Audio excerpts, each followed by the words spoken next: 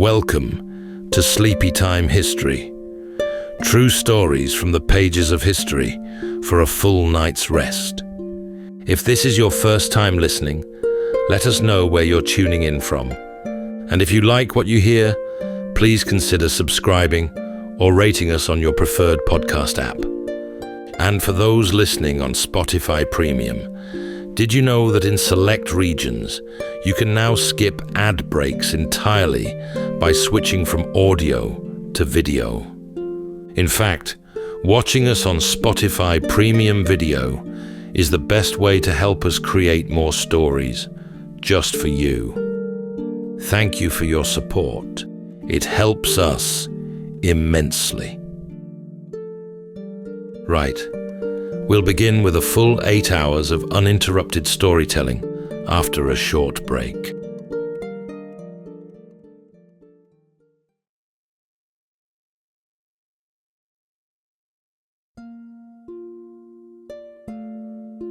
All right, it's time to settle in, relax, and take a wander through the pages of history and storytelling.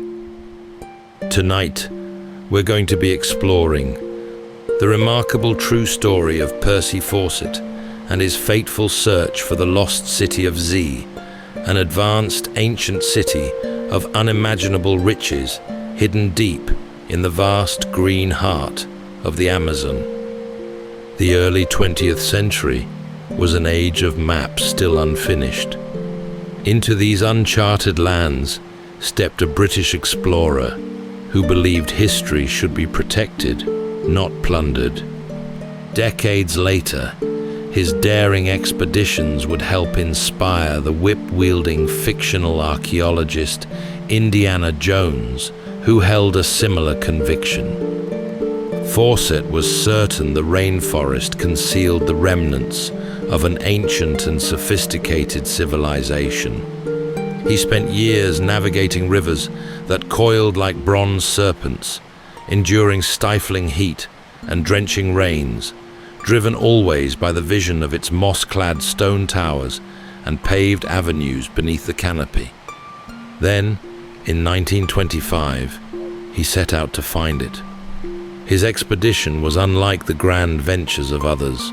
No long caravan of men, no heavy train of supplies to draw attention. Just himself, his young son, and a close friend, traveling lightly into the dense wilderness. But these three figures never returned. What became of them remains one of history's enduring riddles. Some believe they fell victim to illness, starvation, or a hostile encounter far from any hope of rescue. Others suspect they became hopelessly lost, swallowed by a labyrinth of rivers and tangled forest. Tonight, as we drift into sleep, we'll trace the winding path of an explorer's dream and mysterious disappearance. So settle in, take a deep breath, and let's follow Percy Fawcett into the tangled depths of a quest that consumed him, the quest for the lost city of Z.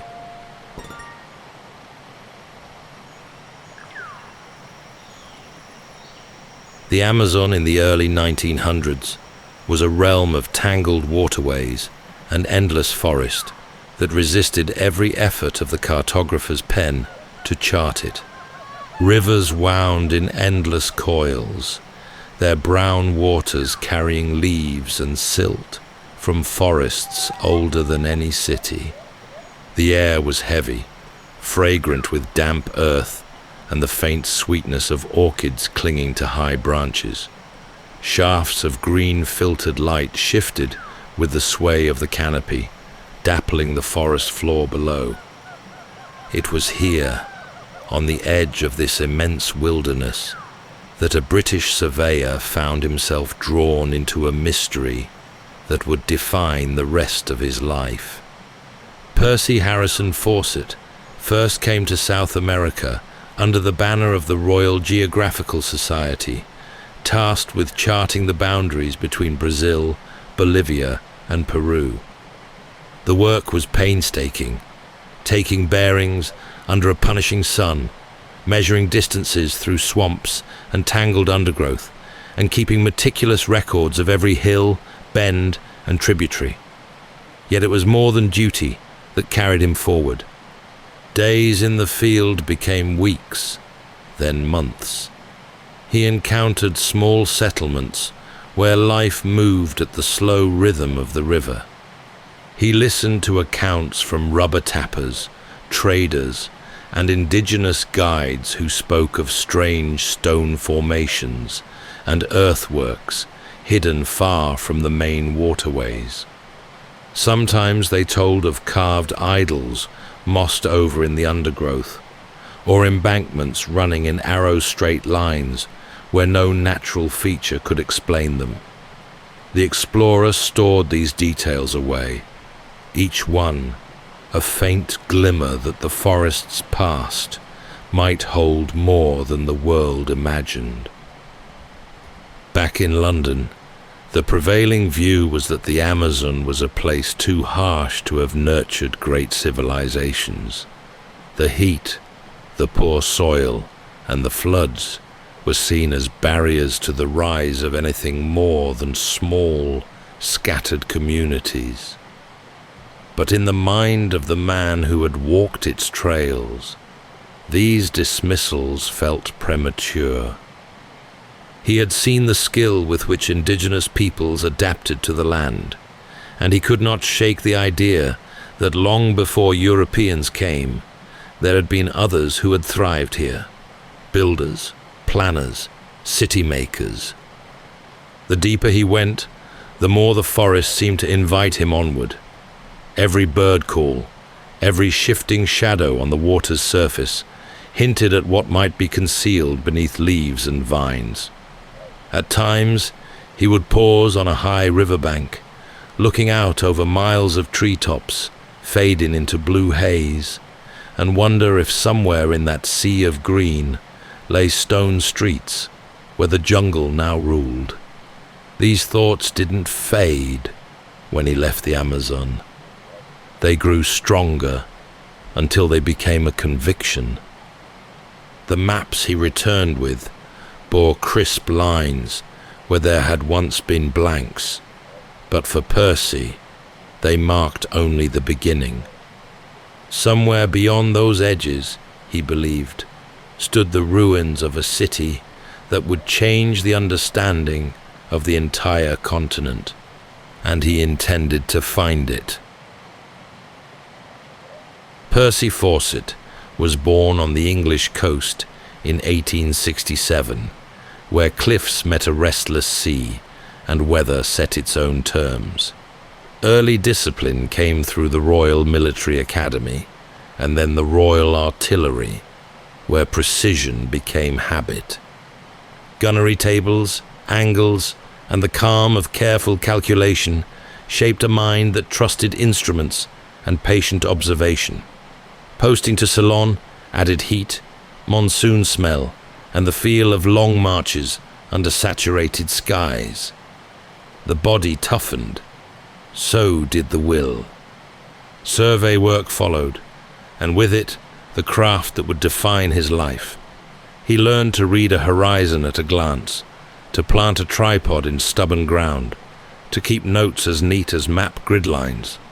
The theodolite became a companion, the compass a kind of second heartbeat. He came to enjoy the methodical rhythm of the task.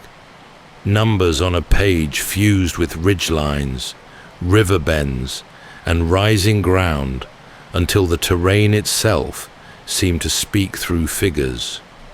The Royal Geographical Society sharpened these skills, adding instruction in cartography, astronomy, and field hygiene. By the time South America called, Percy had cultivated habits that made survival more likely. Travel light, keep gear dry, boil water, treat the feet well. He carried a small medical kit and learned to sleep when he could, eat when food was at hand, and accept discomfort as part of the rate of travel. A stoic streak helped. He could endure feverish air, chafing uniforms, and the pests that found every seam. Colleagues noticed his composure and the way fatigue seemed to slide past him. Word spread that he resisted illnesses that humbled other men. There was steel beneath the reserve. He respected indigenous communities and preferred caution over confrontation. Firearms were last resort, not a way of moving through the world. Over years and multiple expeditions from 1906 onward, he mapped rivers that had been sketched only in rumor and corrected borders where guesswork had long stood in for measurement. Reports he sent home held the crisp tone of a professional, yet they also carried a hum of wonder at the continent's scale and strangeness. Life in England threaded through these journeys. There was a marriage, a home life carried in letters, and children who grew as he returned again and again to the tropics. In between expeditions, he lectured, consulted, refined equipment lists, and pored over archives. He studied fragments of pottery and accounts of raised fields. He compared the spacing of ancient earthworks to the distances of known city plans. When a Portuguese manuscript described stone remains in the interior, it did not land on an empty table. It settled among years of notes that already traced an outline of possibility. Experience had made him careful, but it had also made him bold. He had seen how small decisions in camp turned into miles gained on the river, how patience widened the margin between disaster and success. The tools of artillery and the rigor of surveying had given him a way of approaching the unknown. That method became a creed. Measure what you can, endure what you must, and keep moving toward the place that calls from just beyond the edge of the map. In the National Library of Rio de Janeiro, among brittle folios and fading ink, Percy came across a document that seemed to breathe with the heat of the interior. It was an 18th century Portuguese account, penned by a fortune-seeking frontiersman who roamed the interior in search of gold and new lands. The pages spoke of a ruined stone city, deep in the forest, with wide streets and a plaza laid out under the sun. There were coordinates, rough by modern standards, yet fixed enough to plot on a map. He pictured a civic heart of dressed stone, with a broad plaza and straight avenues set out like a compass. Beyond it, platforms and storehouses would anchor dwellings of timber and earth, with raised fields spreading into the floodplain. If such a place existed, it would show planning, surplus, and memory held in stone. The description carried the matter-of-fact tone of someone who had stood there and taken stock. At the time, most scholars dismissed such claims. The prevailing view painted the Amazon as a cradle of scattered tribes and temporary settlements, a place incapable of sustaining the surplus and organization that great cities require. But in the mind of the explorer, who had walked its trails and heard its stories, the manuscript felt like a spark falling into dry tinder. He had already heard of unusual mounds, earthworks, and stone fragments from indigenous guides and local settlers. Now here was a written account that not only confirmed such whispers, but gave them shape. He pored over the text, tracing his finger along the latitude and longitude, imagining the journey it would take to reach that point. The forest there was dense, roadless, and largely unmapped, a region where rivers split, and rejoined in labyrinthine fashion. 1,000 miles from the coast, a traveler would be far from help, supply lines, or the reach of most authorities. The hazards were obvious: disease, hostile encounters, the sheer exhaustion of hacking a path day after day. Yet the thought of paved streets and ancient stone under the shade of towering trees was irresistible. Other clues emerged over the years: reports of roads raised above the floodplain, of pottery scattered across open ground where no village now stood, of geometric patterns traced in the earth. These accounts often came from those with little to gain by invention: rubber tappers, hunters, missionaries. The fragments did not form a full picture, but they were enough to suggest a lost chapter in the history of the continent. What drew him was not the prospect of gold or precious stones, but the chance to challenge accepted wisdom. If the Amazon had once hosted a civilization of planners, builders, and farmers working at a grand scale, then the story of the Americas would need to be rewritten. The manuscript, with its measured prose and steady hand, was a lodestar in that belief. Each time he returned from an expedition, the pull of that possible city grew stronger. The lines on the map beckoned, leading toward a place where myth and evidence might meet. Somewhere beyond the rivers and the tangled undergrowth, he imagined, stood the stones that would prove the forest had a history far older and more complex than anyone in London or Rio yet believed. Before committing to a grand push into the heart of the unknown, Percy set out on smaller journeys, each one a test of both the theory and his own endurance. These expeditions carried him along winding tributaries where the air hung heavy with the scent of wet leaves and wood smoke from distant cooking fires. Days began with the damp chill before sunrise and ended beneath a sky thick with stars, the forest edge a shifting wall of shadow and sound.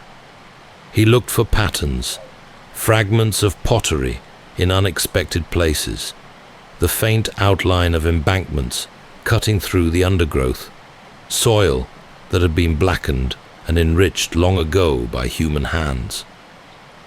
The people he met along the way sometimes spoke of mounds that rose in symmetrical shapes, or stretches of ground where crops grew more readily than in the surrounding forest. These were small signs, yet in his mind they were part of a larger mosaic. Travel was never easy. Heavy rains turned the ground into deep clay, swallowing boots with each step. Rivers ran fast and full, hiding submerged logs and sudden drops.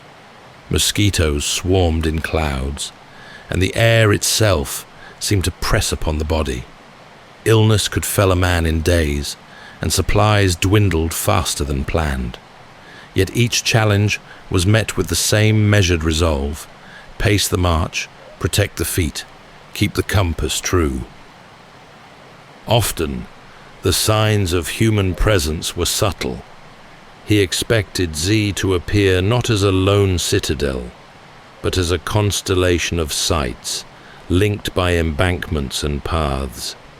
Canals and fish weirs would speak of water managed to a plan, while earthwork rings and causeways would mark public spaces where people once gathered.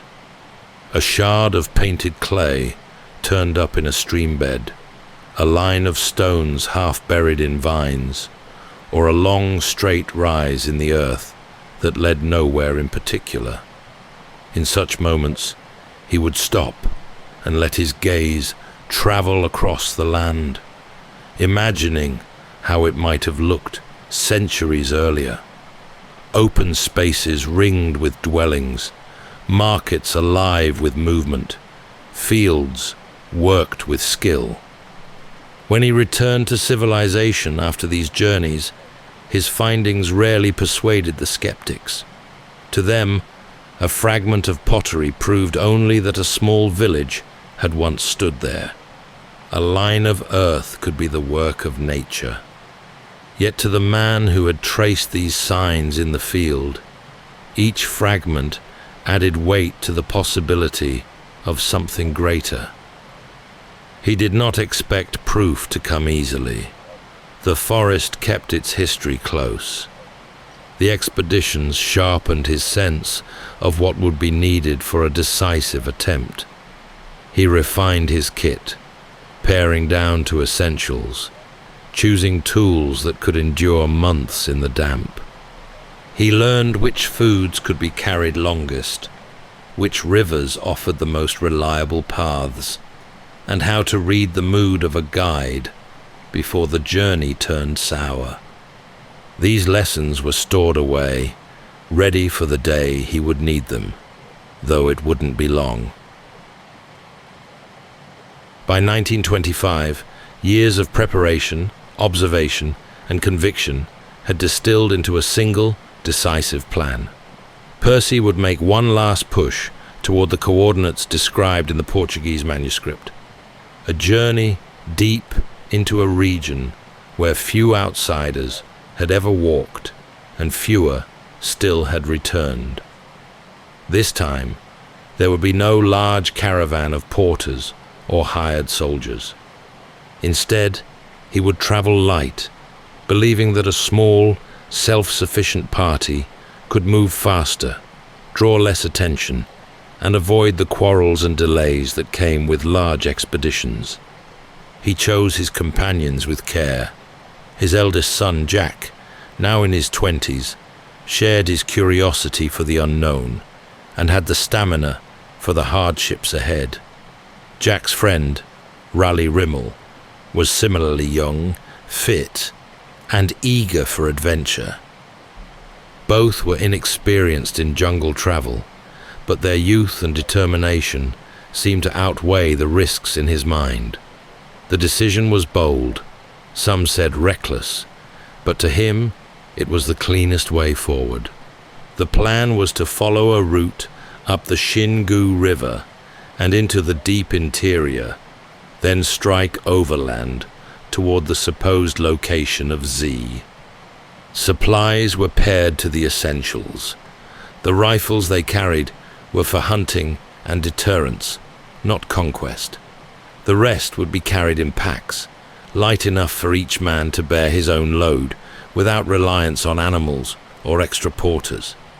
Letters sent before departure carried an air of certainty.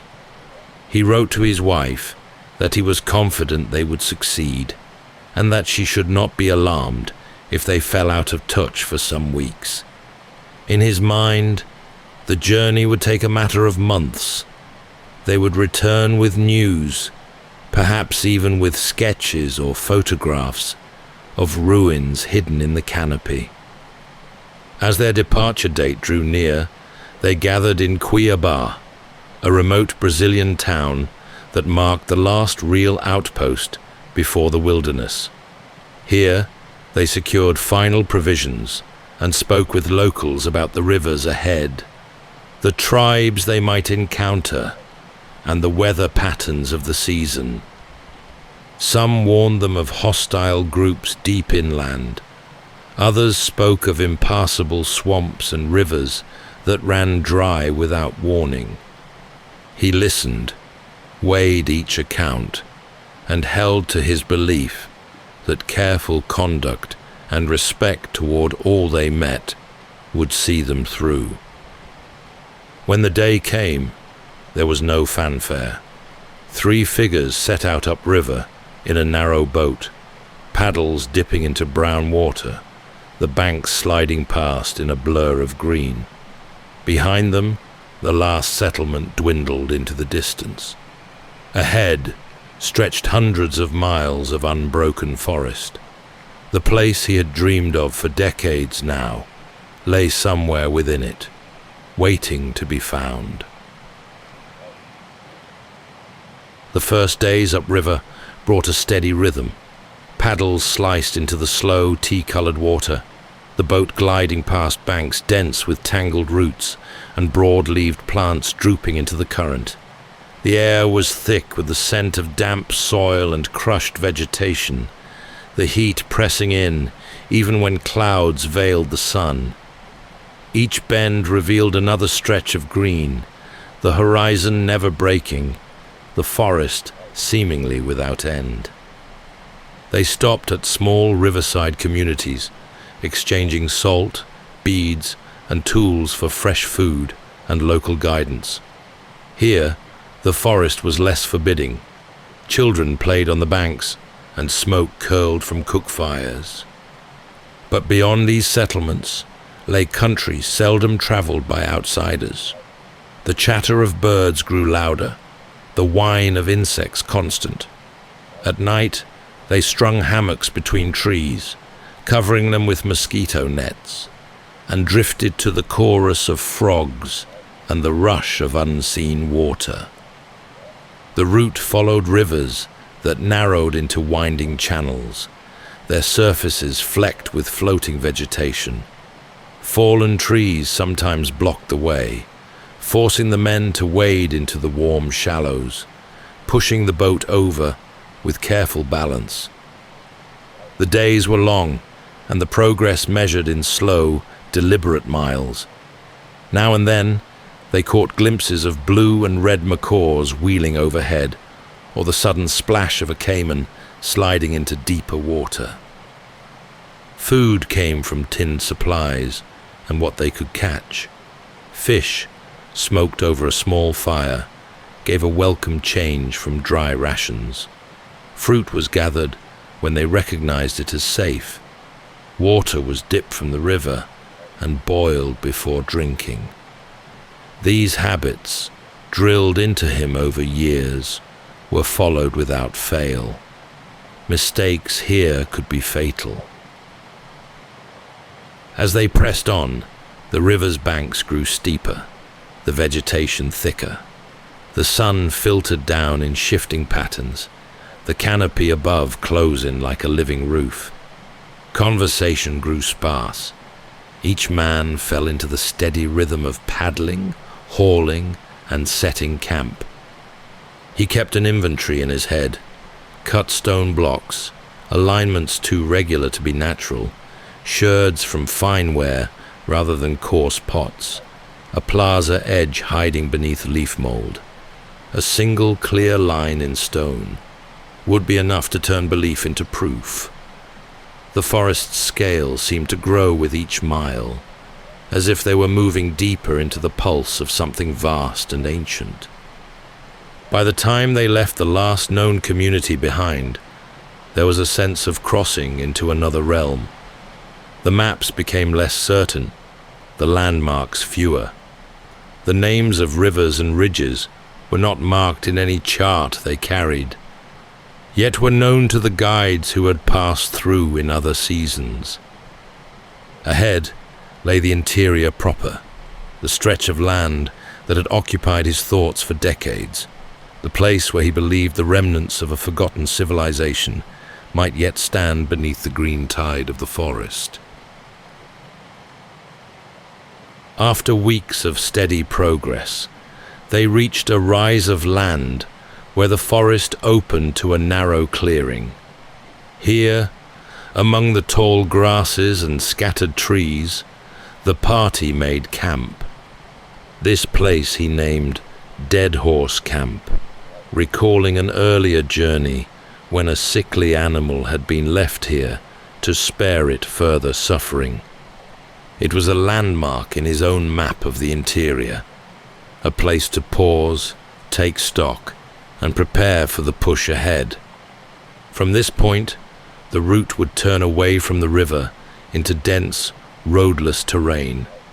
The air hung still beneath the trees, and the light dimmed to a greenish hue. Trails were faint, sometimes vanishing altogether, only to reappear as a gap between undergrowth. They would be carrying their loads entirely on foot, relying on compass bearings and memory of the manuscript's description. Before striking inland, he wrote to his wife, sending the letter back with the last messenger who would return to civilization. The note carried no hint of doubt. He described their progress as good, the conditions as manageable, and the plan as unchanged. He gave no suggestion of when exactly they would be back, only that she should not worry if time passed without word. In the language of exploration, absence was expected. Provisions were checked and divided evenly between the three. Ammunition was counted, tools inspected, and the remaining food portioned for the coming march. Fishing lines and hooks were kept ready, for the rivers ahead would be narrow, but still capable of providing a meal. Medicines, quinine for fever, antiseptic for cuts, were secured in a waterproof bag. That evening, they rested by a small fire, the smoke rising through the canopy, carrying the scent of charred wood and cooking fish. Around them, the forest pressed in, the call of night birds, the distant rumble of some unseen animal moving through the undergrowth. Above, stars appeared in fragments through gaps in the leaves, the same constellations that had guided travelers long before their time. In the morning, they would leave the river behind, stepping into a landscape where no mapped path could guide them. It was the threshold between the known and the imagined, the final stage in a journey years in the making. Whatever lay beyond this camp, whether ruin or myth, would soon be faced directly, underfoot, and under the weight of their own resolve. From Dead Horse Camp, they moved inland, following no mapped trail. The forest closed around them, the air growing warmer and heavier with each step. Progress slowed as they cut through undergrowth, climbed over roots as thick as a man's leg, and forded streams that twisted away into the green distance. The days became a steady sequence of march, rest, and march again, the sky now only a dim glimmer high above the canopy. Their last confirmed sighting came from a group of indigenous people who had watched the three travelers pass through a stretch of forest known for its remoteness. Accounts told of them moving steadily, carrying their own loads, showing no signs of distress. Beyond this point, no message or clue would ever reach the outside world. Weeks passed before concern grew in Cuiabá. Letters were overdue, and no news came from those who might have seen the party further along their route. At first, this seemed normal enough. The interior often swallowed time. But as months slipped by without word, the absence began to feel heavier. Seasoned travelers knew the forest could hold a man for far longer than he planned, and not all returned. Speculation began almost immediately. Had they fallen ill and been unable to continue? Had they been attacked by a hostile group or caught between rival communities? Or had the rivers risen, isolating them in some unreachable pocket of the interior? Without any trace, each possibility felt as likely as the next. Without any trace, each possibility felt as likely as the next. Search efforts started tentatively and grew over the years into a long chain of expeditions. Some followed the route upriver, others struck inland, guided by scraps of rumor or second-hand accounts. Many came back with nothing but exhaustion. A few never came back at all. adding new names to the long list of the forests missing. In the absence of proof, the story of their disappearance began to shift toward legend. The image of three men walking steadily into the forest and simply not returning carried its own kind of weight. To those who knew him, it was a testament to his resolve. To others, it was a cautionary tale about the perils of chasing what might never have existed. Yet for all the theories and all the searching, the fact remained unchanged. Somewhere beyond the last camp, in the vastness of the Amazon, they had vanished, leaving nothing certain behind. In the years that followed, the absence of answers drew a remarkable array of searchers into the Amazon. Some came with the backing of newspapers, hoping for a headline discovery. Others were adventurers seeking proof of their own skill. A few were family friends, unwilling to let the trail go cold. Each expedition set out with its own plan, yet most would return with little more than fading hopes and the heavy cost of time spent in the deep interior. The forest demanded its toll from all who entered. Rivers rose without warning, washing away camps in the night. Fever took some within days, while others staggered back thin and hollow-eyed, carrying the marks of weeks without enough food. Still, the lure of the mystery persisted.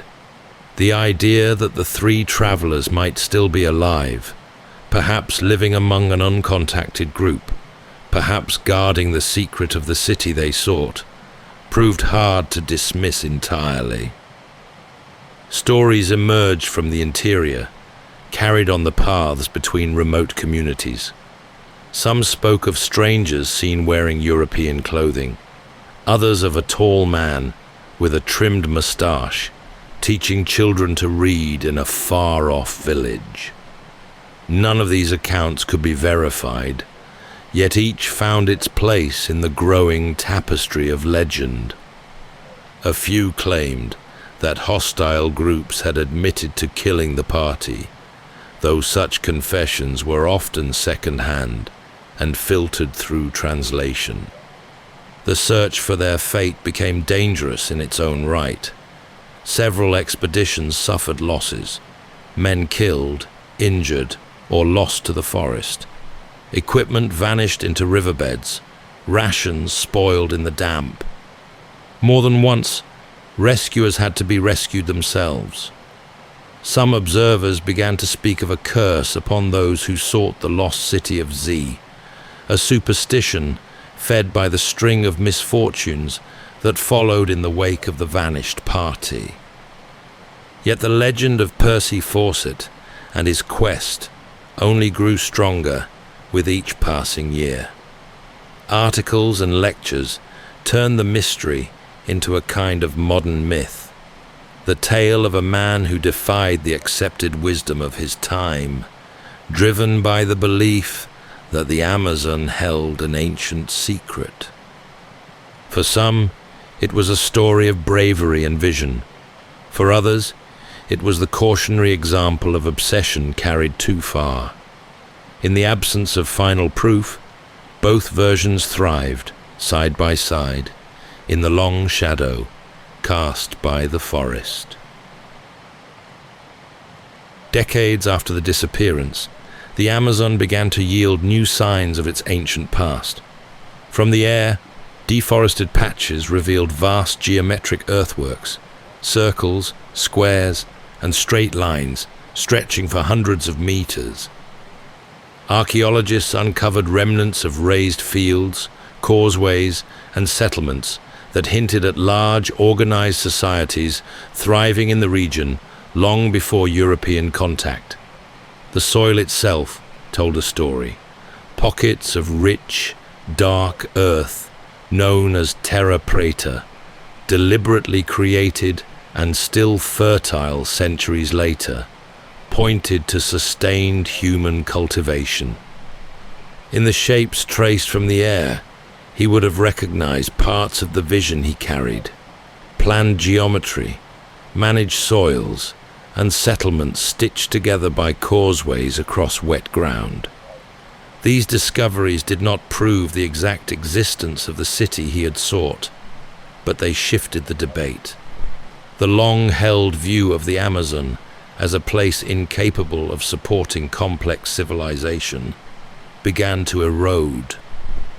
Evidence suggested that communities here had planned, built, and farmed on a grand scale, adapting with remarkable skill to the challenges of the rainforest. In this new light, his vision no longer seemed so improbable. His story remained both an inspiration and a warning. To explorers, it was a testament to endurance, careful preparation, and the willingness to venture beyond the limits of known maps. To others, it stood as a reminder that even the most seasoned travelers could be undone by the sheer scale and unpredictability of the wilderness. The line between discovery and disappearance in such places was thin, and he'd walked it until it vanished beneath his feet. Over time, the legend of Percy Fawcett and the lost city of Z became part of a broader fascination with vanished worlds and unsolved mysteries. Books, films, and lectures carried his name far beyond the places he had traveled. The man and the city he sought became entwined in the public imagination. One could scarcely be mentioned without the other. Even now, a century later, the thought of him and his companions disappearing into the forest lingers with an undiminished weight. That's all for tonight's journey through history. Whether you're fast asleep or still drifting there, thank you for listening. And until next time, rest well.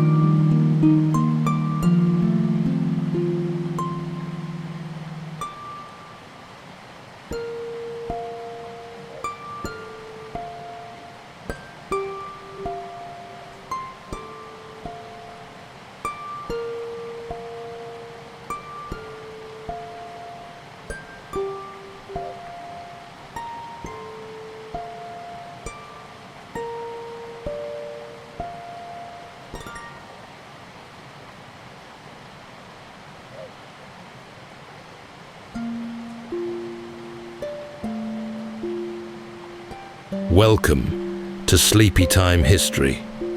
True stories from the pages of history for a full night's rest. If this is your first time listening, let us know where you're tuning in from.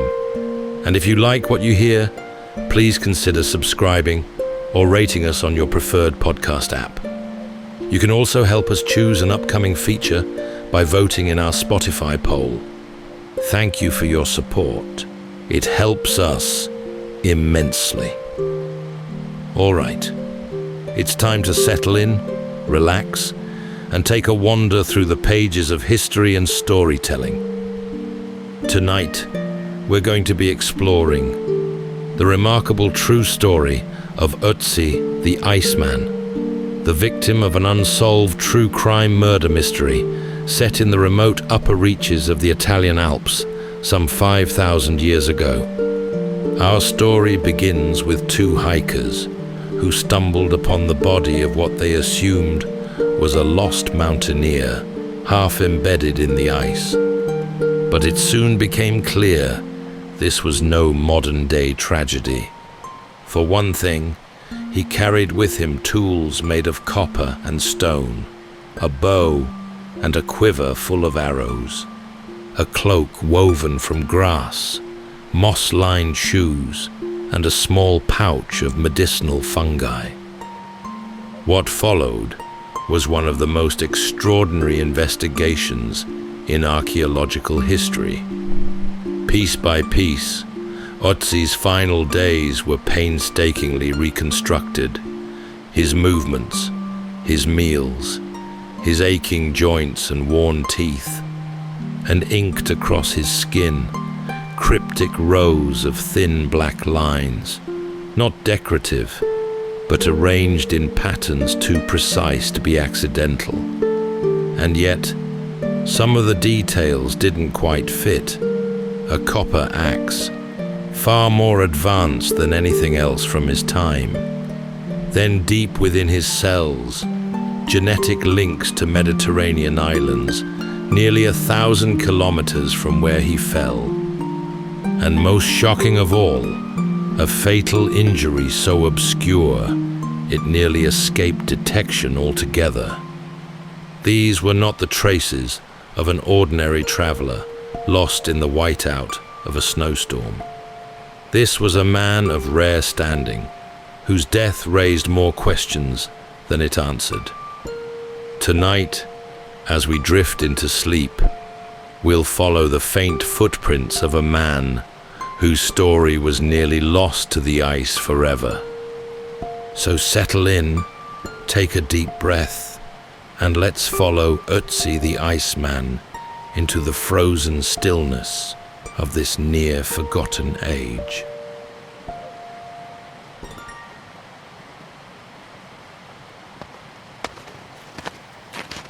It was the tail end of summer in 1991 when two hikers set out on a familiar trail in the Ötztal Alps, tracing the ridgelines near the border of Austria and Italy.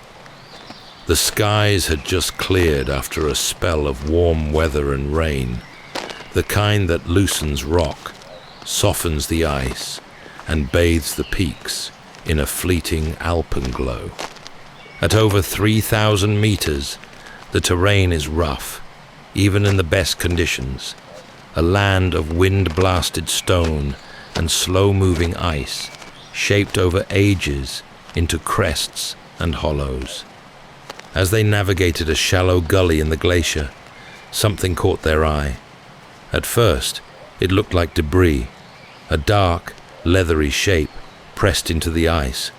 Closer now, they saw ribs, a shoulder, and the smooth dome of a skull. What they'd found looked like a human body, face down in the meltwater, with an arm awkwardly folded beneath the chest. The legs had long since vanished into the ice. Assuming it was the remains of a lost climber, they marked the spot and alerted local authorities. It didn't take long for officials to reach the site, but what followed was a mess of assumptions and mistakes. Believing the body to be modern, recovery efforts were rough and rushed. A jackhammer was brought in. The torso was pulled free with force. Bones were scattered. Tools and gear around the corpse were handled with little care. Only later, once the body had thawed and was taken in for examination, did a deeper mystery begin to emerge.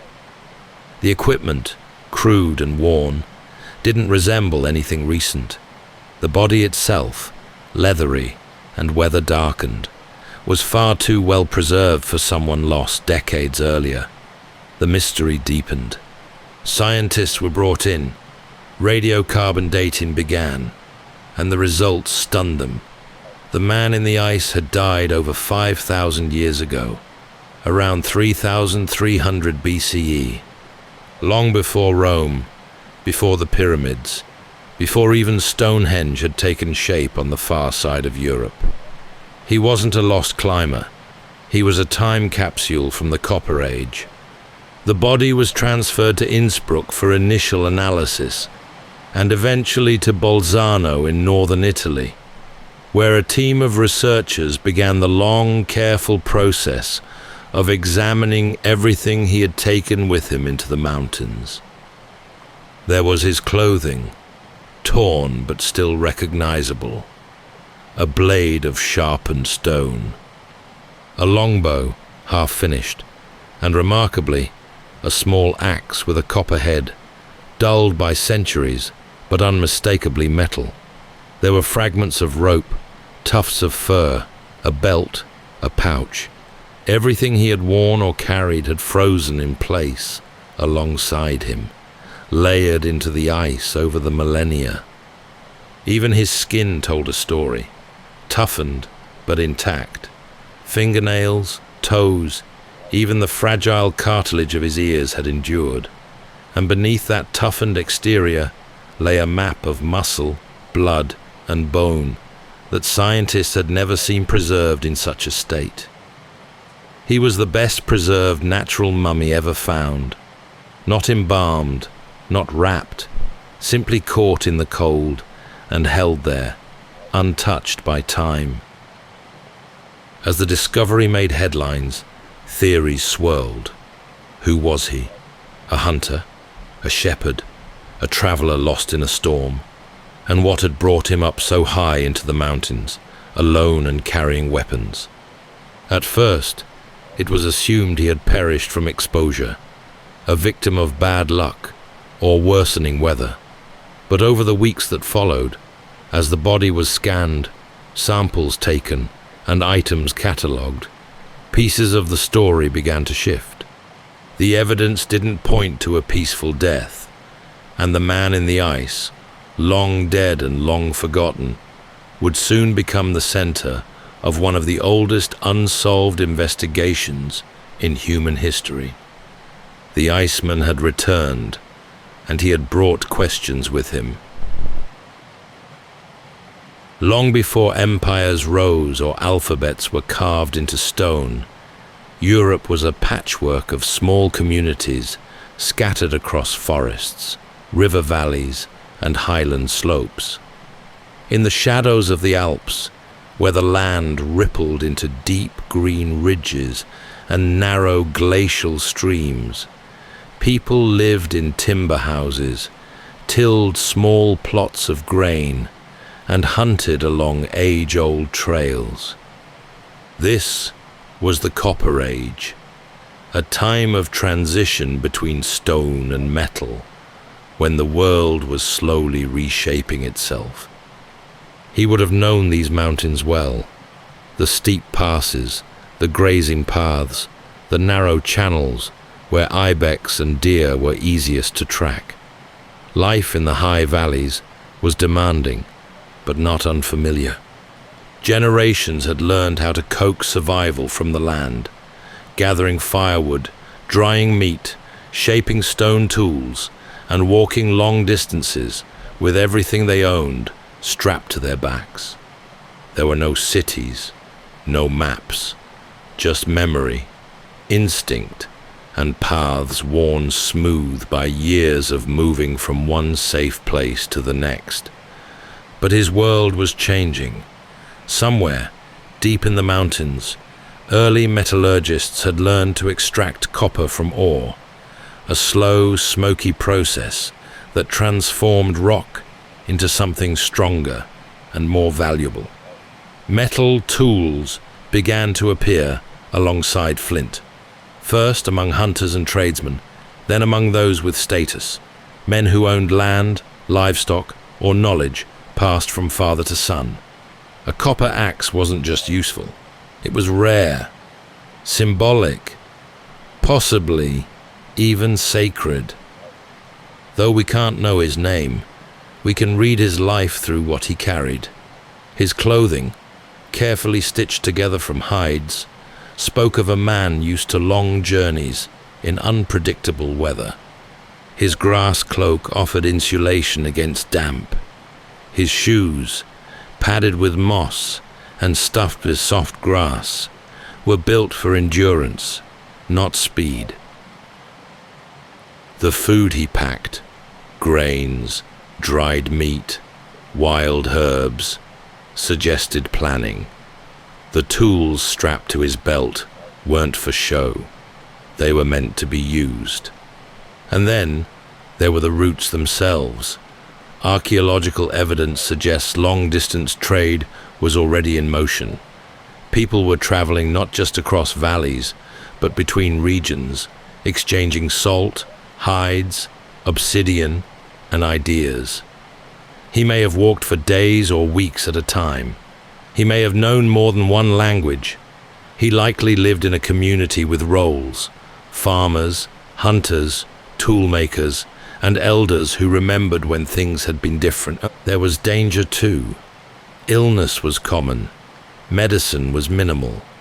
Disputes between groups weren't uncommon, and the boundaries of land and loyalty were easily tested. People moved with caution, and often in groups. To travel alone was either a necessity or a risk. And yet, there's something resilient in the world he came from. Despite the lack of writing or buildings made to last, these people adapted. They learned how to endure seasons, how to preserve food, how to protect themselves from injury and from each other. They were not lost to history. They were simply never recorded, until one of them stepped too far into the mountains, never came home, and froze into a question. When his body was found thousands of years later, it brought with it more than bones and clothing. It offered a window, narrow but luminous, into a world otherwise vanished.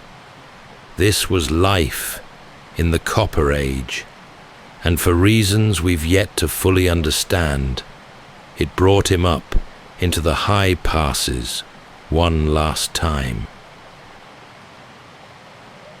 When researchers first examined the man from the ice, their attention naturally turned to his equipment, the weapons, the clothing, the materials he'd carried up the mountain. But it wasn't long before their focus shifted from what he brought to what he bore. Along his back, legs and arms were faint markings, dark, linear shapes pressed into the skin. Some looked like parallel dashes, others like crosses or clusters. Under infrared light, the full extent became clear. He had over 60 tattoos, the oldest preserved in human history. They weren't elaborate or decorative. There were no animals, no symbols of belief or rank. These were simple, purposeful lines, positioned directly over joints and along the spine, knees, ankles, lower back, areas prone to strain. Scientists believe they may have served as a kind of pain treatment, a primitive form of acupuncture or ritual healing. Tiny incisions had been made in the skin, and charcoal rubbed into the wounds to create lasting marks. If so, they suggest not just physical suffering, but a form of medical knowledge passed down through generations, not written, but remembered. Alongside the tattoos, his belongings painted the portrait of a prepared and experienced traveler. Most remarkable of all was the copper axe. Its head had been carefully hammered from nearly pure copper, affixed to a yew wooden handle with birch tar and tightly bound sinew. It was not a ceremonial item. The edge was worn, slightly dented, a working tool and a deadly weapon if needed. To possess such an axe in that era marked him out. Copper was rare, and those who carried it likely held influence. He also carried a longbow, unfinished but nearly ready for use, shaped from a single stave of yew, the same wood favored centuries later by medieval English archers. Alongside it was a quiver with over a dozen arrows. Some were tipped with finely shaped flint heads, others were still in progress, their shafts straightened and fletched, but not yet armed. The flint used for the arrowheads had been sourced from hundreds of kilometers away. This was not a man who stayed in one place. His knife was small and well used, a flint blade set into an ash handle, with a sheath tucked securely at his belt. He also carried a retoucher, a tool made from antler, used for sharpening or repairing his blades in the field. Nearby was a small birch bark container, likely used to carry embers or dry materials for fire starting. This was someone who had lived outdoors, who knew how to keep moving, how to survive when alone. Even his backpack, now fragmented, showed care in its construction. A bent wooden frame, straps, perhaps leather or hide, that had long since disintegrated. There was also a netted pouch made of grass fibers, strong and flexible, ideal for carrying small tools or foraging finds. A marble-sized lump of fungus, birch polypore, was found among his items too. Known for its antibacterial properties, it was likely used as medicine, possibly to treat stomach ailments or wounds. His clothing was layered and practical, leggings made from goat hide, a belt, a loincloth, a coat stitched from various hides, and that distinctive cloak made of woven grass, possibly used as a rain covering or outer wrap. His shoes were especially ingenious, bearskin soles, deerskin uppers, and inner linings of grass for insulation. Inside them, traces of moss and plant fiber still clung to the structure. They had been made for hiking long distances over rough terrain. Altogether, his gear suggested a man who had expected to survive the journey, not someone on the run, not someone marching toward death. He was equipped, resourced, and adaptable. This was not a ritual sacrifice, not an exile left with nothing.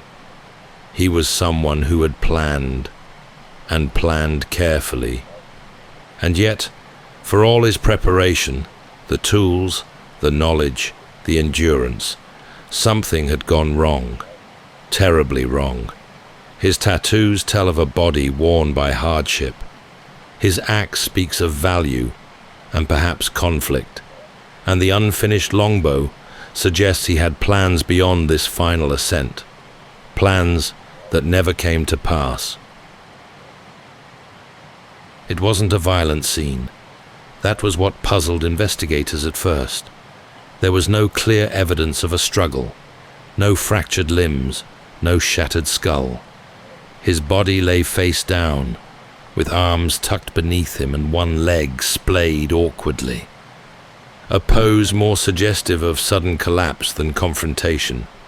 For years, it led many to assume he had simply succumbed to the elements: cold, exhaustion, perhaps hunger or injury. But when scientists began to look closer, the truth started to shift. The first clue lay deep in his stomach. His final meal had been preserved, a remarkable accident of timing and temperature. Inside his digestive tract, researchers found fragments of ibex meat, einkorn wheat, and traces of fat and pollen. The contents pointed to a rich, hearty meal eaten just hours before his death. The presence of pollen placed him in the lower valleys, earlier that same day. He had climbed rapidly, covering steep, punishing ground in a short window of time. He hadn't been starving. He hadn't been lost. He'd eaten well, and he had a destination. Then came the wounds. Along his hand was a deep gash, cut into the flesh between thumb and forefinger. It was healing when he died, days or perhaps a week old. The kind of wound you get when grabbing a blade. A defensive injury. Not fatal, but telling. There had been an earlier altercation, one he survived. Whether it was a fight, a robbery, or something more personal, it had left its mark. More blood was found, not just his. On his dagger, on his clothing, and on the tips of his arrows, scientists discovered traces of at least 4 other individuals. Human blood, dried and ancient. It's possible he had been in a fight before his final ascent. Or perhaps he had fought off attackers along the way. Some of his arrows had been used, others broken. One had blood from 2 different people on it. These weren't idle weapons. They had been drawn. But it was the arrow in his shoulder that changed everything. A decade after his discovery, a CT scan revealed something lodged deep beneath the skin, an arrowhead made of flint. It had entered from behind, slicing through muscle and embedding itself near the left scapula. The wound severed a major artery. He would have bled out quickly. The angle of entry suggested he never saw it coming. The arrow had broken off just beneath the skin. At the time, only a small opening was visible, easy to miss without modern imaging. But the internal damage was catastrophic. The shaft had likely been removed or fallen away, leaving the head inside. There were no signs of healing. The shot had been fatal, fast, probably delivered from a distance. Even stranger, nothing had been taken. His copper axe, the most valuable item he carried, was still beside him. His longbow, tools, food, all untouched. If it was a robbery, it was unfinished. If it was revenge, it was personal. Someone had followed him, tracked him through the mountains, and loosed a single, deadly arrow, and then left him there. The other signs, bruising on his chest, a possible blow to the head, added further questions. Was the arrow what killed him, or just the final act? Had he stumbled and fallen after being struck, or had someone come closer to finish what they started? His body held the answers, though not all of them. The blood from others, the defensive wound, the fatal shot, they formed the outline of something darker than misadventure. This was no random death on the mountain. It was something more deliberate, a moment of violence frozen in place for 5,000 years. And though no one was there to witness it, the clues remained, layered in bone, blood, and skin. He may have thought he was alone. The high ridge where he fell was remote, even by the standards of his time. A stony saddle between peaks, exposed to the wind, and overlooking deep alpine valleys far below. It was not a place people stumbled across by chance. To reach it meant climbing for hours, possibly days. You needed to know where you were going. And yet, someone else had been there. One theory suggests that what happened to him wasn't complicated, that it was over in seconds.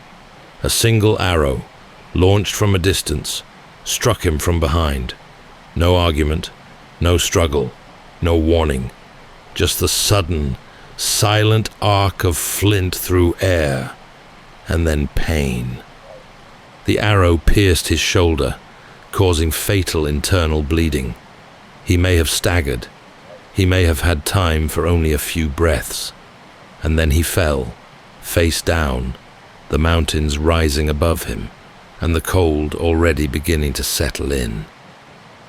The angle of the wound supports this idea. It came from above and behind, suggesting the shooter had the high ground, perhaps watching, waiting. The arrow's head, discovered only years later by CT scan, had snapped off just beneath the skin. It had caused massive internal damage, and yet, strangely, there was no attempt to retrieve it, no finishing blow, no close-range attack. He had simply been left where he fell, and nothing was taken. This is one of the theory's most intriguing details. His copper axe was beside him, untouched. His bow, arrows, knife and tools, all left in place. If it had been a robbery, it was a failure. But then, maybe it wasn't meant to be. Perhaps the attacker had no interest in what he carried. Perhaps the aim was never theft, but elimination. The theory of a sudden ambush paints a picture of calculated distance, a long-held grudge, a rival, someone who had waited for the right moment or followed him until he was vulnerable. The high pass offered no cover, no shelter, and no escape. One arrow was all it took. It also explains the absence of other injuries. There were no broken bones, no defensive cuts beyond the older wound on his hand. His position on the ground, arms beneath him, face turned, suggested collapse, not resistance. And if the shot had been clean and quick, it would explain why no further trauma was found. There was no need for more. There are still gaps, of course. How had the attacker known where he would be? Had he been followed all along? Was it someone from his own community, or a stranger lying in wait near a mountain trail? If he had been targeted, why now? Why here?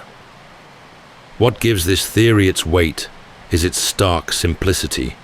It requires no extended confrontation, no elaborate motive, just an arrow, an opportunity, and a target, and then the slow covering of snow, the preservation of the scene, and the long passage of time. It's the kind of death that leaves little behind, no footprints, no witnesses, no resolution, just a body, well prepared, well equipped, lying still in a hollow of stone and ice, his final breath caught beneath the wind. This is the first theory, not the only one, but in the stillness of that alpine ridge, where one life ended and a mystery began, it remains one of the most compelling. In an age without fixed frontiers or written records, the Alps were a patchwork of valleys and passes held by different groups, families, clans, or loose-knit communities. They shared grazing land, traded materials, and likely crossed paths in the seasonal movement between high pastures and sheltered lowlands. But with shared space came friction. And in a world where survival depended on resources, territory, and trust, conflict was never far behind. The second theory surrounding the Iceman's death begins with this premise, that he wasn't the victim of a single assassin, but a participant in a violent encounter between two groups. A clash, sudden or planned, where arrows flew and blades were drawn. Perhaps it happened in the valleys below, in the forests, or along the banks of a river. Perhaps it was over livestock, or food, or some forgotten insult. What matters is that it turned bloody, and not everyone walked away. When scientists examined the items found with the body, they discovered something remarkable. Traces of blood from 4 other individuals, some on his knife, some on his arrows. One arrow contained the blood of 2 different people. Another had blood that didn't match his own. These weren't ceremonial objects. They had been used. Then there was the defensive injury on his hand. He had time to dress it, perhaps with moss or other natural remedies, and it had even begun to heal. Taken together, these clues suggest that he had survived a previous fight. He may have fled, regrouped, or attempted to recover in the mountains. But he wasn't just traveling. He may have been escaping. In this version of events, the fatal arrow wasn't part of an ambush, but a final blow in a longer pursuit. He may have injured others. He may have been targeted in return. The attacker could have been a rival from another group, or someone from within his own who had turned against him after the conflict. Either way, he died with unfinished weapons, a fresh meal in his belly, and a trail of violence behind him. There's also the question of why he was traveling alone. In most cases, people in that era moved in small groups. Companions meant protection. The fact that he was alone, yet heavily armed, suggests he had either been separated or exiled. Perhaps the clash had fractured his standing. Perhaps he had been forced to leave, carrying only what he could, and hoping the high ground would bring safety. This theory is supported by the broader archaeological context. There's growing evidence of interpersonal violence in the Copper Age, skeletal remains showing blunt force trauma, arrow wounds, and signs of large-scale confrontations. Communities, while cooperative, were also territorial, and tools could become weapons quickly when tensions flared. Still, this theory raises its own questions. If it was a battle, why were no other bodies found nearby? If he had companions, then where did they go? Had he truly escaped only to be hunted down later? Or was he simply the final casualty in a conflict already fading from memory? He wasn't moving in haste. That's one of the more telling details. His gear was intact. His food supply was full. His last meal, rich in fat and protein, had been eaten not long before he died. The unfinished longbow by his side suggested he had time, or at least believed he did. If he had been running for his life, he didn't show it, which leads to a different kind of possibility. This theory suggests that he wasn't ambushed by a stranger or caught in the crossfire of a tribal dispute. It suggests he was killed by someone he knew. He was carrying a copper axe, a valuable tool, rare and difficult to make. In his time, it would have signified skill, possibly status. Ownership of such an item wasn't casual. It marked you as someone with influence, with resources, or with responsibilities. This opens the door to motive. Perhaps the conflict had started earlier. The defensive wound on his hand, healing but fresh, hints at a confrontation days before his death. He might have been in an argument, a fight, or a standoff that ended unresolved. And after that, he left, maybe by choice, maybe not. If he had been exiled or forced out, the act of climbing into the high mountains could have been a search for refuge, or a place to wait, or simply the only direction left to go. He wasn't traveling recklessly. His shoes were insulated and well made. His layers of clothing, his toolkit, his food, all prepared with care. He may have believed the worst was behind him, that whoever he'd left behind him would not follow, but someone did. The arrow that struck him came from behind, from higher ground. It pierced through muscle and into bone, severing a major artery. He would have lost consciousness quickly. There were no signs of a second strike, no looting, no effort to hide the body, just one act, and then departure. If it was betrayal, it was clean. No noise, no struggle, no warning. And perhaps that's what makes this theory so compelling. It doesn't rely on chance. It doesn't need a roaming attacker or a running battle. It only needs familiarity. Someone who knew his route, who knew his habits, and who waited for the moment he was alone. The high ridge where he fell offered little cover, but a wide vantage, a place to see and be seen. Perhaps he paused there to rest, or to look back, or to think. It would have been exposed, but not unthinkable, as a temporary camp. If the attacker arrived later, they would have had the advantage. A single shot from higher ground, no warning, no chase. And then the body was left, not because of oversight, but because the act was complete.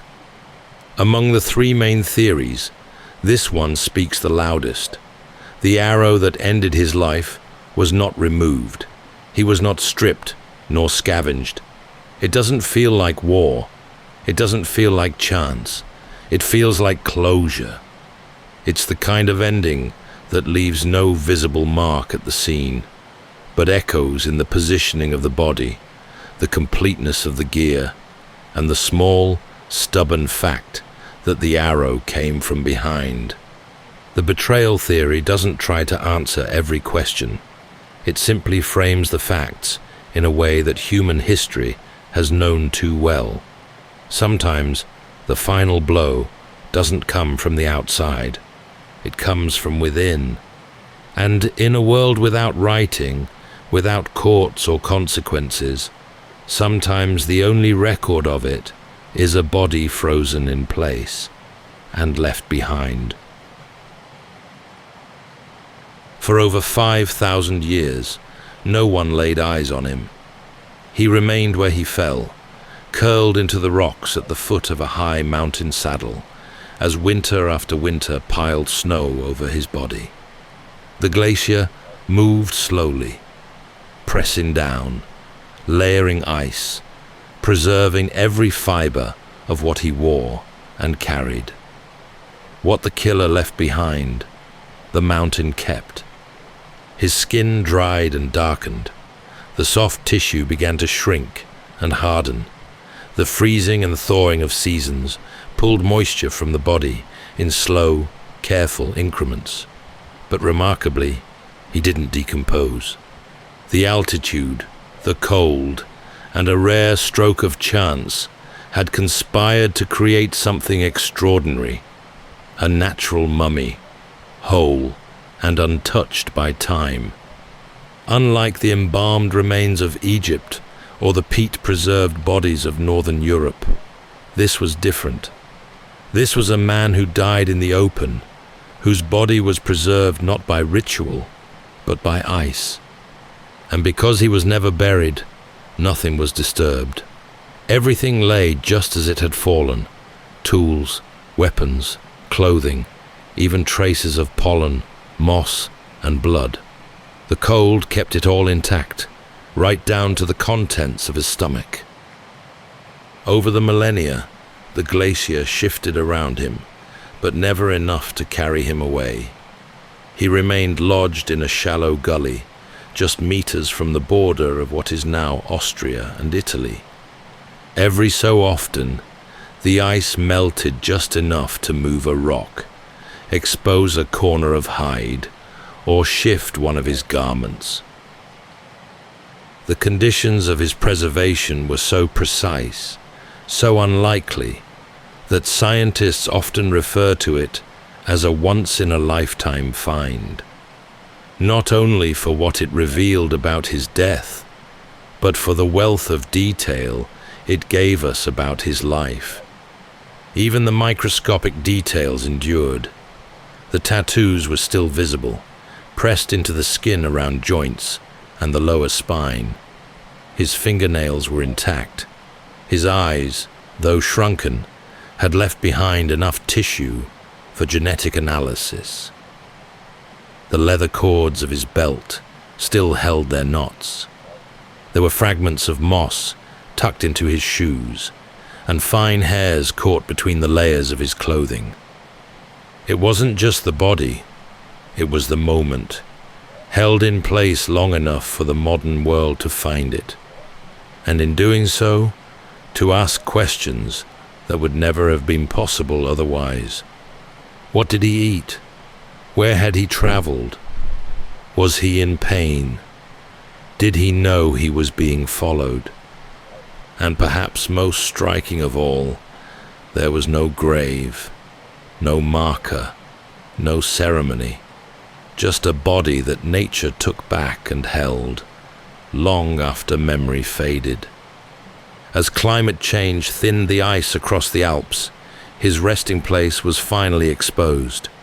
What had been locked away for thousands of years came free not with a storm, but with a slow melt, a shifting of time. The glacier, never still but never in a hurry, eventually gave him up. Not fully, but just enough to be found. By the time the hikers walked through that ridge in 1991, only a sliver of him remained above the surface. A shoulder, a strip of back, part of a pelvis. The rest was still buried in the snow and ice, waiting. It had taken over 5,000 years for him to be seen again, and when he was, he had a story to tell, one hidden not in words or carvings, but in the slow work of preservation, in the way the mountain held him, layer by layer, without letting go. Today, he rests behind glass, in a carefully controlled chamber at the South Tyrol Museum of Archaeology in Bolzano, Italy. The room is kept at a constant -6 degrees Celsius, with 99% humidity. The closest approximation scientists could create to the icy cradle that preserved him for over 5,000 years. A small window allows visitors to glimpse the man in the ice. He lies as he was found, darkened, shrunken, ribs faintly visible, arms drawn in close to the body. But though the body no longer moves, the story hasn't stopped unfolding. In the decades since his discovery, researchers have continued to draw new knowledge from the man once lost to the glacier. Each scan, test, and biopsy reveals another thread of the Copper Age world, a world that otherwise left behind no written language, no lasting architecture, and few names to remember. Through advanced DNA sequencing, scientists were able to reconstruct his genome, the first complete map of a prehistoric human's genetic code. The results were surprising. His closest living genetic relatives are not found in the alpine regions where he died, but on the Mediterranean islands of Sardinia and Corsica, nearly 1,000 kilometers away. His lineage had diverged from the surrounding populations, hinting at ancient migrations and isolated communities whose legacy now lingers in his cells. His eyes were brown, a soft umber shade that carries through time. He had lactose intolerance, a condition common among early farming communities before dairy tolerance became widespread. He also carried markers for cardiovascular disease, making him one of the earliest known cases of hereditary heart risk. And in his gut, scientists found the earliest known evidence of Borrelia burgdorferi, the bacterium that causes Lyme disease. He was not a perfect specimen of his time. He limped through life with worn joints, tooth decay, and parasites in his intestines, but he endured. His body showed signs of long-distance walking, of hard labor, of pain that had become familiar. And yet, he adapted. The tattoos on his skin weren't just marks. They may have been attempts to relieve chronic discomfort. The fungi he carried had antibiotic properties. Even in an age without formal medicine, he carried remedies with him. His tools and clothing are still being studied, how they were made, where the materials came from, what they suggest about trade, skill, and social ties. Every stitch, every fiber is a clue. From the moss in his shoes to the copper in his axe, he left behind a record that speaks without needing to be read. And perhaps that's what gives his story its staying power. He wasn't a king or a warrior of legend. He didn't build anything grand or rule over others. He was one of many, a man who walked through a landscape that gave little and demanded much. And somehow, in dying where he did, he offered a gift no one expected. We still don't know exactly who killed him or why. That part of the story remains unresolved and may always be. But we know how he lived, the routes he traveled, the tools he trusted, the food he gathered, and the weight he carried with him to the end. His death raised questions, but his survival, 5,000 years after his final breath, gave us something rare, the voice of an ordinary man who endured.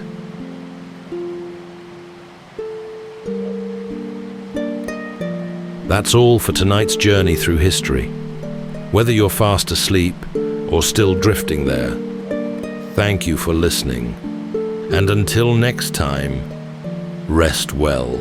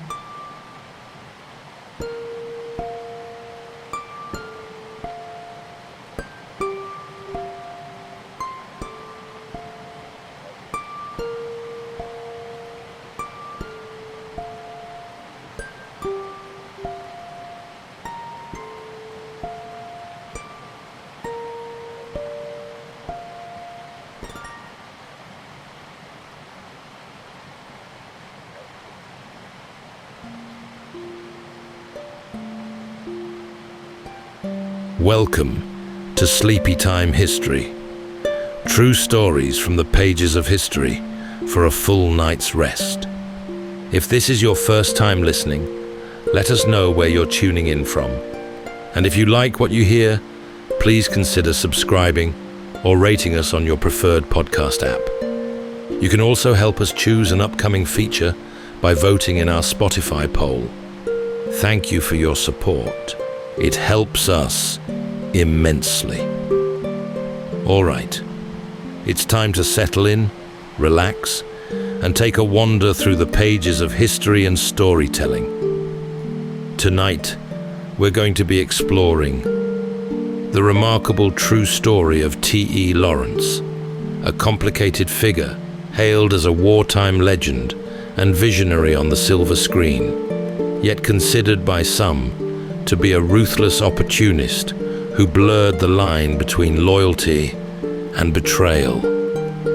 Before the world wrapped him in legend, Thomas Edward Lawrence was an Oxford-trained archaeologist and linguist, a sharp, driven scholar of ancient civilizations, deeply drawn to the languages and landscapes of the Middle East. But when the First World War reached fever pitch, he left behind the safety of museums and manuscripts to join the British Army's intelligence service in Cairo.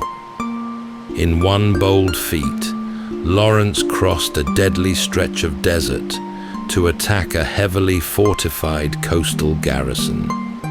The plan included a route deemed to be little more than a death wish by most, even by seasoned Bedouin travelers.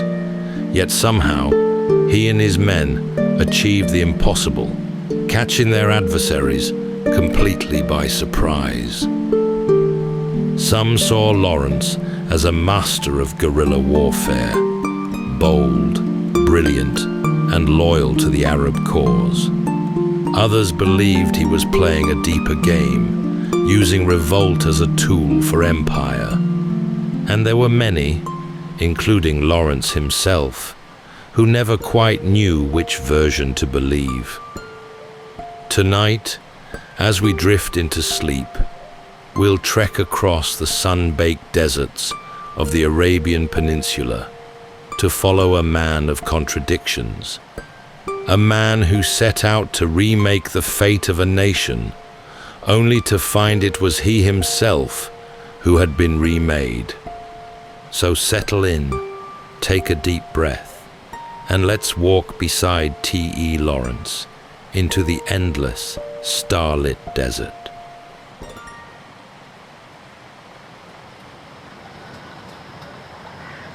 T.E. Lawrence was born in 1888 in Tremedog, Wales, the second of 5 boys in a household shaped by secrecy and restraint. His father, a wealthy Anglo-Irish nobleman, had abandoned his first wife to live with Lawrence's mother under a false name, a scandal that would cast a faint shadow over the rest of his life. Lawrence grew up in Oxford, where he quickly developed a fascination with the distant past. Not fairy tales, but real histories, empires, fortresses, lost cities, and the people who built them. At Oxford University, he studied history with unusual intensity. He was small in frame, unassuming in posture, but filled with a relentless energy that unnerved some and impressed others. He became obsessed with the castles of the Crusader kingdoms and walked hundreds of miles across Syria to study them firsthand, sleeping rough, measuring ancient walls with a tape and notebook, and soaking in every local dialect. His academic work was brilliant, but it was his capacity for endurance, observation, and adaptation that truly set him apart. After graduating, he joined an archaeological dig at Carchemish, an ancient Hittite city on the Euphrates. There, amid toppled pillars and scorched stone, Lawrence found something like a home. He worked in the sun with local laborers, earning their trust, learning their customs, and slipping easily into their world. He wore native robes and formed friendships that would later prove invaluable. Unlike many Europeans in the region, he did not tower above the people around him. He listened. But as Ottoman control across the Arab world began to fray, Carchemish was no longer just a dig site. The British Museum may have funded the excavation, but intelligence officers were taking notice too. Lawrence's skills, his knowledge of Arab tribes, his language fluency, his ability to read a political landscape, did not go unnoticed. When war broke out in 1914, Lawrence returned to Britain and enlisted. He was sent not to the trenches of France, but to Cairo, where the British Army's intelligence service maintained a small but strategic office whose task it was to monitor unrest across Ottoman-held territory. At first, his role was behind the scenes, collecting information, interpreting maps, writing reports. But Lawrence believed the Arab peoples could rise against their Turkish rulers, and that with British support, they might win their freedom. His ideas were bold and not always welcomed, but the tide of war was shifting, and soon he was sent east, not as a soldier in uniform, but as a liaison to a brewing rebellion. The boy who once wandered alone through desert ruins was about to enter a far more dangerous landscape, one shaped not by ancient stone, but by ambition, revolt, and the long reach of empire. The war in the Middle East moved slowly at first. The Ottoman Empire, though waning, still held sway over vast stretches of land, from Syria and Mesopotamia to the Hejaz along the Red Sea. Britain's interests in the region were both strategic and self-serving. The Suez Canal had to be protected, new alliances had to be made, and uprisings, where they could be stirred, needed to serve a purpose. In Cairo, Lawrence joined the Arab Bureau, a small cluster of officers, scholars, and linguists working under the haze of ceiling fans and desert heat. He stood out immediately. He spoke Arabic with fluency, but more than that, he understood the politics, the rivalries, and the ancient tribal fault lines that still shaped the region. He was young, technically junior, but already impossible to ignore. In 1916, he was sent into the field. The Arab revolt had begun, a campaign led by Sharif Hussein of Mecca and his sons, aiming to cast off Ottoman rule and establish Arab independence. The British supported it, at least on paper. Lawrence's task was to act as liaison, to support, observe, and report back. But once in the desert, the lines blurred. He became more than an advisor. He traveled to meet Prince Faisal, one of Hussein's sons, and a key commander of the revolt. Their first meeting was careful, formal, but over time, Lawrence and Faisal developed a genuine bond. He respected the prince's calm authority, his sharp instincts, and his ability to lead with both strength and restraint. Faisal, for his part, saw in Lawrence a rare kind of outsider, someone who listened, paid attention, and seemed genuinely invested in their cause. Lawrence discarded his uniform and adopted local dress, not as theater, but as practicality and respect. He traveled by camel, slept rough, and memorized the terrain as if he had always belonged there. The desert, in its terrible vastness, suited him. He soon realized that the Arab revolt, though courageous, was fractured. Tribal rivalries ran deep, supplies were scarce, and traditional tactics would not break the Ottoman lines. Lawrence began to think differently. If they could not face the empire head-on, they would strike at its edges, disrupting railways, ambushing patrols, and using the desert as both shield and weapon. He wasn't a general. He had no formal command. But ideas have a power of their own, and his were bold enough to earn him freedom to act. He proposed a daring campaign, one that combined tribal knowledge with guerrilla strategy, using speed, surprise, and the vastness of the desert to their advantage. Lawrence's writings from this period are measured but restless. He spoke of moments of beauty in the dunes, but also of unbearable heat, illness, and the unshakable sense that each order he gave might carry someone to their death. By now, he had the trust of many, not all, of the tribal leaders. Not by charm, but by persistence. He sat with them, rode with them through sandstorms and towards skirmishes, and over time, a fractured force began to move with some shared purpose. He was no longer just the liaison from Cairo. He had become something more difficult to define and far harder to remove. The desert is not empty. It may seem so to those who glance across its dunes from the shaded windows of a distant city, but Lawrence knew better. Beneath the silence of stone and sand lay old grievances, deep alliances, and an ever-shifting code of honor. The Arab revolt moved within that landscape, not with the precision of a regular army, but through kinship, loyalty, and centuries-old tribal memory. By the end of 1916, Lawrence was no longer merely observing this revolt. He had become part of its rhythm. He rode with tribal bands to scout Ottoman positions.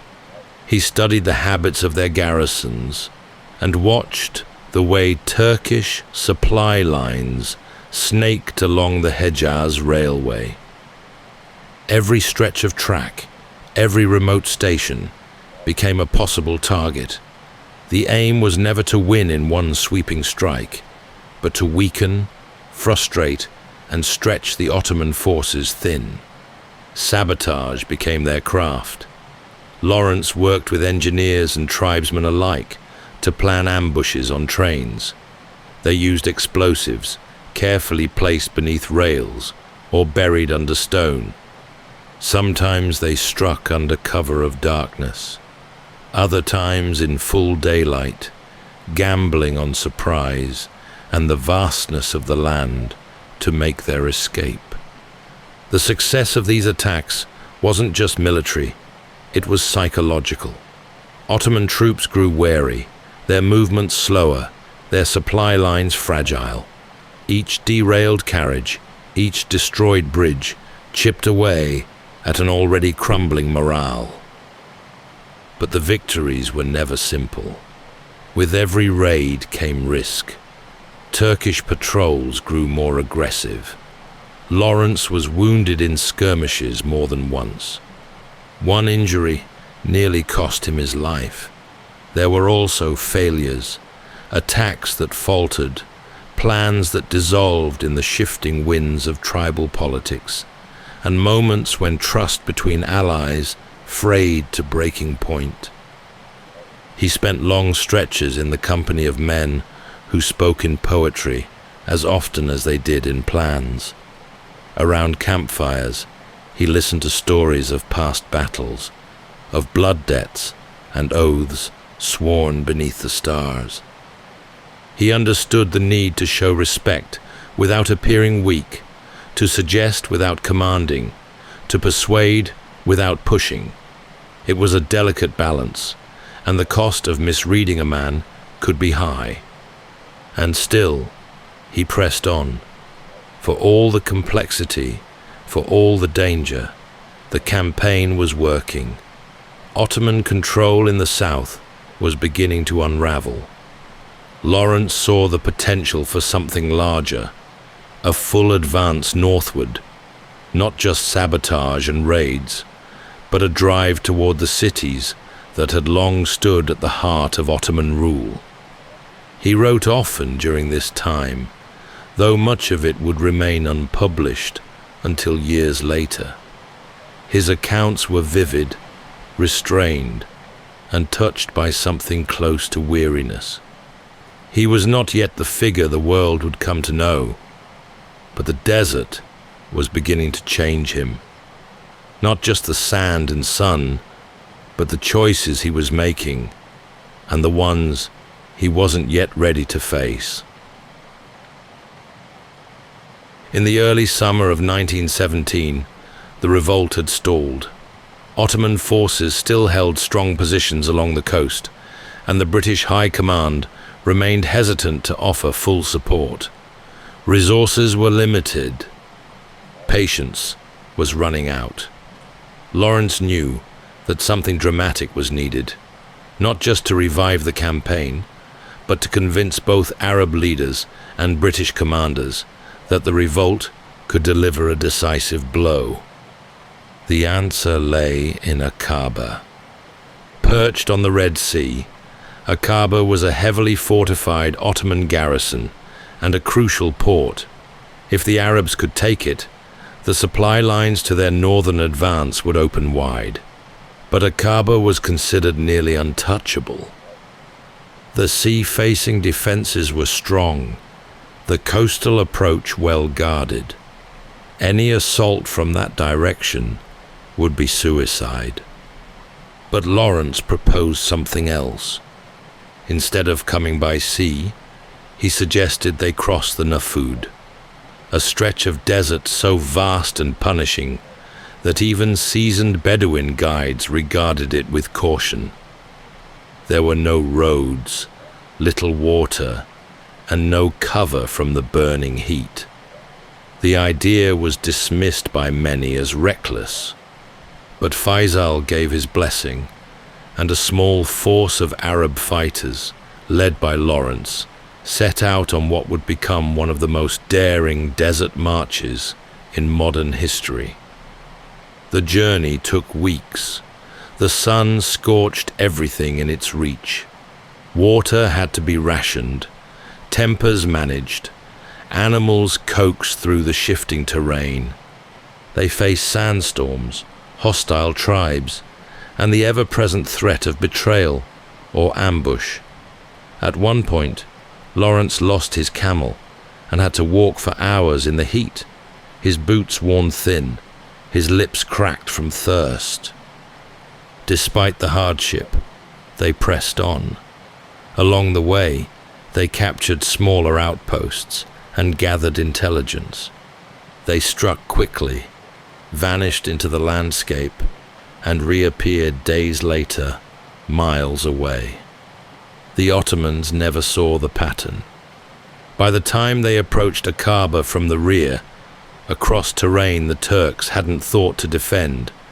They had already shaken several enemy positions and demoralized the defenders. On July 6, 1917, the force descended on the garrison.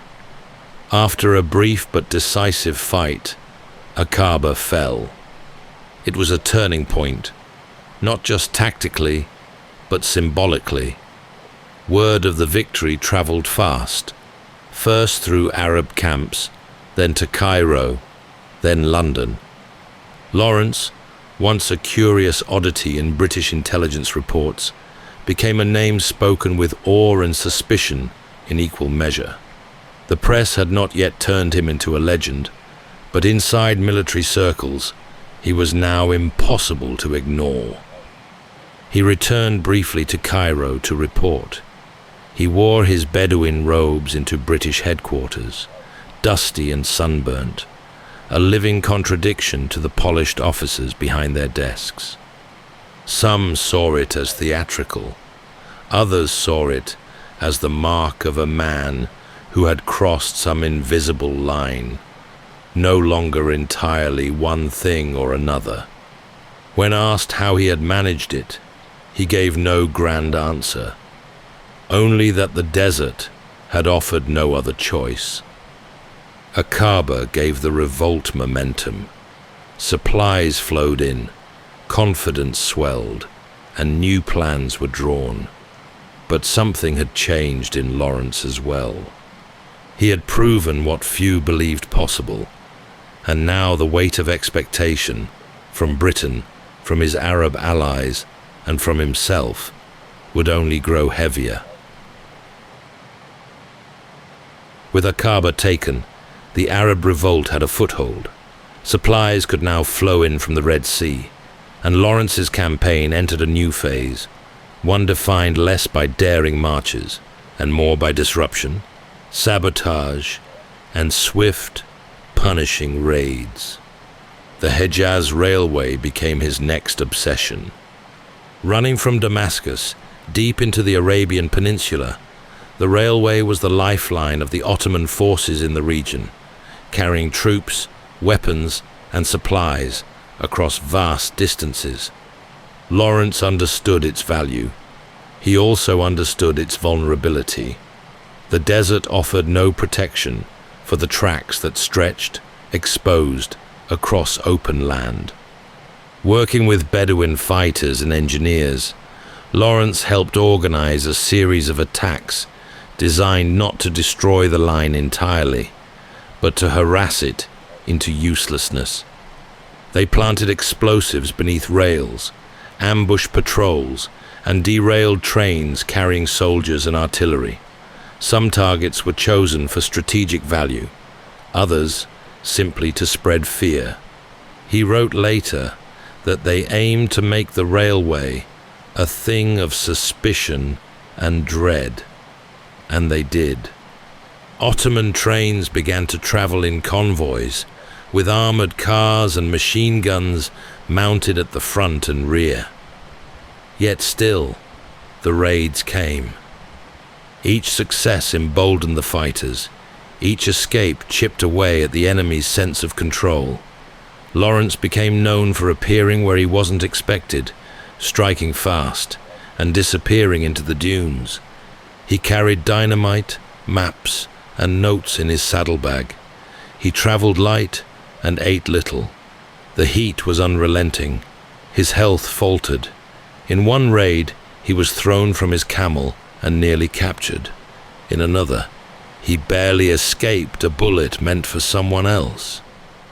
The desert, once a place of learning and observation, had become something else entirely, a theater of war and a reflection of the man he was becoming. He had grown thinner, more weathered. His face, once pale and sharp, was now lined by sun and wind. Those who met him during this time often described him as oddly calm, even when planning attacks. But something in him had shifted. He had seen what war could do, not just to cities and railways, but to the men who fought it. He began to carry a camera, documenting the campaign. The photographs captured bombed rail cars, shattered bridges, and long lines of fighters resting in the shade. They also captured something less visible, the blurring of roles, the confusion of identity, the sense that Lawrence no longer knew exactly where he was stood between his British uniform and the Arab robes he now wore most days. He returned occasionally to British headquarters for reports and resupply. Each time, the contrast grew sharper. In the desert, he was a figure of strategy and action. In Cairo, he was an anomaly, an officer out of place among polished ranks and policy memos. By late 1917, his name had begun to circulate back home. He appeared in dispatches, sometimes anonymously, sometimes not. Word spread of the Englishman who rode with rebels and blew up trains. The legend was beginning to grow, not through his own voice, but through the stories of others. Yet in his writings, There was little pride. He described the victories with restraint and the failures with clarity.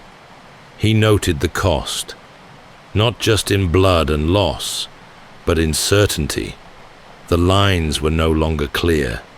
He was not just fighting an enemy. He was living among people whose future had been promised something, and he was no longer sure that promise would be kept.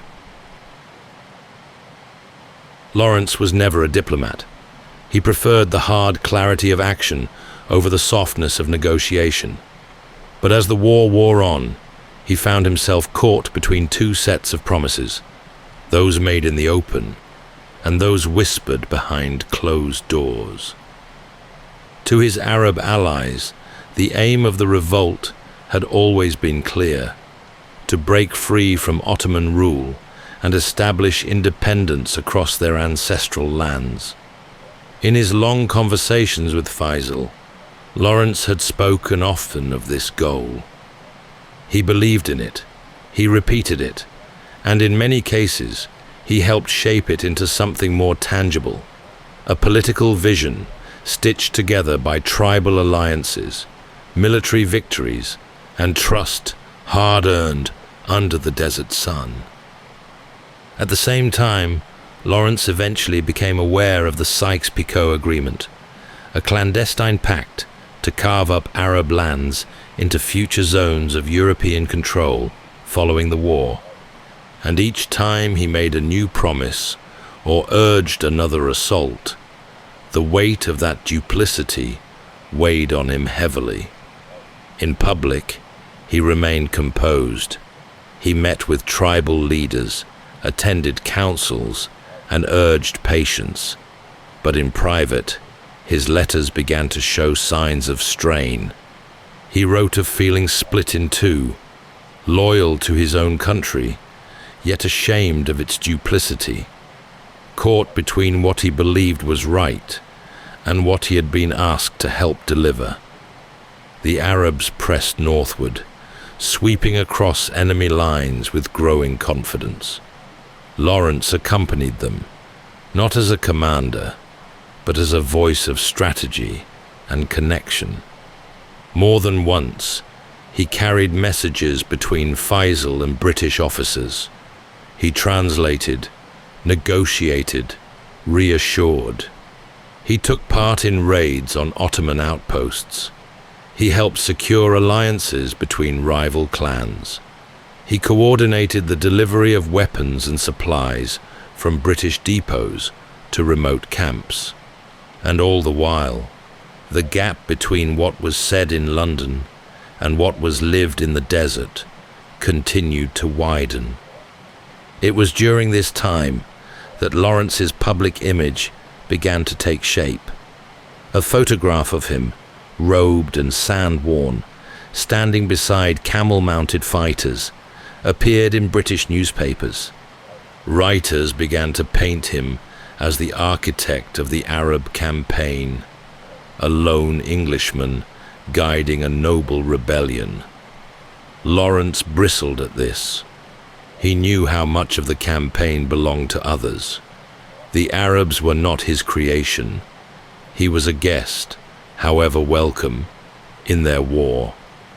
Still, the myth grew, and with it, the sense that he was becoming something he could no longer control. The end of the war was drawing near. Ottoman resistance was weakening. Damascus lay ahead. Lawrence knew that whatever came next would be decisive, not just for the Arab cause, but for his own sense of what he had done. He had helped ignite a revolution. He had guided it through hardship and into triumph. But beneath every promise lingered a question he could no longer avoid. What if the victory had already been spoken for? By the autumn of 1918, the revolt was nearing its end, at least on the battlefield. The Ottoman Empire, battered and retreating, was losing its hold on the Arab world. British and Arab forces were closing in from different directions, and the city of Damascus, once the jewel of Ottoman Syria, now stood within reach. For Lawrence, this moment had been long in coming. He had fought across deserts, through skirmishes, and behind the lines of empire for nearly 2 years. But this final approach was different. Damascus was more than a strategic prize. It was a symbol, a city rich in memory and meaning, long seen as a heartland of Arab identity. The race to reach it first had begun. Arab fighters led by Prince Faisal advanced swiftly from the south and east, while General Allenby's British forces pushed up from Palestine. Lawrence rode ahead with the Arab column, urging speed, negotiating passage with tribal leaders, and doing what he could to make sure Faisal, and not the British army, would be the one to raise a new flag over the city. On October 1st, the Arab forces entered Damascus. The city did not fall with fire or thunder. There was no dramatic battle at the gates. The Ottoman garrison had already begun its withdrawal, and the remaining Ottoman garrison offered little resistance. But the entry itself carried weight, a symbolic transfer, a fragile hope made real. Lawrence entered alongside the men he had ridden with for months, dusty and exhausted, unsure what to feel. In the days that followed, he helped set up a provisional administration under Faisal's leadership. He advised on matters of infrastructure and water supply, met with foreign consuls, and tried, with limited success, to prevent the British military from asserting control. But the lines of influence were already forming, and Lawrence could see it happening. The city was full of contradictions, celebration mixed with tension. Victory felt uncertain, even as flags were raised. French officers arrived soon after, their presence stiff and formal. He walked the streets of Damascus with a strange sense of detachment. He had helped bring this moment into being, but it did not feel like his to claim. The dream he had carried across the dunes of a free Arab state born from rebellion now felt perilously fragile, not because the will was lacking, but because the promises that had guided it had always been split. British officers began to arrive in greater numbers. French authority expanded. Faisal, ever diplomatic, tried to navigate the currents. Lawrence withdrew. He had reached the culmination of his efforts, only to find himself standing on ground that felt less like a triumph and more like an echo of something slipping away. He left Damascus not long after, slipping away without ceremony. There was no farewell parade, no honors, just the end of a road he had helped pave, and the dawning realization that others now intended to walk it in his place. Years later, when asked about that moment, he said very little. The campaign had ended. The city had been taken. But the cost, the true cost, was only beginning to show itself. Lawrence returned to Britain not as a soldier, but as a symbol. The war was over. The revolts were fading. And yet, as he stepped back into the cool grey of England, he found himself the focus of a legend he hadn't asked for and couldn't escape. He was exhausted. His health had suffered after years of hardship, wounds, sun exposure, malnutrition. But worse than the physical wear was a gnawing sense of unease. Damascus had not brought the outcome he had fought for. The Arab cause, the one he had helped champion, was slipping into the hands of colonial administration. French troops now occupied Syrian cities. Britain held sway over Iraq and Palestine, and the promises made in the desert lay in pieces. Faisal had been forced to withdraw. The Arab government Lawrence had helped set up was quietly dissolved, and the independence he had once whispered about under canvas tents now looked more like a mirage. At home, Lawrence received offers, a knighthood, promotions, political appointments. Each one he refused. He couldn't accept honors from a government he felt had betrayed the very cause he had sworn to support. In one symbolic moment, he even walked out of a royal ceremony, leaving the medal unclaimed. The public, however, was captivated. A book of war memoirs titled 7 Pillars of Wisdom was in progress, a sprawling, intensely personal account of his time in Arabia. Lawrence wrote and rewrote it obsessively, sometimes losing whole drafts and starting again. The process was painful. He was reliving not just actions, but doubts, regrets, and the burden of choices he could no longer justify. Meanwhile, the press had begun to shape its own version of him. The title, Lawrence of Arabia, was coined and repeated until it no longer seemed to belong to a real man. Photographs, paintings, and serialized tales painted him as a romantic figure, part scholar, part warrior, part enigma. He watched as his likeness appeared in magazines and shop windows, wondering whether the person on the page had anything to do with the man he had become. Uncomfortable in the spotlight, he sought refuge in obscurity. He changed his name more than once, enlisting in the Royal Air Force under an alias and later joining the Tank Corps. He performed menial duties, content to vanish into routine. The discipline gave him peace, the anonymity a strange comfort. But he was never truly free of what had come before. Letters found him, journalists pursued him, friends and former allies pressed him for views on the shifting political landscape of the Middle East. And though he rarely spoke publicly, his letters betray a deep melancholy. He had hoped for something lasting, a bond between peoples, a new political future shaped by honor. Instead, he saw mandates, divisions, and exploitation. The Arab revolt had changed the map, yes, but not in the way its fighters had dreamed. Lawrence had returned home, not in victory, but in retreat. He wandered the English countryside on his motorbike, wrote sparingly, and tried to fade into the background of a world that now saw him as myth. But the myth had edges, and behind it was a man unsure whether the story he had lived had been one of triumph or something altogether more complicated.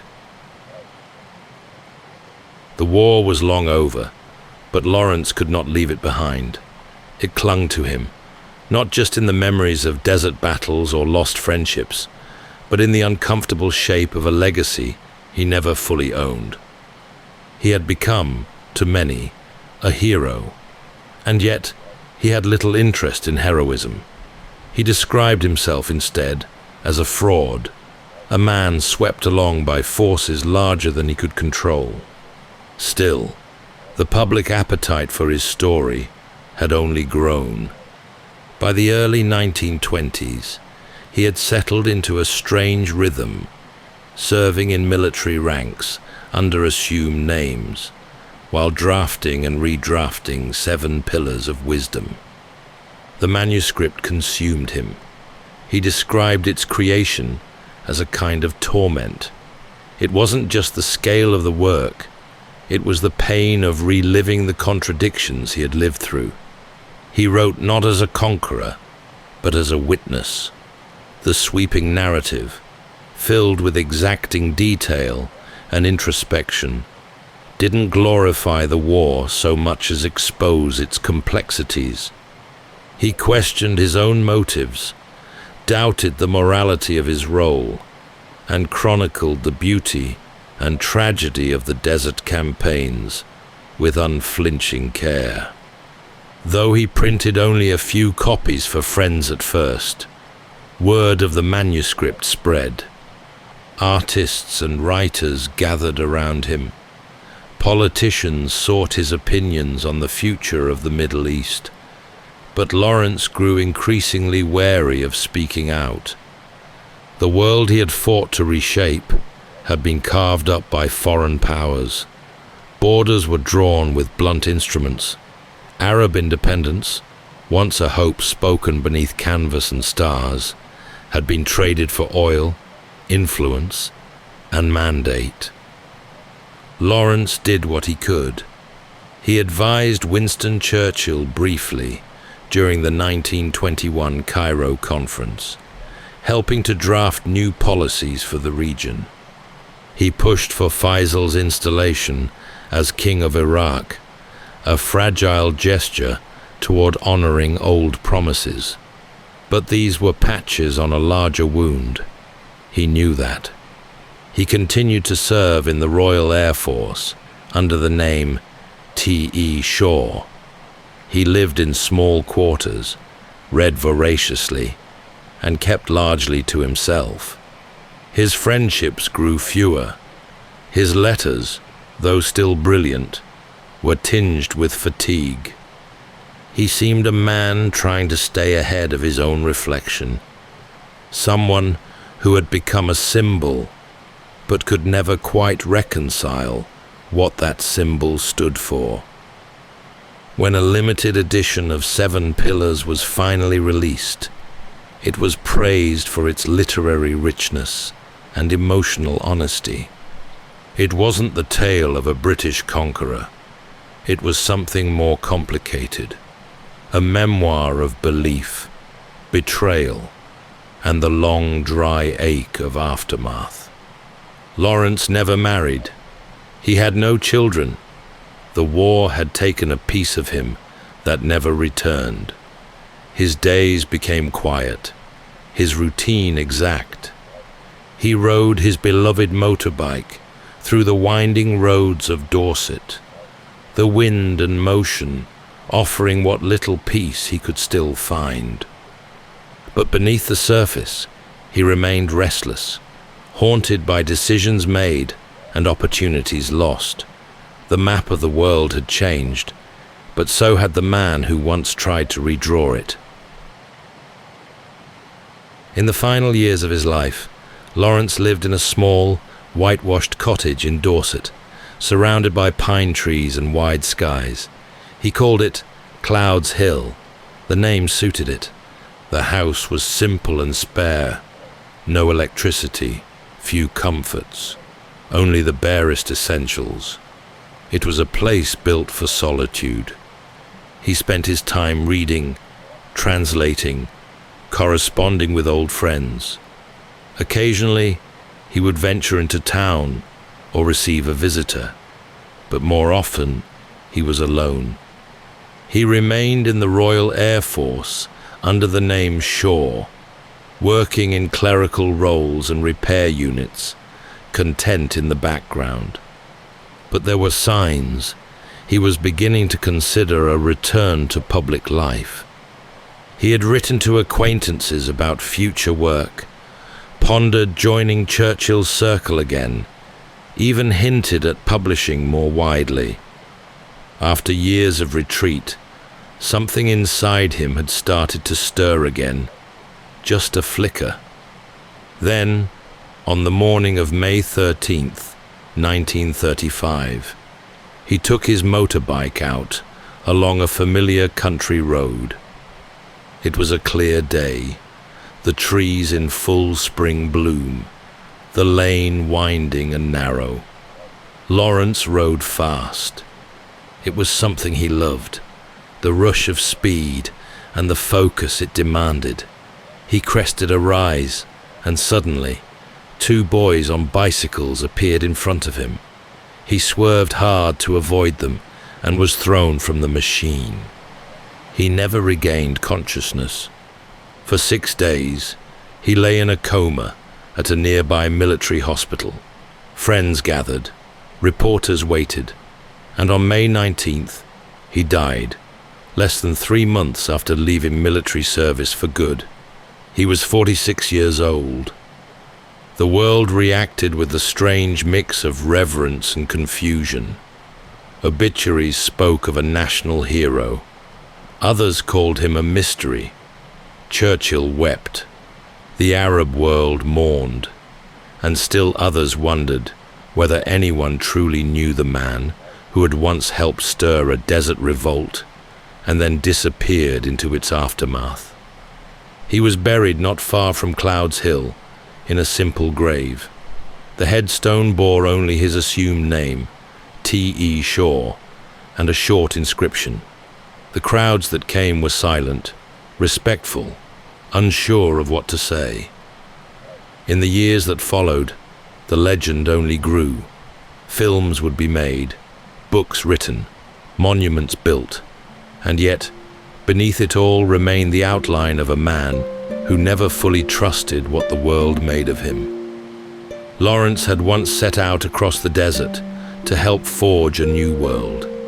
He returned home a different man, burned by war, shaped by loyalty, undone by betrayal, and burdened by the weight of memory.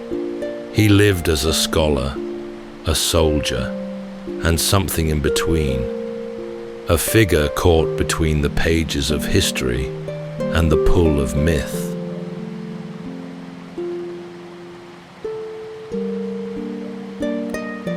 That's all for tonight's journey through history. Whether you're fast asleep or still drifting there, thank you for listening. And until next time, rest well.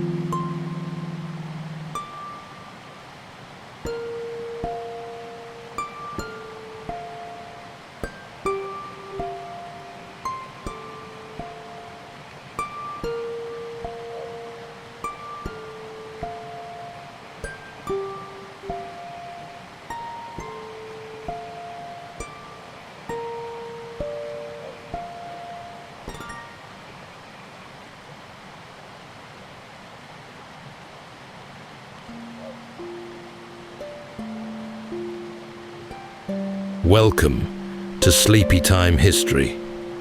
True stories from the pages of history for a full night's rest. If this is your first time listening, let us know where you're tuning in from. And if you like what you hear, please consider subscribing or rating us on your preferred podcast app. You can also help us choose an upcoming feature by voting in our Spotify poll. Thank you for your support. It helps us immensely.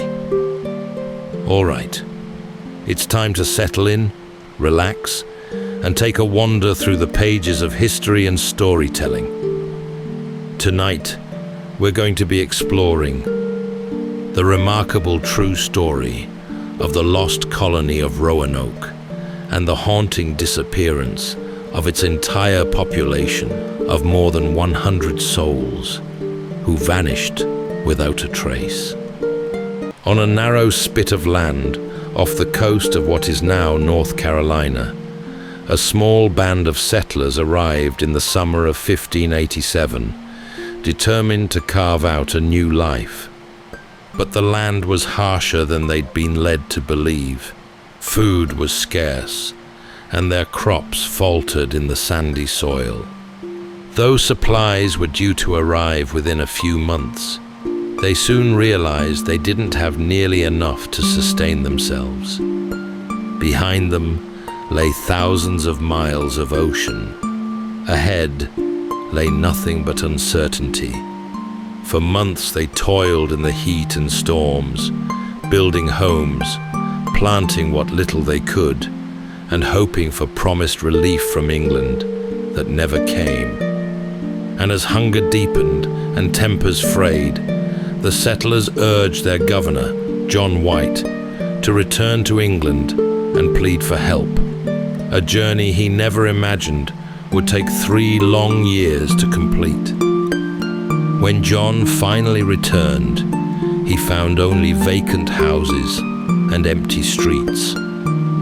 There were no signs of distress, no fires, no fresh graves, no clear sign of what fate had befallen them. Were they struck down by hunger or illness? Were they taken into captivity, or did they attempt to sail to another colony? Tonight, as we drift into sleep, we'll follow the faint footsteps of those brave settlers and consider the courage it must have taken to face the unknown. So settle in, take a deep breath, and let's follow the echoes of those long-forgotten settlers and explore the mystery they left behind at Roanoke.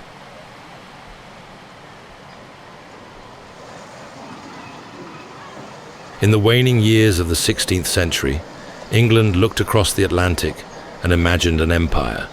Spain's grip on the Americas was strong, but Elizabeth's court wanted more than trade and naval victories. It wanted land. It wanted power and wealth.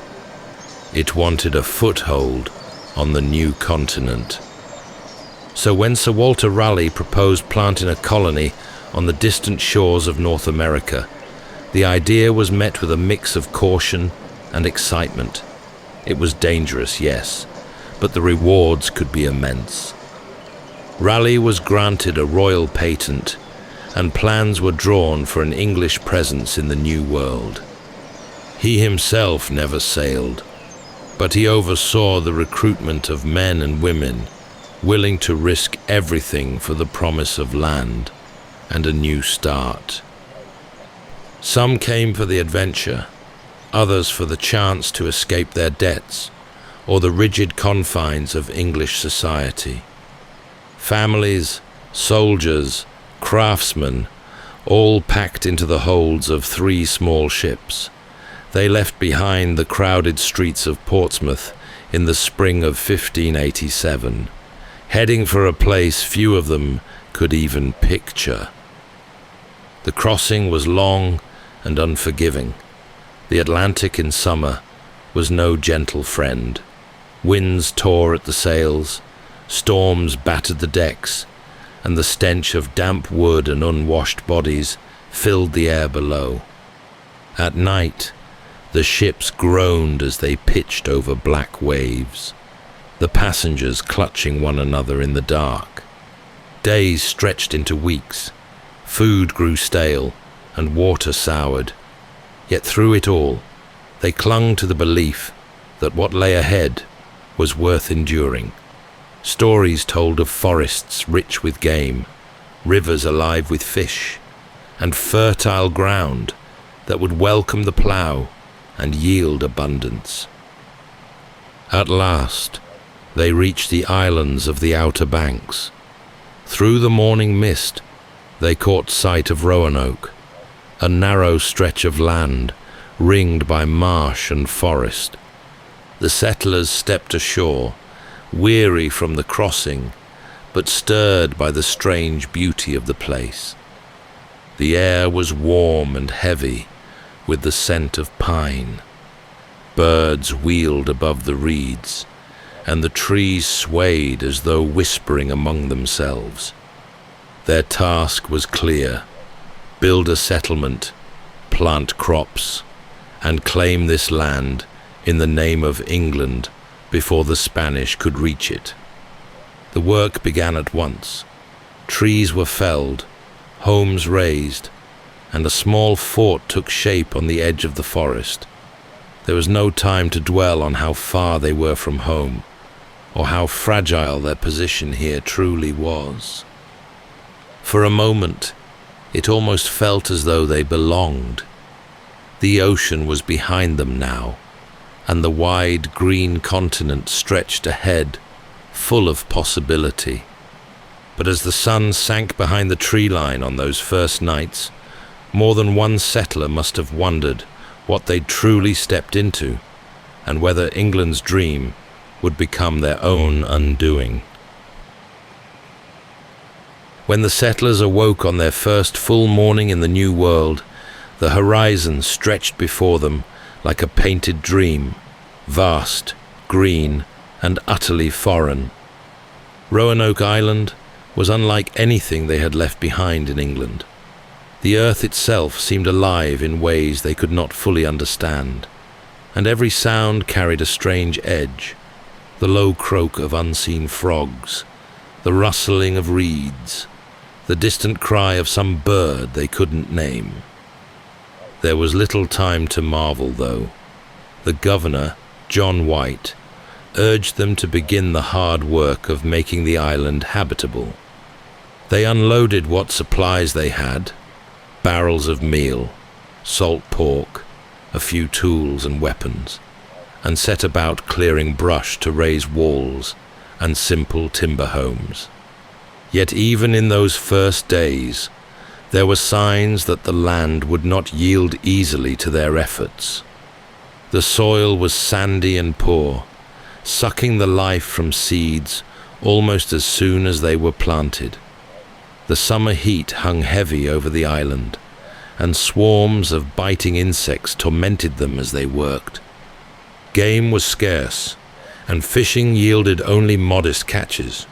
Still, they pressed on, determined to make the best of it, to carve their settlement out of this strange wilderness. And then there were the neighbors.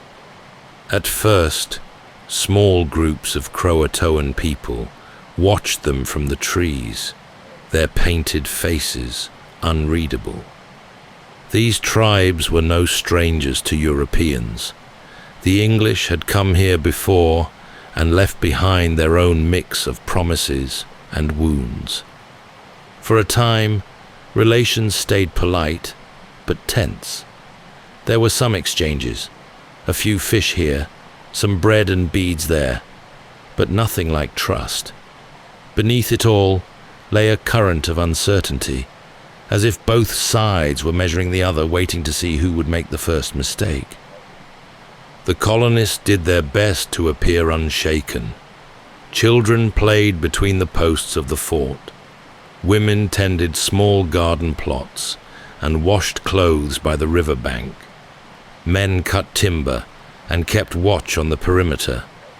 Yet among themselves, they began to murmur about how little food they had and how long it might take for the promised supplies to arrive from England. The week stretched on, and still no sails appeared in the distance. One evening, a small fire burned near the edge of camp as the governor walked among his people, listening. A man confessed that his family was already cutting rations. Another asked if there would be more trade with the tribes. A woman pressed him about when the ships would come, and though John White reassured them all in his steady way, he could feel the weight of their worry settling over him like a stone. They had come so far, endured so much to get here, yet the island was not welcoming them. It was testing them, piece by piece. The governor stood at the water's edge that night, looking out toward the east, and wondered how many more weeks the colony could last. The first weeks of summer passed in a haze of sweat and hope. The settlers worked from dawn until dusk, shaping their fort, planting gardens, and repairing the damage from storms that swept across the island without warning. The woods seemed to press closer with each passing day, their shadows deepening, the rustle of unseen creatures just beyond sight. It did not take long for their hope to sour. The soil yielded little but stunted corn and wilted beans. The hunting parties brought back only meager hauls, a few rabbits, a string of fish, never enough to satisfy the growing hunger. The air hung hot and heavy over Roanoke, making the work slow and grueling. Skin blistered under the sun and cracked in the salt winds. Worse still was the feeling of being watched. At first, the Krakatoan people had approached openly, standing at the edge of camp and offering a fish or two in exchange for beads and cloth. But when one exchange soured, an argument over stolen tools, they withdrew. Now their presence was felt only in fleeting glimpses, a figure between the trees, a sound in the brush, and the unshakable feeling they were being watched. Inside the wooden palisade, tempers began to fray. Families argued over food. Children cried themselves to sleep on empty stomachs. There were whispered complaints about John White, about whether he'd misled them, about what to expect here. He tried to reassure them, reminding everyone that relief ships were surely on their way. But even he could feel his own confidence slipping as the weeks wore on. By midsummer, some among them had already given up planting altogether, convinced nothing would grow here. They foraged along the marshes, dug for shellfish, and stretched their rations thinner and thinner. But no matter how hard they worked, the stores kept dwindling. Each barrel of meal emptied faster than the last. There were nights when the wind would rise and whistle through the trees, carrying with it strange calls and the smell of distant fires. Around their own hearths, the settlers spoke in hushed tones of what lay beyond the island. Other tribes, other dangers. Some wondered aloud if it would be wiser to try their luck inland, to strike out and find better ground before they all starved. But most clung to the promise of England. Supplies would come, they told themselves. They had to. And still, no ships appeared. On one weary evening, as the sun sank behind the forest, John White stood at the edge of camp and watched the sky darken over the water. He could see the doubt in his people's faces, hear it in hushed conversations. The settlement had begun as a bold dream. Now, he feared, it was unraveling faster than he could hold it together. By the end of summer, the colony was holding together by little more than determination. Each morning, the settlers rose and went about their tasks, though their movements had grown slower, their faces thinner. The gardens gave only meager handfuls. The hunting parties returned empty-handed more often than not, yet they carried on. Somehow, they patched the roofs of their homes when storms tore through. They stood watch at the palisade when distant fires glowed beyond the trees. The children still played, though less boisterously now, their games quieted by hunger. Among the women, there were whispers of how pale and weak the youngest had become. Among the men, there were darker mutterings, that they'd been abandoned, that England had forgotten them. Every evening, John White made his rounds, speaking with families, checking stores, listening to complaints. He reminded them of the ships that must surely be on their way, of how much they'd already endured to make this foothold in the new world. Yet in the dark of his own small quarters, he wrestled with the same gnawing doubts. The supplies they'd brought from England were nearly gone. The land was not providing what they'd hoped, and the Krakatoan, though still not openly hostile, had grown more distant by the week. In September, one of the men approached him at dusk, voice low, and asked the question many had already been thinking. How much longer could they wait? If no help arrived, how much longer could they survive? White said nothing at first. He stood at the edge of camp, looking east over the darkening sea, and let the wind carry away his thoughts. Then he gave the only answer he could. They would wait as long as they must. But that night, as he lay awake, he knew the truth. Waiting much longer would mean watching his people starve. There was only one course left. He would have to sail back himself, plead with the court for more ships, more provisions, more men to reinforce the colony before it collapsed entirely. It was a bitter decision. To leave now, knowing how much the settlers already feared abandonment, was to risk breaking their spirits entirely. Yet to stay, with nothing left to give them, would seal their fate, all the same. The next morning, he gathered the settlers and explained what must be done. They listened in tense silence, some with downcast eyes, others glaring in silent accusation. His own daughter stood apart, her infant in her arms, her face unreadable. By the day's end, the decision was made. John White would leave on the next fair tide, carrying with him the hopes of more than 100 souls who had staked everything on this place. He promised them he would return quickly, before the next planting season, before winter could claim them. On the morning he departed, the colonists lined the shore to watch the sails catch the wind and fade into the distance. The last sound of England faded with them, leaving only the hush of the reeds and the endless reach of the forest behind. The morning of his departure was heavy with a strange stillness. The air clung damp and warm as John White made his way to the waiting boat. The settlers gathered along the shoreline to watch him go.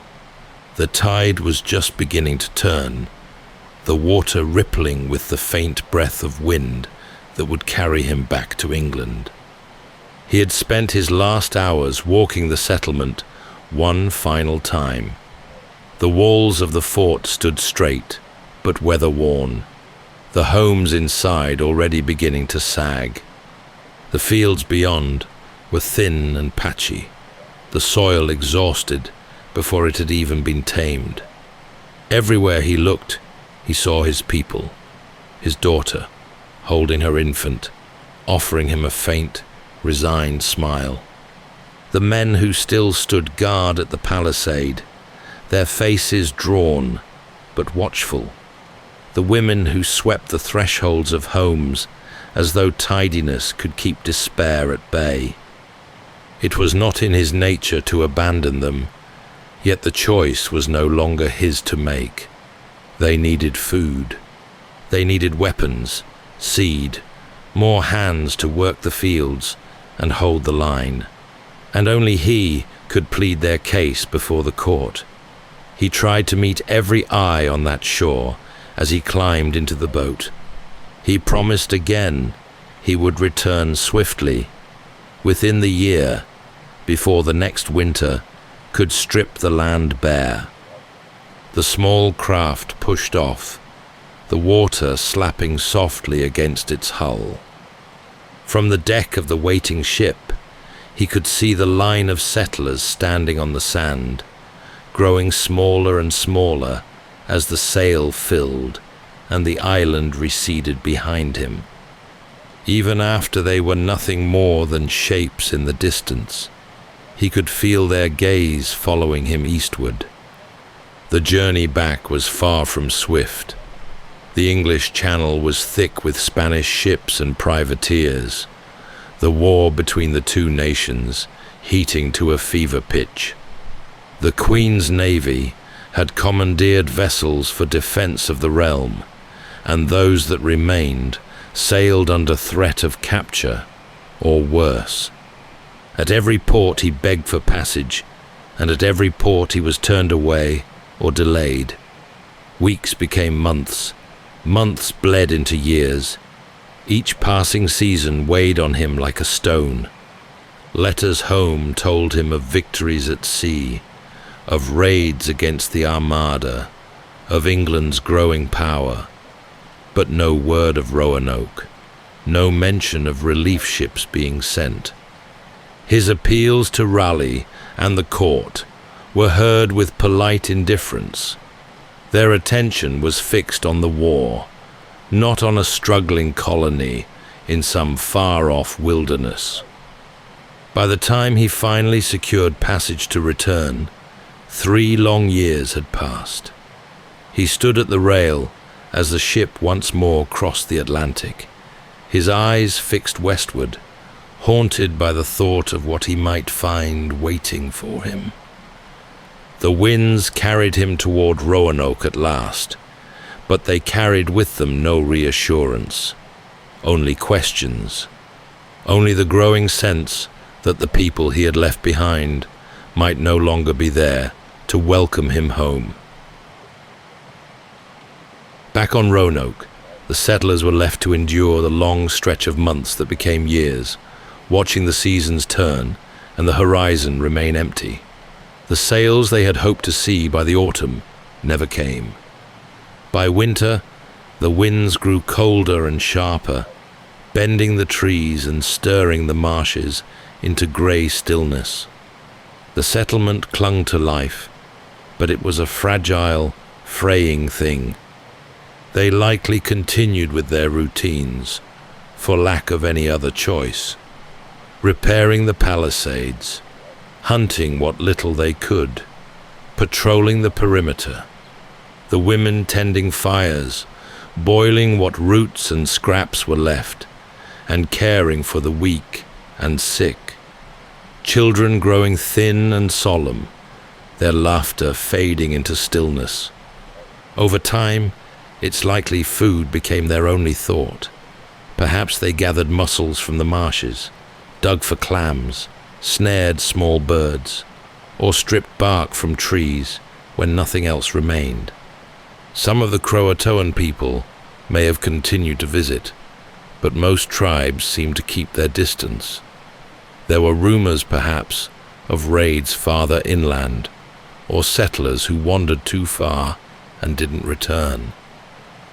Whispers may have begun to spread through the camp, talk of leaving Roanoke behind and heading into the forests to find more fertile ground. Others might have warned that abandoning the fort was too dangerous, that their best chance was to stay put and wait it out. As a second winter approached, it's likely a kind of resignation set in. Those who remained may have told themselves They only had to endure a little longer. That help would come, that they had not been forgotten. But as seasons turned into years, it's likely their hope all but vanished. In the end, if they did survive, it may not have been because they were rescued, but because they chose to disappear. When at last John White secured passage and crossed the Atlantic again, the journey was mercifully swift compared to his first return. The ship cut through late summer waters, and the winds carried him westward. Yet as he neared Roanoke, an uneasy feeling grew in him. The closer he came, the more he wondered what, or who, he might find waiting. The first signs came before he even reached the island. As the ship anchored off the outer banks, he could see faint columns of smoke curling from distant shorelines, thin and pale against the tree line. The crew peered through their scopes and pointed. There too, further inland, another smudge of grey rising into the sky. He came ashore at one of the smaller barrier islands and found the remains of a fire, still warm, though no one was there. Footprints marked the sand, but they trailed off into the marsh. A scrap of fabric, weathered and torn, clung to a branch, and yet no sign of his people. Over the next day, he moved along the coast, stopping at points where he thought the settlers might have moved. Again and again, he found evidence of life, a faint trail of trampled grass, a broken tool, embers beneath a thin layer of ash. Someone had been here, perhaps only days before. At night, camped on the beach, he and his small party thought they saw figures moving among the trees. Once, in the half-light of dawn, he glimpsed what looked like a child watching him from the edge of the forest. But when he called out, the figure melted into the undergrowth without a sound. There was still no outright hostility, no arrows in the sand, no signs of battle or blood. But the silence was heavier than he remembered, and the island seemed to hold its breath as he made his way toward the settlement proper. On the second evening, his men spotted carvings on a tree near the water's edge, letters scratched deep into the bark, though weathered by sun and rain. He leaned close and read them aloud. C-R-O. Further on, another. This time, the full word, Krakatoan, the name of the nearby island and of the friendly tribe who lived there, the same tribe who had once welcomed the English before relations soured. Hope flared in him, fragile but real. Perhaps they had not perished after all. Perhaps they had simply moved on, to live among the Krakatoan and wait for his return. But no boats were sent to investigate. A storm was gathering, and the captain refused to linger. The carving was the only sign, and without a search, it raised just as many questions as it answered. With that thought in his heart, he pressed on toward the settlement, expecting, or perhaps only hoping, that his colony still stood. By the time John White and his men reached the fort at Roanoke, the sun was low on the horizon, casting long shadows through the trees. The path into the settlement was overgrown now, choked with weeds and brush, and the gate stood ajar, one hinge sagging. He paused just outside the palisade, taking in the eerie stillness of the place.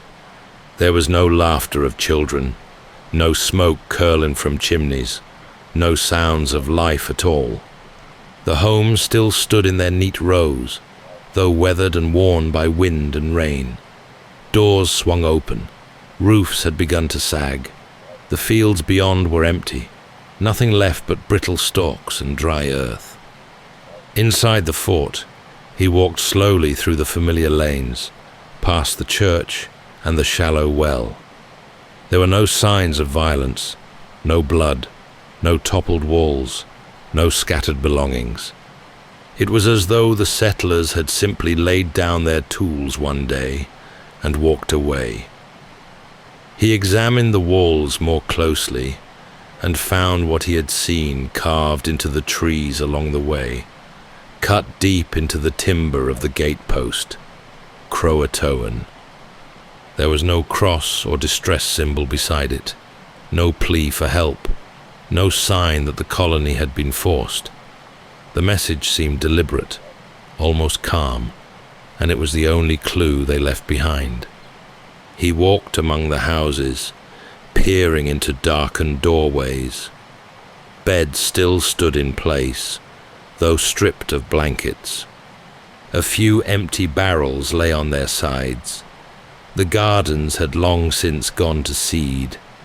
Even the graves at the edge of the fort were undisturbed, marked with their simple stones. That night, he sat by the shore and tried to make sense of what he had seen. His own daughter, his granddaughter, they were gone, along with all the others. Taken where? To Krakatoan Island, as the carvings seemed to suggest, or deeper inland, away from the endless hunger and fear that had haunted them here. The next morning, strong winds rose suddenly from the sea, lashing the coast and forcing his ship to pull anchor before they could search further. Against his wishes, the captain refused to risk his crew and vessel any longer. Roanoke, and whatever remained of its settlers, slipped from view as the ship tacked eastward, the island receding into the mist behind them. He left with no answers, only that single, haunting word carved into wood, and the memory of a settlement abandoned yet strangely intact. For centuries since, the mystery of that empty village has endured, as stubborn and inscrutable as the day he found it. In the years that followed John White's return to England, the fate of the Roanoke colonists became the subject of endless speculation. The empty village and its cryptic message left behind no clear answers, only possibilities, and over time, each theory took on a life of its own. Some believed the settlers had simply moved to nearby Krakatoan Island, joining the tribe whose name they had carved. The Krakatoan were known to be more friendly than the inland Sekatan, and there were later accounts of fair-haired children living among native villages along the Carolina coast. Tools and pottery of European origin were even found at some of these sites, fueling the belief that at least a few survivors may have found refuge there. Others held darker suspicions.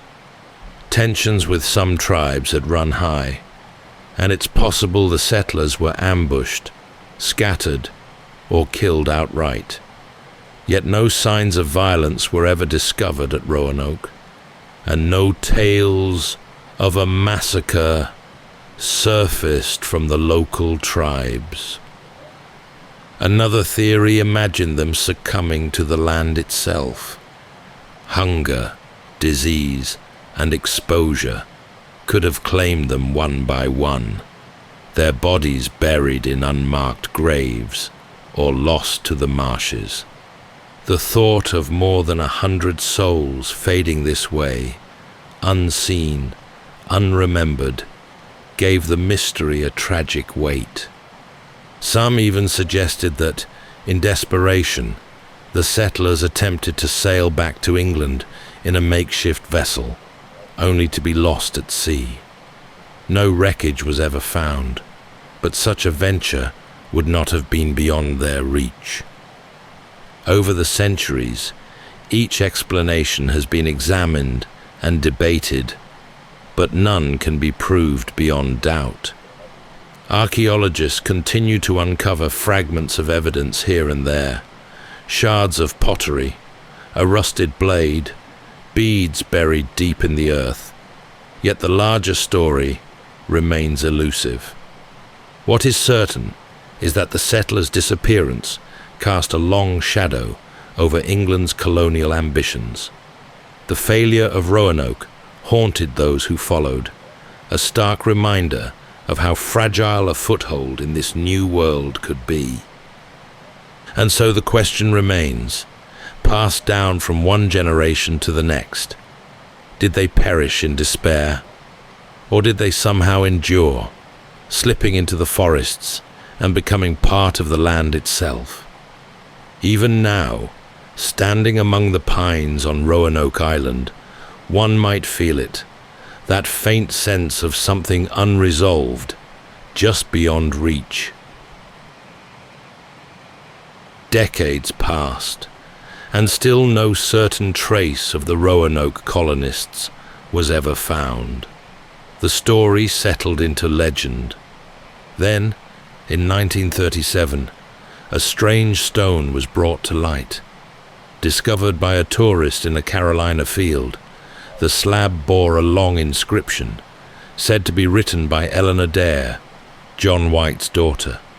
In it, she claimed that the settlers had fled inland, suffered attacks and illness, and that she alone had survived to leave this message for her father. The discovery sent a ripple of excitement through historians and the public alike. At last, perhaps, the mystery would be solved. Over the next 2 years, more than 40 similar stones surfaced across the Carolinas and into Georgia, each telling more of the harrowing tale. How the colonists struggled, how most perished, how Eleanor carried their story forward as best she could.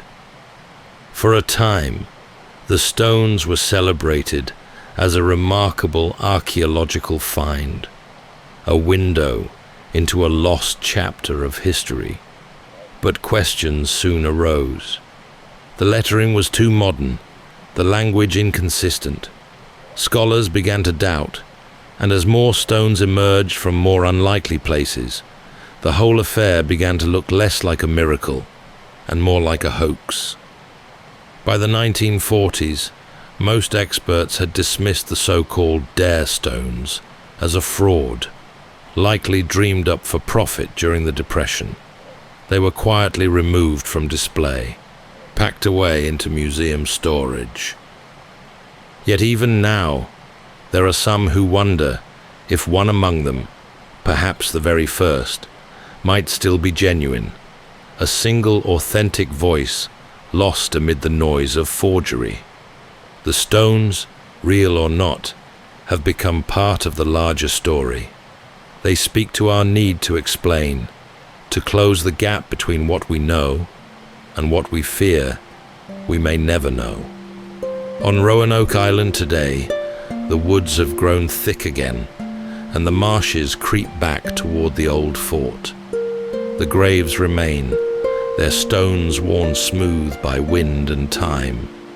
And though no one can say for certain what became of those settlers, their story endures, a reminder of what it means to risk everything, to stand on the edge of the world and take that first, fragile step into the unknown.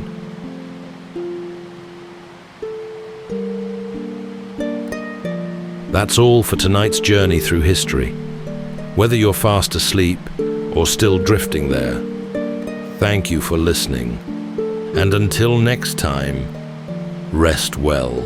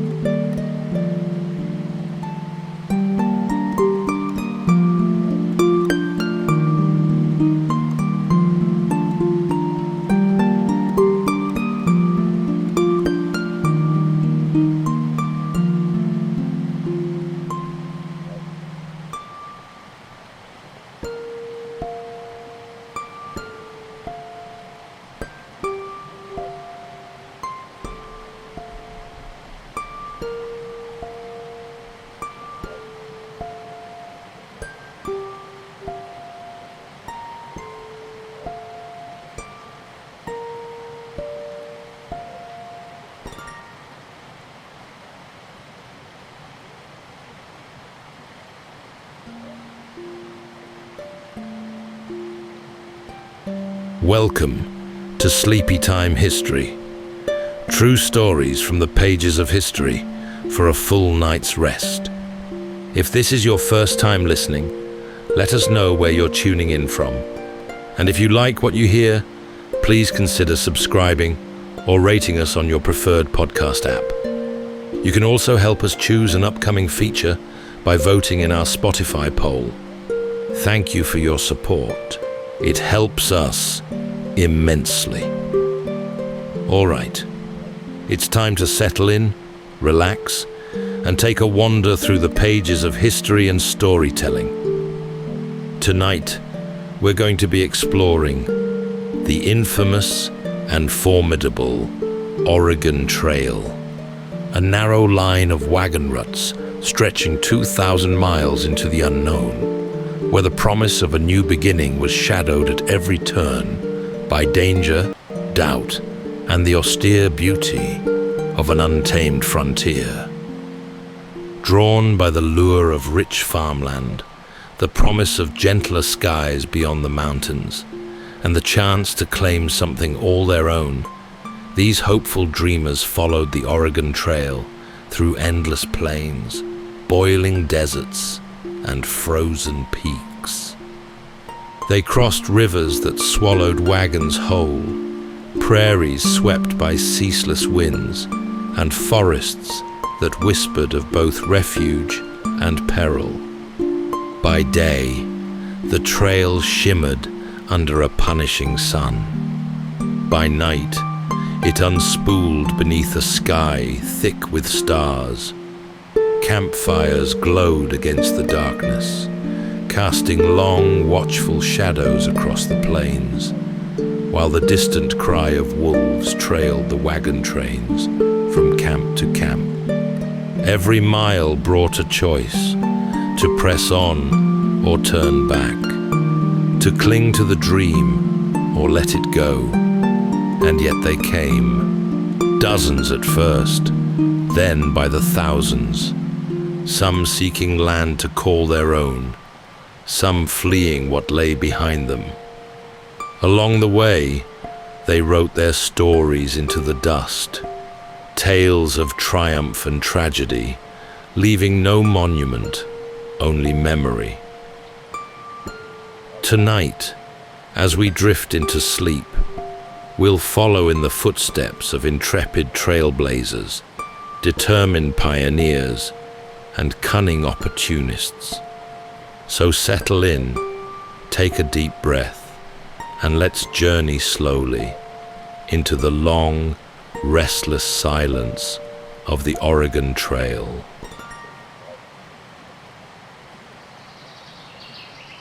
In the spring of 1804, Meriwether Lewis and William Clark set their sights on a horizon no American had yet dared to cross. Commissioned by President Jefferson to chart a route through the unclaimed western lands to the Pacific Ocean, their mission was as much about survival as it was discovery. They called themselves the Cause of Discovery, a modest name for such an audacious undertaking. Nearly 4 men gathered on the banks of the Missouri River. From the very first miles, the river showed its teeth. Heavy rains swelled the waters and made footing treacherous. Mosquitoes rose in thick clouds, tormenting both man and beast. Each bend of the river revealed another challenge: submerged snags, steep muddy banks, shifting sandbars. The men were soaked through day after day, their hands blistered from oars and ropes, their muscles aching from endless toil. Even so, night after night, they pressed onward. The promise of uncharted lands and the weight of the president's charge kept them moving. Beyond the familiar prairies, the terrain grew rougher. Herds of bison thundered across open plains, their presence both a marvel and a reminder of the untamed wilderness they faced. Encounters with native tribes brought moments of tense silence and cautious diplomacy. There was no guarantee these meetings would end in peace, but Clark's maps began to fill with names, landmarks, and the delicate threads of relationships that would help guide them west.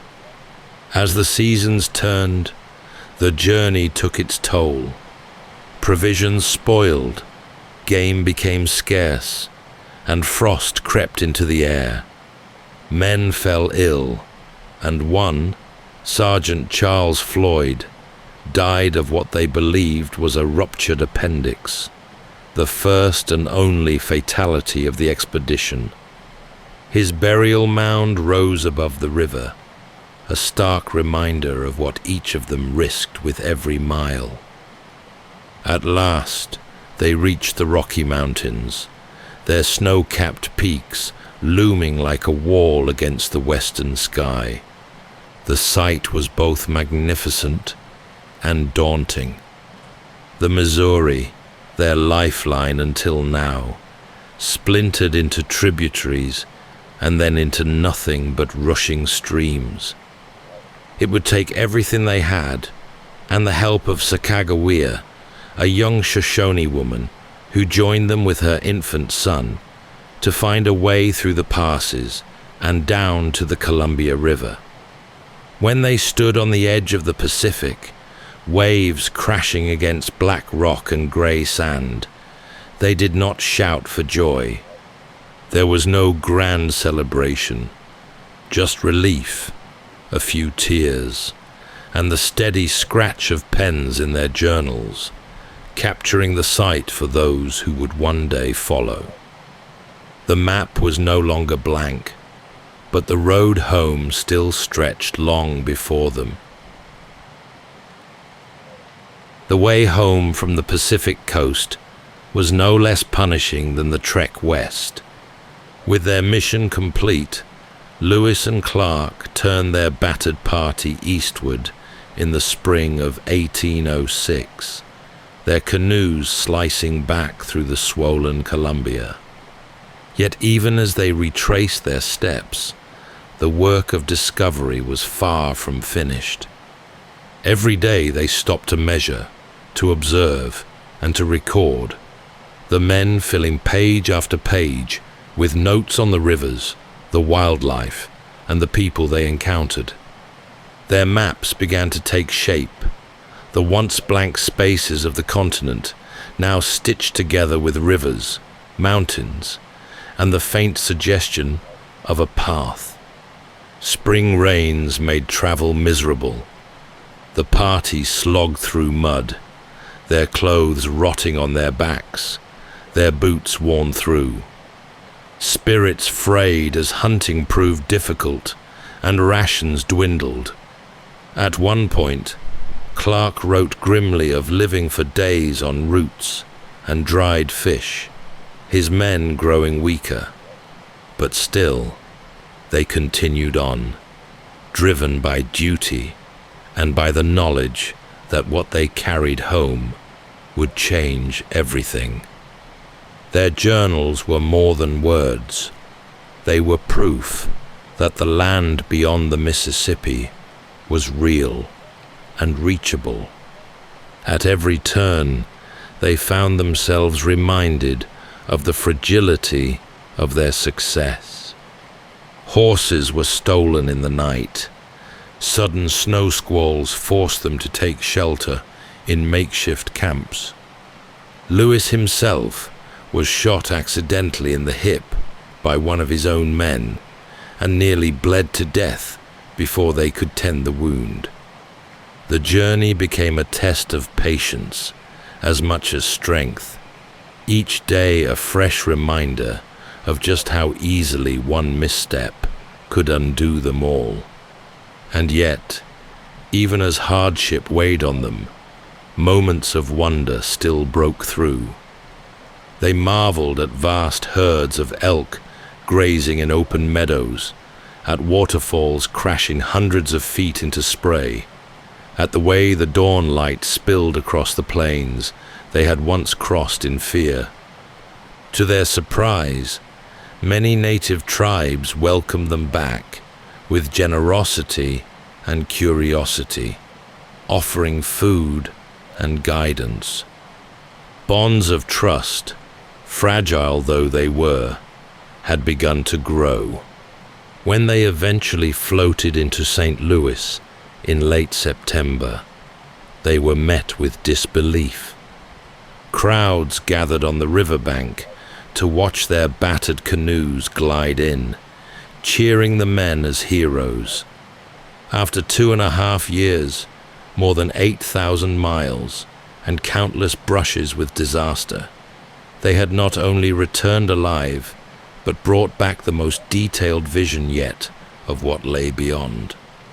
The dream of the West, once little more than myth, now had a shape, a map drawn in ink and blood, waiting for others to follow. Soon, wagon wheels would begin to cut that map into the earth itself, one cautious family at a time, setting out along the faint lines Lewis and Clark had traced toward the horizon. In the summer of 1836, a small wagon party left Missouri with an ambition that would seem almost foolhardy by the standards of the day. Among them were Marcus Whitman and his young wife, Narcissa, a pair of determined pioneers with a vision that stretched far beyond their own lives. They were bound not merely for land or fortune, but for a mission to establish a settlement among the Cayuse people of the far west, and perhaps even more audaciously, to prove to the world that women too could make the journey. The Whitman's wagon creaked westward across endless grasslands, pulled by patient oxen and followed by a handful of others who dared the same gamble. The sun beat down on the prairie, and dust hung in the air for miles behind them. Narcissa wrote in her journal of walking mile after mile beside the wagon, her skirts heavy with grit and sweat, but her resolve unshaken. She would later recall watching the sunrise over the plains, writing that she had never seen a sky so vast, or felt so far from everything she knew. It was a hard road. Wheels broke and had to be mended in the dust. Food spoiled or was lost to rivers too deep to ford. Some nights brought storms so fierce they flattened tents and scattered possessions across the prairie. But Narcissa's presence itself was revolutionary, her endurance proving to others who saw her that this was no longer just a trail for trappers and soldiers. Families could make their way too. Children could grow up at its end. Weeks stretched into months as the party wound into the foothills and then climbed into the mountains. The air turned sharp and thin, and every pass felt steeper than the last. Still, Narcissa walked on, writing of flowers she saw even in the highest meadows, and of her determination to carry her faith westward. When at last they descended into the valleys beyond the Blue Mountains, she became one of the first white women to cross into what would become Oregon country. At Waylatpo, in the land of the Cayuse, Marcus and Narcissa built their mission, a modest cluster of buildings meant to be both home and haven. It was a fragile outpost of a fragile dream. The soil was rocky, the winters biting, and the tensions with the Cayuse, who watched these newcomers with suspicion, were already growing. But for now, the Whitmans had shown what few dared to believe, that families could cross the breadth of a continent, and that this path, though merciless, could be endured by more than just the strong and the wild. The mission at Wailatpo stood as a lonely outpost on the edge of two worlds, a fragile bridge between the settlers who arrived full of faith and ambition, and the Cayuse people who had called this land home for generations.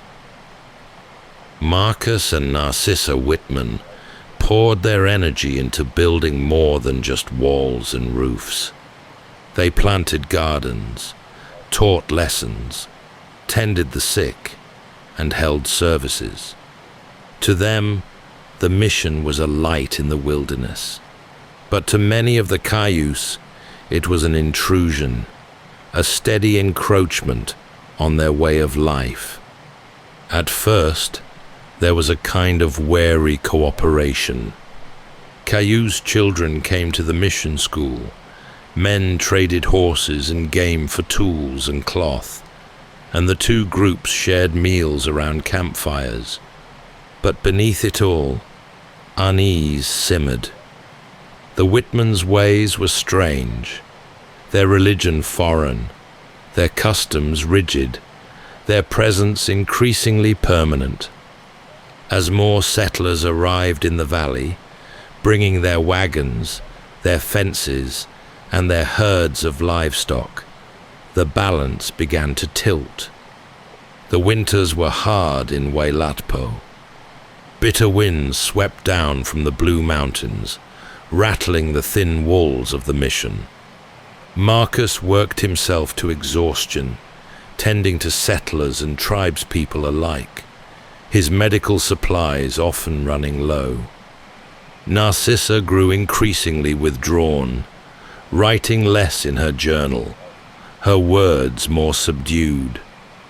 The joy she had once found in flowers and sunrise gave way to a constant weariness.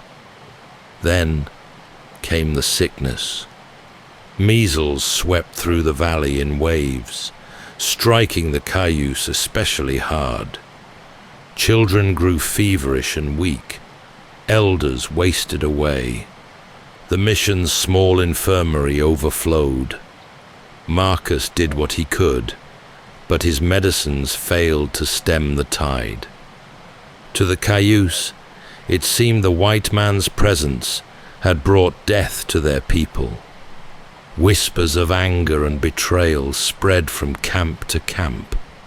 That winter of 1847, the tension finally broke. A group of Cayuse men, convinced the Whitmans had cursed them, descended on the mission. In the space of a single day, the work of years was undone.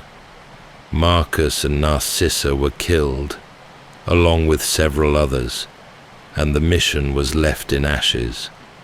The Cayuse War followed, years of bloodshed sparked by a moment of violence, born from fear and mistrust.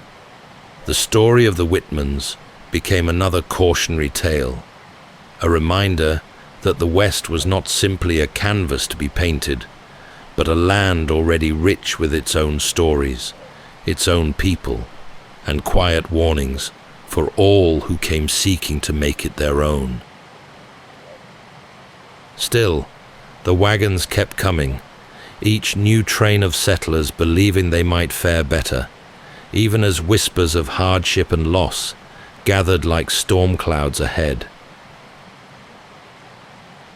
By the early 1840s, the trickle of wagons heading west had begun to swell.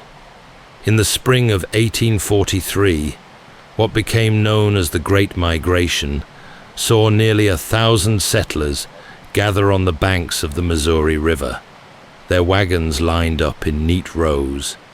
This was no longer a lonely road for trappers and missionaries. This was a river of humanity, flowing westward, carrying whole families, their belongings, their hopes, and their fears toward a new life. They set out together, forming a single long caravan that stretched for miles. The air was thick with dust, the mornings alive with the clatter of harnesses and the shouts of drivers urging animals onward.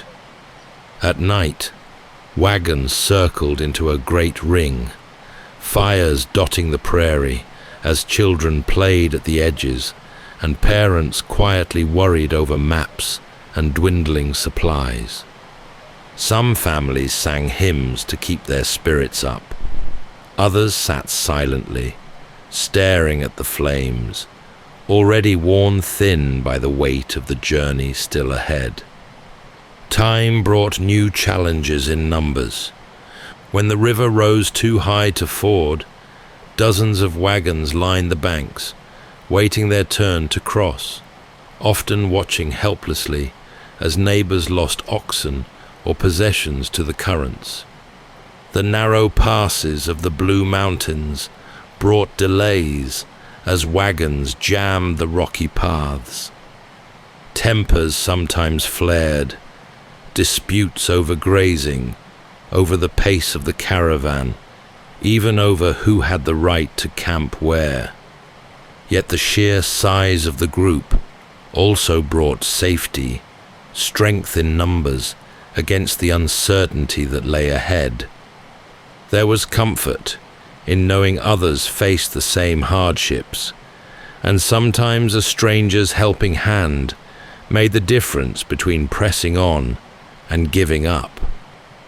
Disease, too, traveled with them. Cholera broke out in one train, spreading through camps with deadly efficiency, taking lives before families had even reached the halfway point. Children were buried by the roadside in hastily dug graves, marked with simple wooden crosses or a pile of stones. Some mornings began with the sound of a hammer driving a final nail into a coffin. For each of them, there was a silent lesson. No amount of preparation or faith could fully shield you from the whims of this land. But for every loss, others kept walking, eyes fixed westward, carrying the memory of those they left behind. The elements punished them daily. Rains turned the trail into sucking mud. Winds scoured faces raw and lifted entire tents into the air. Summer sun baked the plains until water barrels ran low and animals collapsed in their traces. The prairie seemed endless at times, stretching so far ahead it was easy to lose hope. But even in the bleakest moments, there were glimpses of beauty, wildflowers that brightened the grasslands, herds of antelope cresting distant ridges, and the comfort of a starry sky that reminded them they were still moving forward. Still, they pressed on.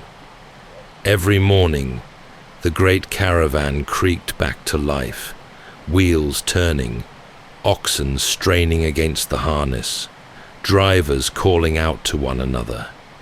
Each mile carried them farther from everything they had known and closer to something they could only imagine. And as they descended into the green valleys of the West at last, many believed that the long ordeal had been worth it, that the Oregon Trail, for all it took, gave them the chance to begin again. In the spring of 1846, a group of families gathered near Independence, Missouri, eager to make the way west before winter. Among them were George and Jacob Donner, along with James Reed and their families, well off and determined to claim new land in California. They set out with wagons newly built and oxen freshly shod, convinced that careful planning and resolve would see them through. For weeks, they followed the established route in good spirits, their progress steady.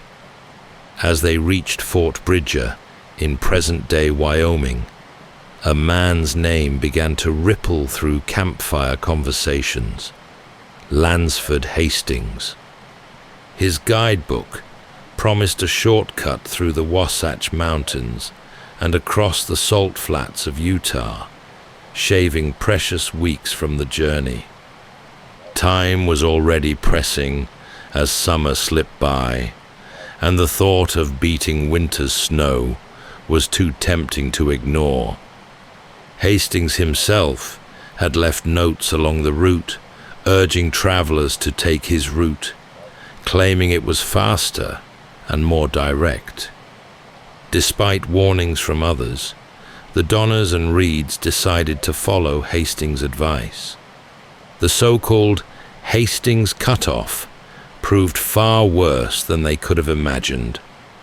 The route through the Wasatch Mountains was steep and choked with dense brush, forcing them to cut their way through by hand. Days were lost as wagons overturned and animals exhausted themselves, pulling through treacherous passes. By the time they emerged into the Utah desert, supplies were already dwindling and tempers beginning to fray. The salt flats stretched out like a white sea under the blistering sun. Wagons sank into the crust, animals collapsed from thirst, and the party trudged on, their shoes ruined and lips cracked from the heat. Weeks of delays turned into despair as the shortcut cost them valuable time rather than saving it. At every stop, they counted the days left before snow would begin to fall in the Sierra Nevada, the final barrier to California. Tensions mounted within the group.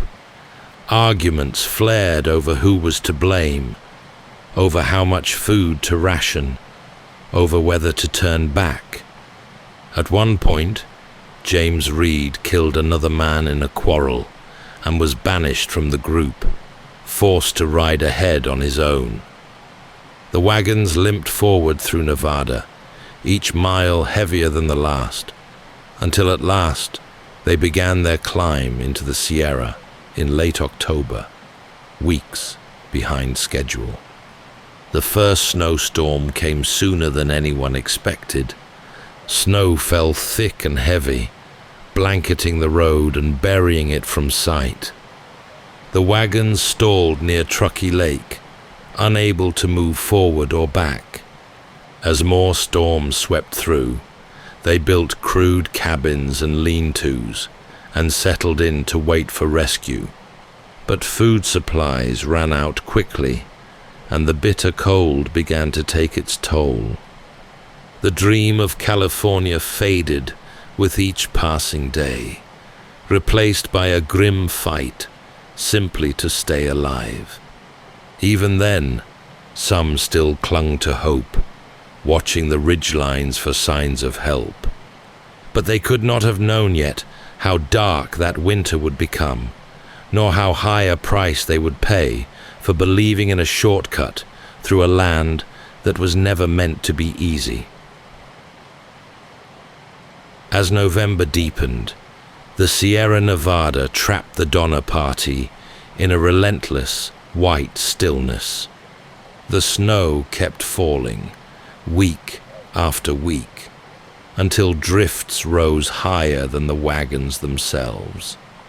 The families huddled in their makeshift shelters, 2 cabins and a few lean-tos, while the wind howled through the trees.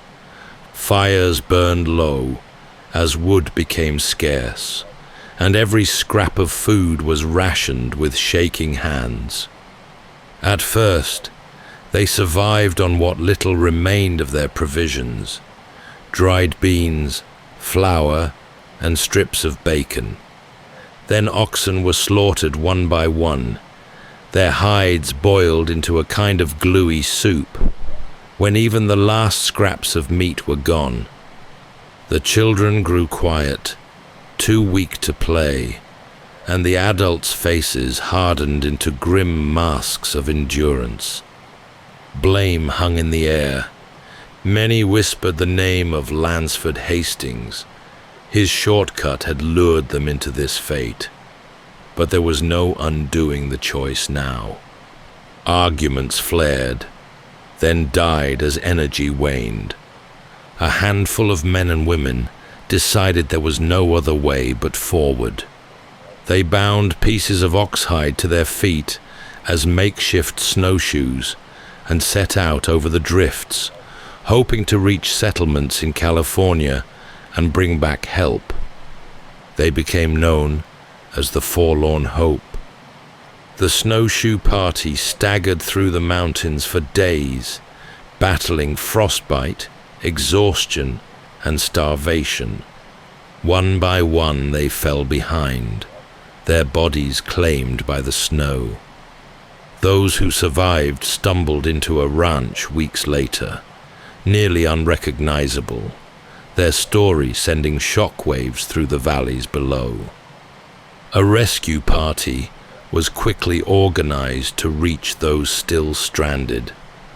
Back at Truckee Lake, the families endured the unendurable. Wood ran out. The last oxhide strips were scraped from the roofs and chewed for sustenance. When even that was gone, some resorted to the darkest choice of all, taking flesh from those who had already perished, just enough to keep the living from joining them. No one spoke of it aloud, but all understood. When the first rescuers arrived in February, they were met by gaunt figures barely able to stand. Children clung to their mothers, hollow-eyed but alive. Others did not come out of the cabins at all. In all, nearly half of the Donner Party perished in the mountains, victims of poor judgment, cruel weather, and the false promise of a shortcut through an unforgiving land. As the survivors descended into California that spring, they left behind a campsite littered with broken wagons, bleached bones, and memories they could never escape. The trail had claimed its due, and the story of the Donners became a whispered warning to all who followed after. Not all dreams of the West came true. Even after the ordeal of the Forlorn Hope and the first rescue party, the Sierra Nevada held tight to the rest of the Donner Party through March. The snowstorms kept coming, layers of white burying the cabins deeper with each passing week. Inside, the air was stale and heavy with smoke, and the survivors huddled close, conserving what little strength they had left. Each dawn felt indistinguishable from the last, a blur of hunger, cold, and despair. The second and third relief parties made their way through the mountains in brutal conditions, bringing supplies and guiding out those strong enough to travel. Yet each journey back left more behind, too frail to move, clinging to life in the half-dark cabins. One by one, the rescuers carried children out into the blinding snow, their limbs thin and eyes vacant. Behind them, the cries of those left behind echoed faintly through the trees. For those who remained, time became a strange, hollow thing. Days passed in a fog of wind and white light.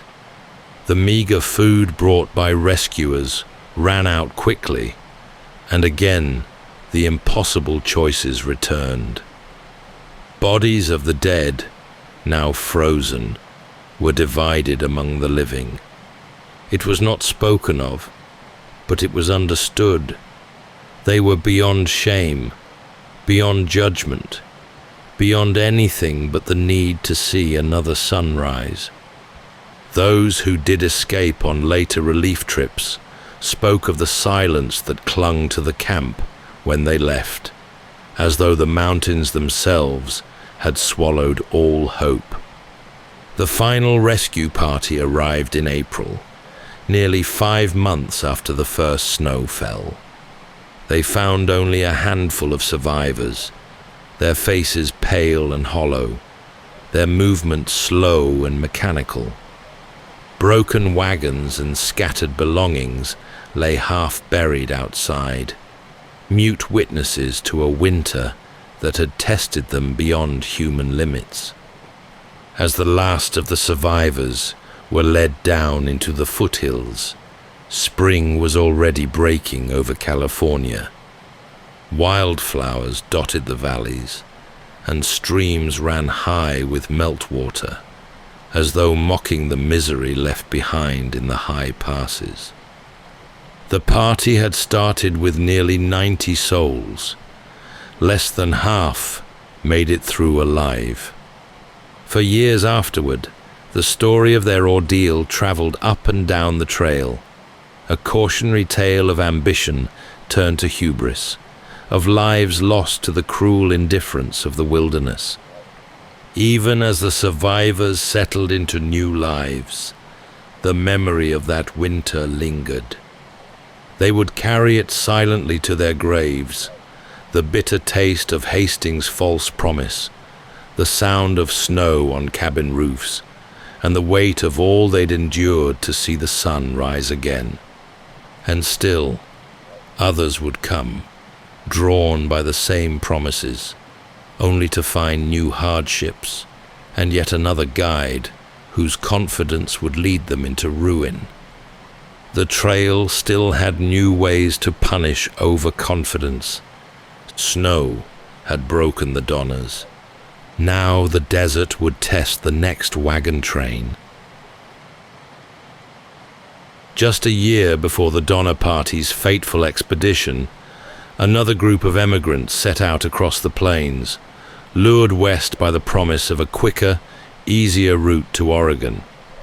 Their guide was Stephen Meek, a rugged mountain man who claimed to know a shortcut through Oregon's high desert. His reputation as a seasoned trapper inspired confidence. To weary settlers, eager to shave weeks off their journey, his words were hard to resist. The wagon train followed Meek north of the familiar trail, leaving the well-worn ruts behind and striking out into open country. At first, spirits were high. The prairie stretched golden before them, and the summer sun still carried warmth. But as days passed, the landscape grew harsher. The grass thinned to sagebrush and rock, and the soil turned dry and dusty beneath the wheels. It soon became clear that Meek's route was no shortcut. Water grew scarce. Springs marked on his mental map turned out to be dry. Wells of hope ran as empty as the desert basins they crossed. Oxen collapsed where they stood, their ribs showing through their hides. Mothers tried to soothe crying children as dust coated their throats and lips cracked in the dry wind. The sky above offered no shelter, only an endless expanse of heat by day and chill by night. Some began to question Meek openly. His confident demeanor faltered, and he started riding at a distance from the wagons, as though he could escape the accusations whispered behind him. The train slowed to a crawl, every mile harder than the last. Graves appeared by the roadside as illness and exhaustion claimed the weakest. Tempers flared. Fights broke out over the smallest of slights, over the dwindling supplies, over who would be allowed the last sips from a shrinking barrel of water. More than once, desperate families abandoned wagons, loading what they could onto their backs and pressing forward on foot. Even Meek himself began to look worn and defeated, the proud guide now just another lost traveler.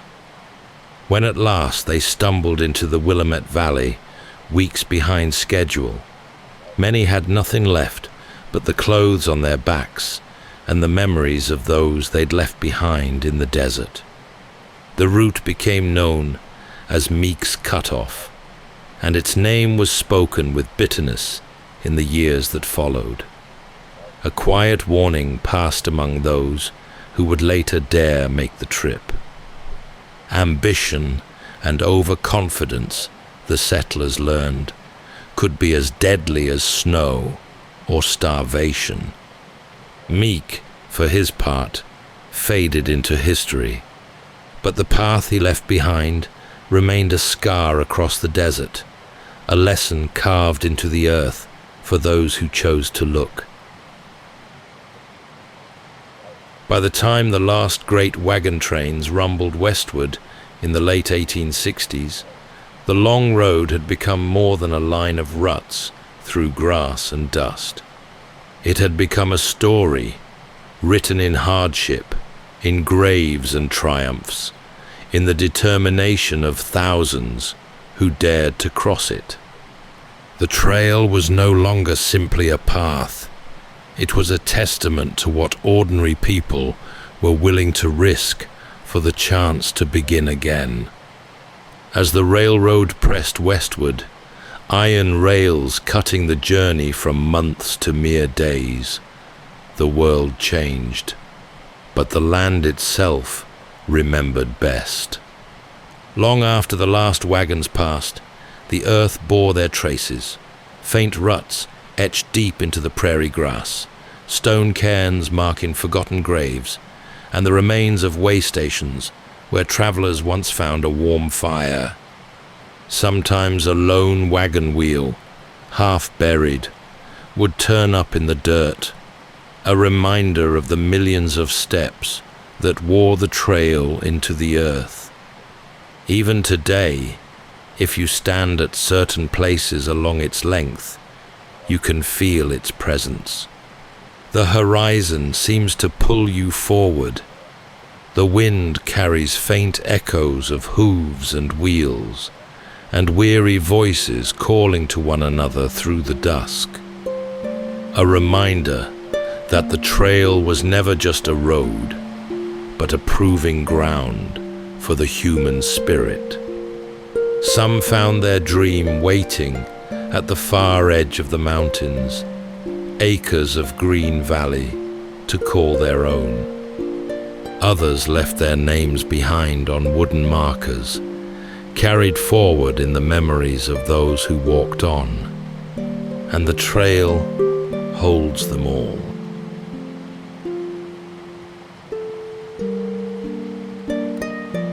That's all for tonight's journey through history.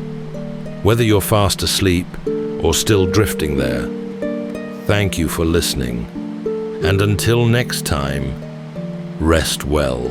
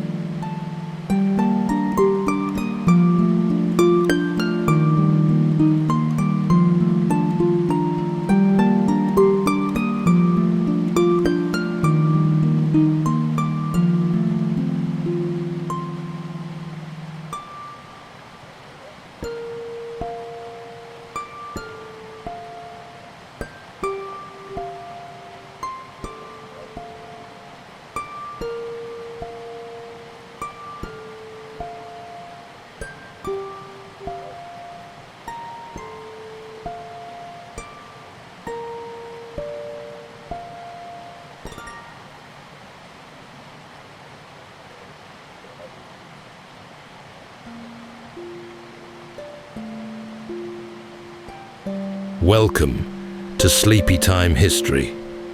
True stories from the pages of history for a full night's rest. If this is your first time listening, let us know where you're tuning in from. And if you like what you hear, please consider subscribing or rating us on your preferred podcast app. You can also help us choose an upcoming feature by voting in our Spotify poll. Thank you for your support. It helps us immensely. All right, it's time to settle in, relax, and take a wander through the pages of history and storytelling. Tonight, we're going to be exploring the remarkable true story of Leonardo da Vinci, a visionary painter and inventor whose boundless curiosity and imagination made him arguably the most prolific creative mind in history. Born in the gentle warmth of a Tuscan dawn in the mid-1400s, Da Vinci emerged into a world awakening to the boundless possibilities of human ambition. Neither noble nor humble, his origins were comfortably ordinary. Yet from this commonplace soil, an extraordinary mind blossomed. Defying labels, Leonardo was a painter, engineer, anatomist, and inventor who steadfastly refused to be confined to any discipline. His footsteps traced a path through the luminous yet treacherous landscape of Renaissance Italy, a land of opulence and peril, governed by dukes and kings whose demands for power and prestige shaped every chapter of his life. He painted the souls of his patrons with tender precision, fortified their cities, and devised intricate instruments of war whose elegance belied their lethal purpose. Leonardo crafted wondrous inventions centuries before their time: horseless carriages, flying machines, and most astonishing of all, a robotic knight animated by gears and levers, a mechanical marvel unmatched for generations. Yet despite his brilliance, Leonardo famously left many masterpieces unfinished, including a 70-ton bronze statue whose 24-foot-tall clay model was tragically shot to pieces by an invading army. Tonight, as we drift into sleep, let's follow Leonardo da Vinci through the bustling workshops of Florence to the glittering courts of Milan, and into the brilliance of a mind ever restless, ever dreaming.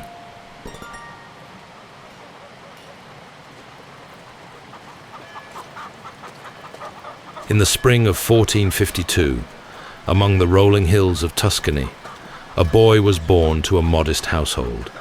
His father, a respected notary, and his mother, a peasant girl. He grew up in the countryside, which was alive with bird song, rivers and wind, gently blowing through the olive trees. From the start, he noticed things others missed. As a child, he would watch water ripple over stones, trace the curling veins of leaves, and quietly sketch the way clouds gathered before rain. His notebooks would one day hold thousands of pages of such observations. But here, in these early years, they lived only in his mind. Though born out of wedlock, the boy faced no hardship for it. His father acknowledged him, providing a comfortable home and arranging an education that suited his sharp mind. Teachers quickly saw his gift for drawing, and soon he was copying religious scenes with a steady hand. But even then, his gaze would wander beyond the canvas. A bird in flight, a wheel turning on a cart, a stream cutting its own path through earth. He seemed to see the hidden patterns behind everything. As he grew, his world expanded.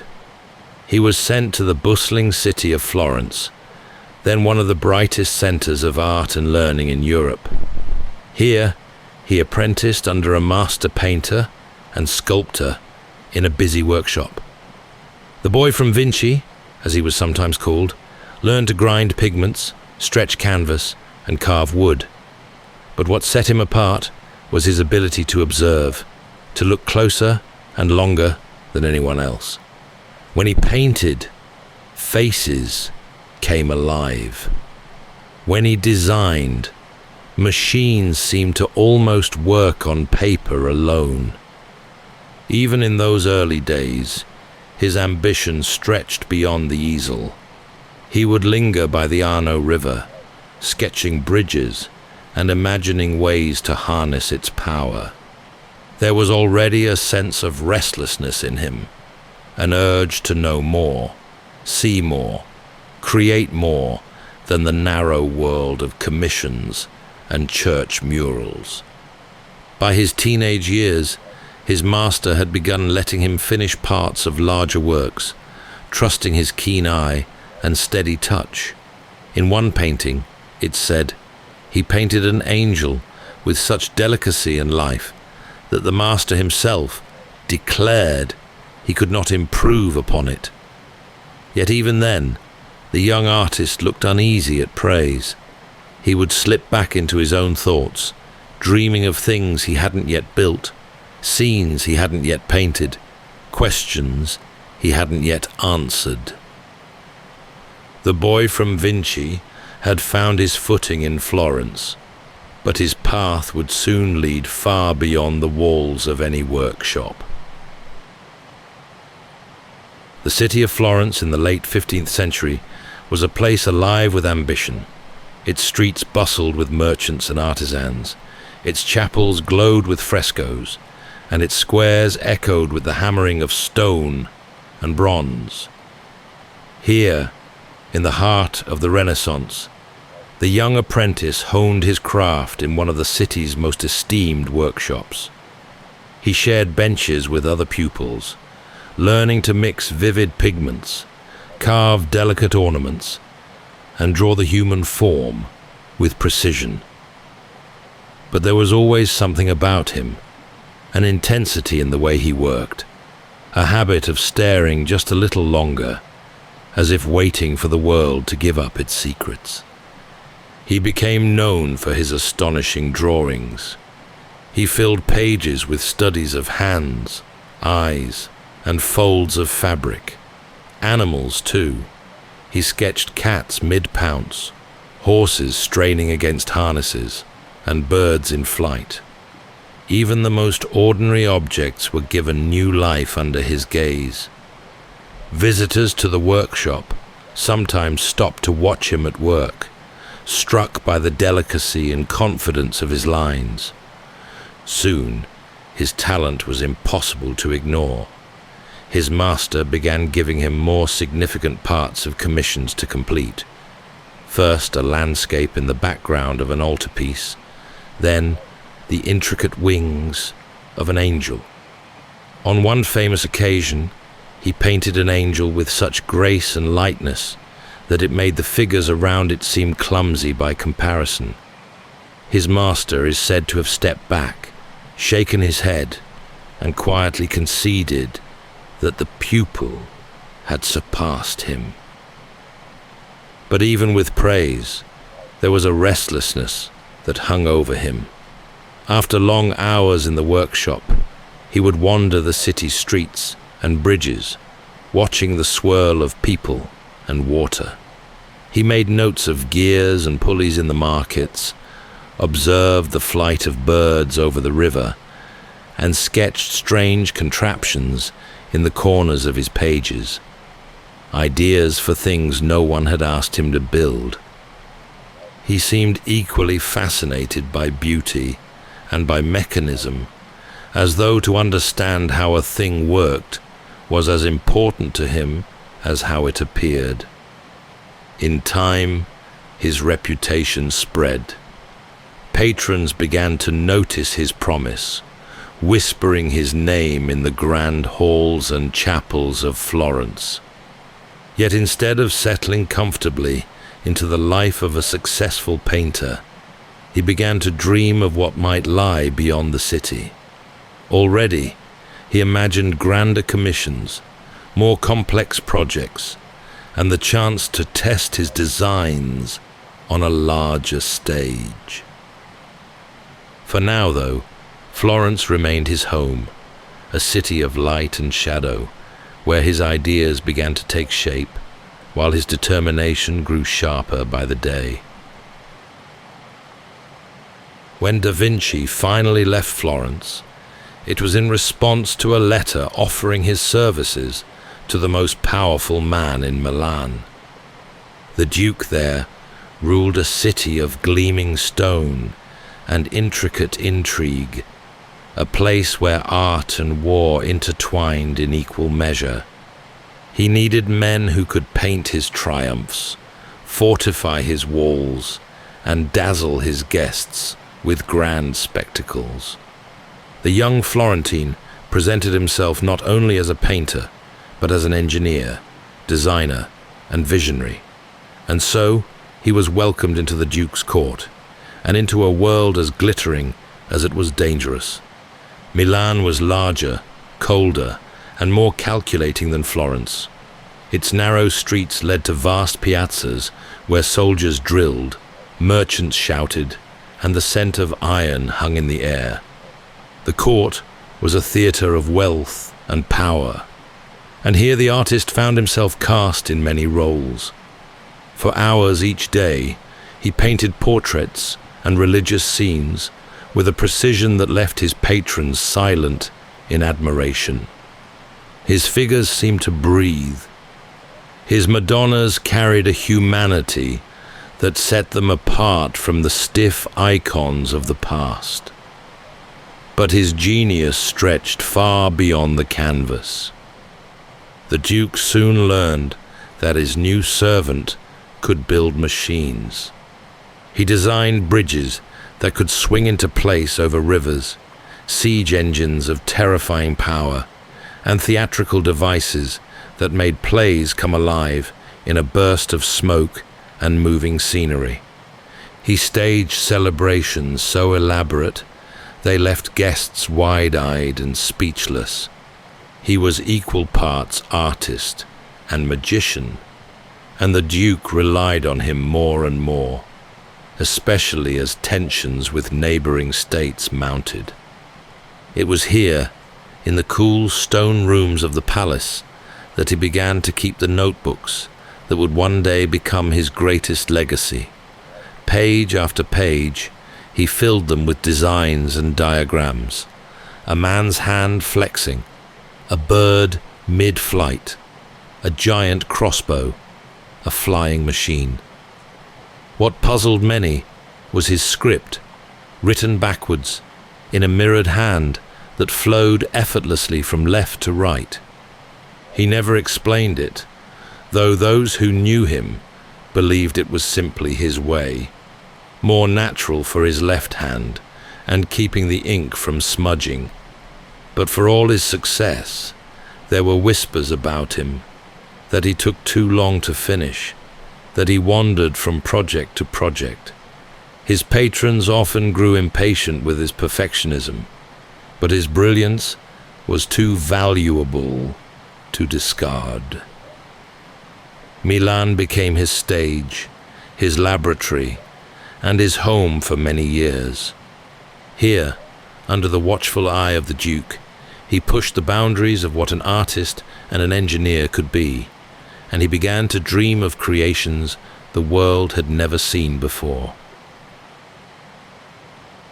Among the many wonders he devised during his years in Milan, one creation stood apart, a figure of metal and gears, dressed like a knight that could move as though it were alive. It was 1495 when he unveiled the contraption to the Duke and his courtiers. They gathered in a great hall, lit by torches, and watched as the armor-clad figure sat upright, raised one arm, then the other, and even turned its head with a slow, deliberate motion. Its jaw opened and closed, as though it might speak. No one in the room quite knew what to make of it.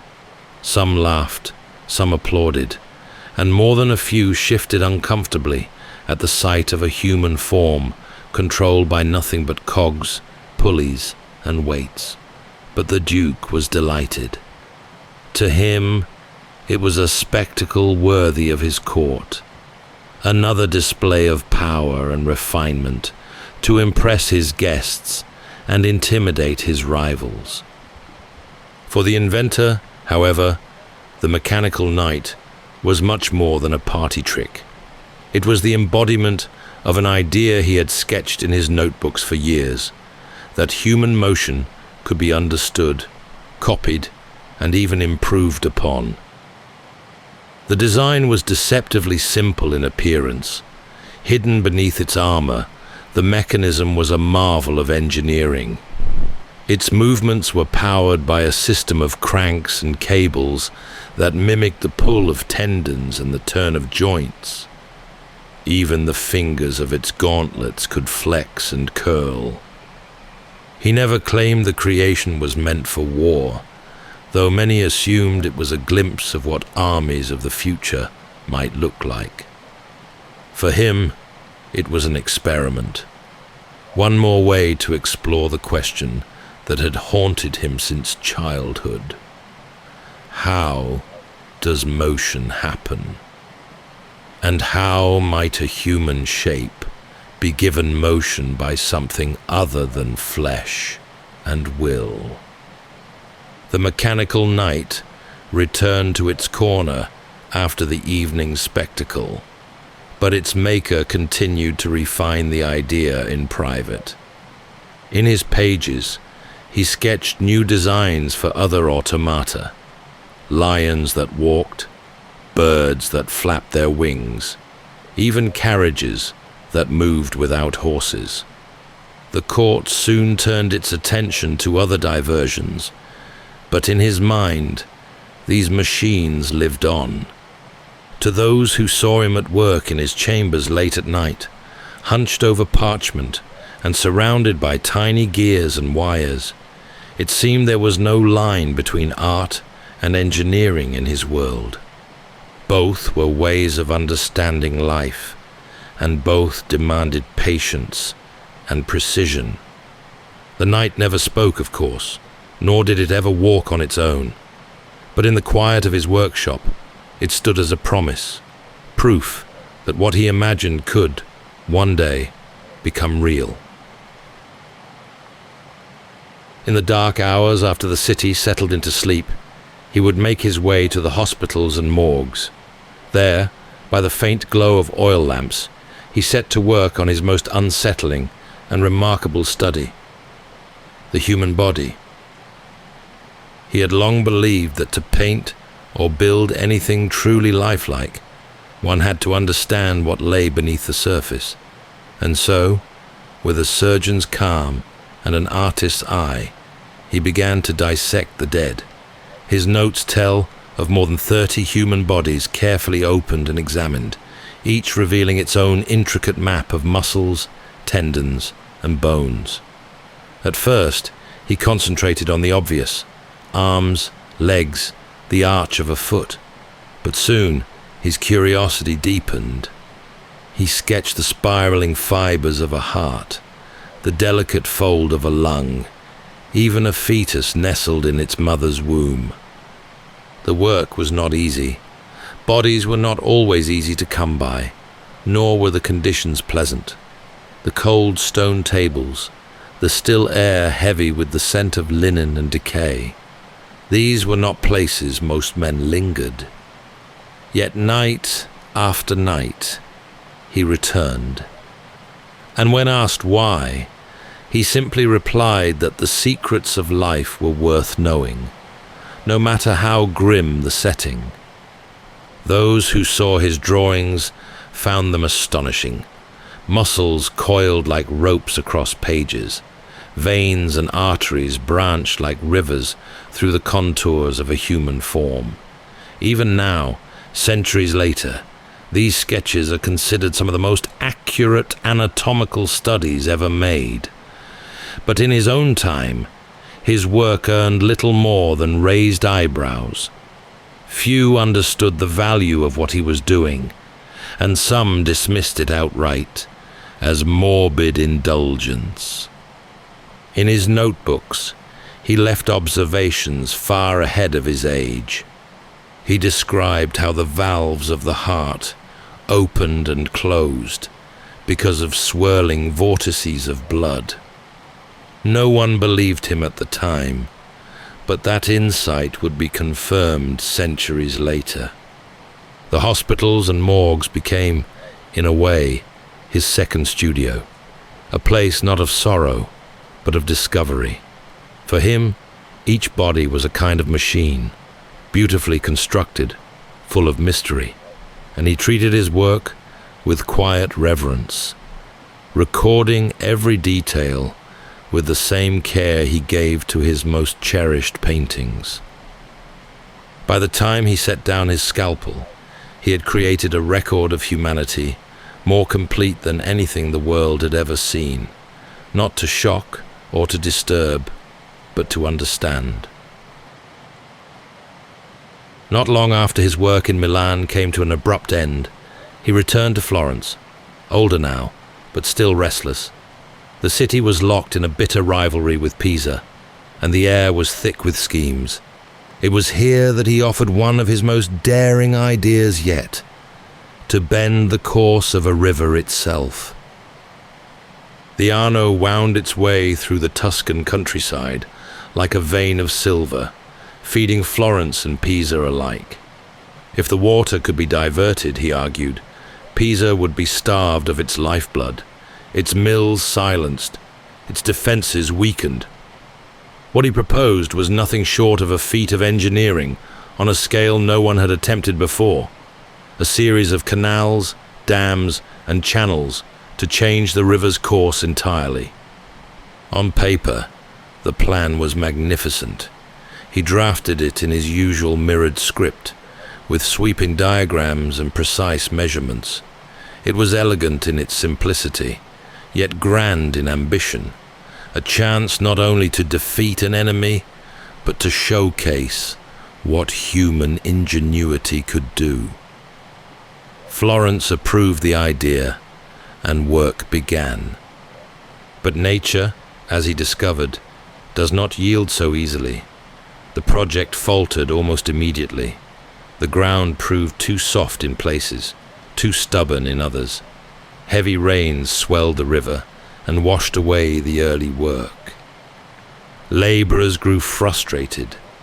The city, growing impatient and weary of the mounting cost, began to doubt him. He watched as the effort collapsed around him, not in a single dramatic failure, but in a slow, weary erosion of confidence. In the end, the Arno stayed its course, gliding past the walls of Pisa, as it always had. The river had not turned, and Florence's hopes of crippling its rival faded. Yet he did not seem bitter. If anything, the experience only deepened his fascination with water, how it carved stone, how it carried life, how it obeyed and defied in equal measure.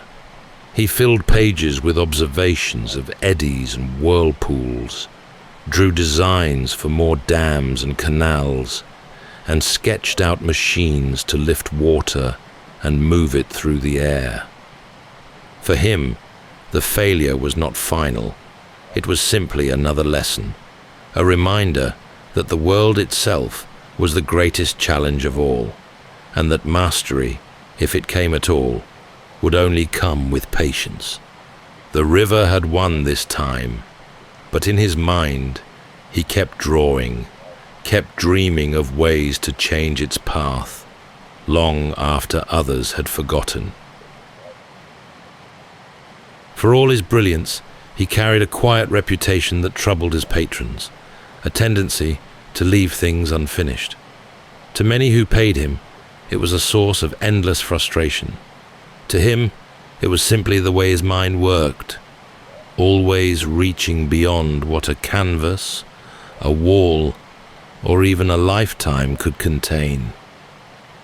One of his most famous commissions came soon after his return to Florence, a vast mural of a battle scene meant to commemorate a Florentine victory.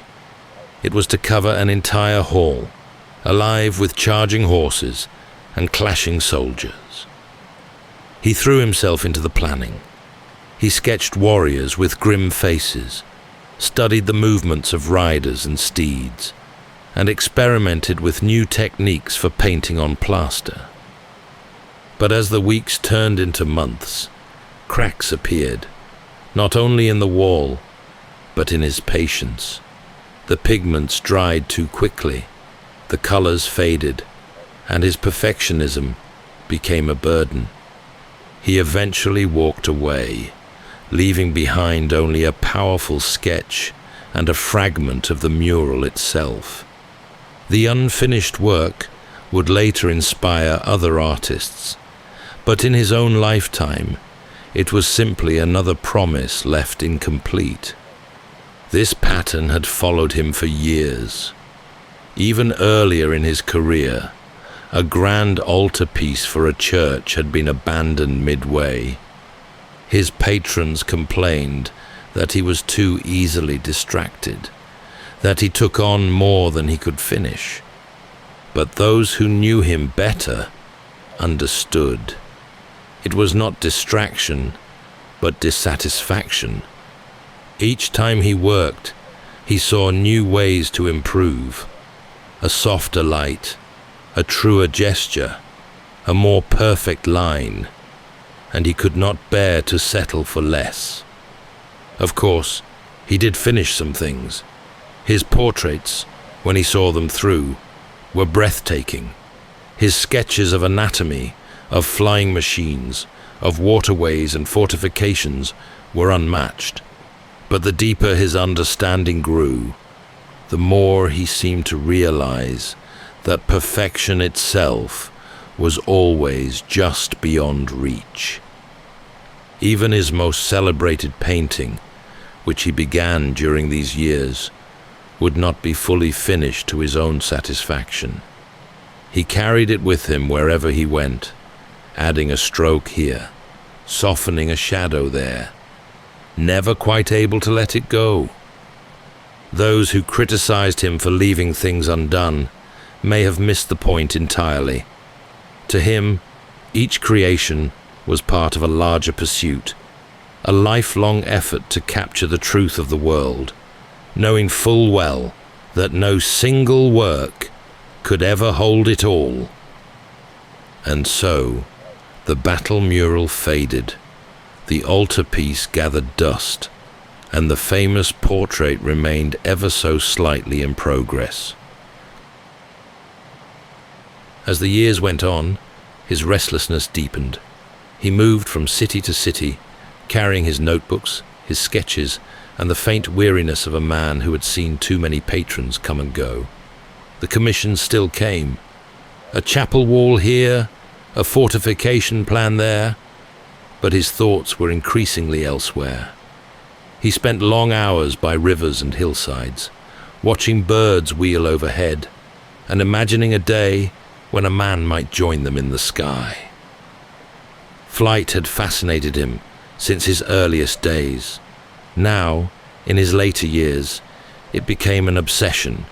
He filled pages with sketches of wings, gliders, and strange contraptions bristling with levers and pulleys. He watched kites rise against the wind and noted how swallows dipped and turned. In his mind, flight was not a fantasy. It was a problem to be solved. He even built prototypes, testing them in private. He designed a great screw-shaped device that he believed could lift itself into the air, and a set of wings large enough for a man to strap to his back. There are stories, though none confirmed, that he once persuaded a young assistant to try one of these machines, launching him from a hillside to see if the dream could hold. If true, the flight must have been brief, and the landing hard. The frustration showed in his notebooks. He scrawled reminders to himself, to study the nature of wind, to test the strength of different materials, to watch birds more closely. He began to understand the limits of human strength compared to the weight of his machines. He was getting closer, but the final answer eluded him. Others began to notice his quiet withdrawal. In gatherings, he would sometimes sit apart, his hands folded, his eyes tracing the patterns of smoke or the flight of a passing gull. Some mistook it for melancholy, but those who knew him best understood it as a mind still working, still trying to see what no one else yet could. Despite his struggles, he never stopped drawing, never stopped imagining. His later sketches are full of fragile, beautiful designs, some impossible, some ahead of their time, all bearing the touch of a man unwilling to give up on the idea of soaring. Even as his own body grew older and his hands stiffened, he kept writing notes about vortices of air, lift and drag, and the balance of wings.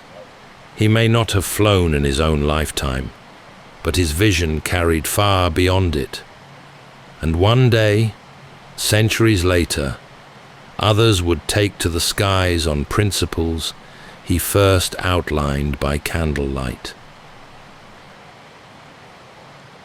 In his final years, weary of Italy's shifting politics and growing rivalries, he accepted an invitation from the King of France. It was said the monarch admired his work deeply and wished only to have his company, a rare kind of patronage that asked little of him beyond his presence. And so he crossed the Alps, traveling slowly with his trusted assistants, his notebooks, and a handful of unfinished works. His new home was a manor house near the royal chateau, with stone walls, quiet gardens, and a gentle view of the French countryside. Here, he no longer had to prove himself, no longer rushed to finish what could not be finished. The king treated him as a guest of honor, visiting him often. Even now, he continued to work. He filled pages with designs for palaces and gardens, sketches of birds and rivers. He walked the grounds with his assistants, pointing out shapes in the clouds and drawing diagrams in the dust. Yet his health was beginning to fail. His right hand weakened. His movements grew slower. But his mind, by all accounts, stayed sharp. Visitors described him as gracious and thoughtful, still given to sudden flashes of energy when some new idea took hold. Those who came to see him often found him surrounded by papers arranged neatly into stacks, or gazing at the little portrait he kept close, his brush adding a faint line here or a softening of shadow there. Though his days grew shorter, he seemed at peace. Here, in this final chapter of his life, he was no longer caught between patrons or pressured by deadlines. He spoke freely with the king, walked the gardens in the morning light, and allowed himself to reflect on all he had tried to create. He died peacefully in that house, surrounded by his closest companions. Some say the king himself came to his bedside to pay his respects. His belongings, his manuscripts, his sketches, and his few finished works passed into the hands of those who had worked by his side. He left behind no great monument, no single masterpiece to define him. What he left instead was a body of work so rich, so full of questions and beauty, that it would take centuries to understand. And even now, the full measure of his genius still seems just out of reach, as though some part of him never quite stopped dreaming. After his passing, the world moved on, as it always does, but his notebooks and scattered works remained, quietly waiting to be rediscovered. Many of his ideas were so far ahead of their time that they were misunderstood, tucked away on dusty shelves, dismissed as curiosities. Yet over the centuries, as others pored over his papers, it became clear just how much he had glimpsed long before anyone else. His designs for bridges, canals, and fortifications showed an ingenuity that modern engineers still marvel at. His notes on water, on air, on the flight of birds, hinted at the physics of a world that was just beginning to be understood. Today, we know him as much for what he imagined as for what he completed. His paintings, though few, remain some of the most beloved in history, but his legacy is something larger and more elusive. It is the sum of his questions, his experiments, his determination to look closer, to see deeper, and to believe that understanding was always worth the effort. Even now, his life feels unfinished. His notebooks still speak of ideas that no one has fully explored. His art still invites us to stop and look, to notice the softness of a hand, the curve of a smile.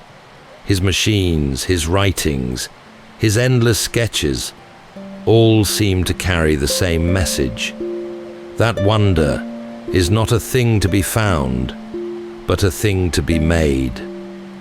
And so, Da Vinci endures, not just in museums or history books, but in the restless minds of all who still look at the world and wonder how it works. His life reminds us that to dream is not foolish, and to try, even when the task seems impossible, is its own kind of triumph. That's all for tonight's journey through history. Whether you're fast asleep or still drifting there, thank you for listening. And until next time, rest well.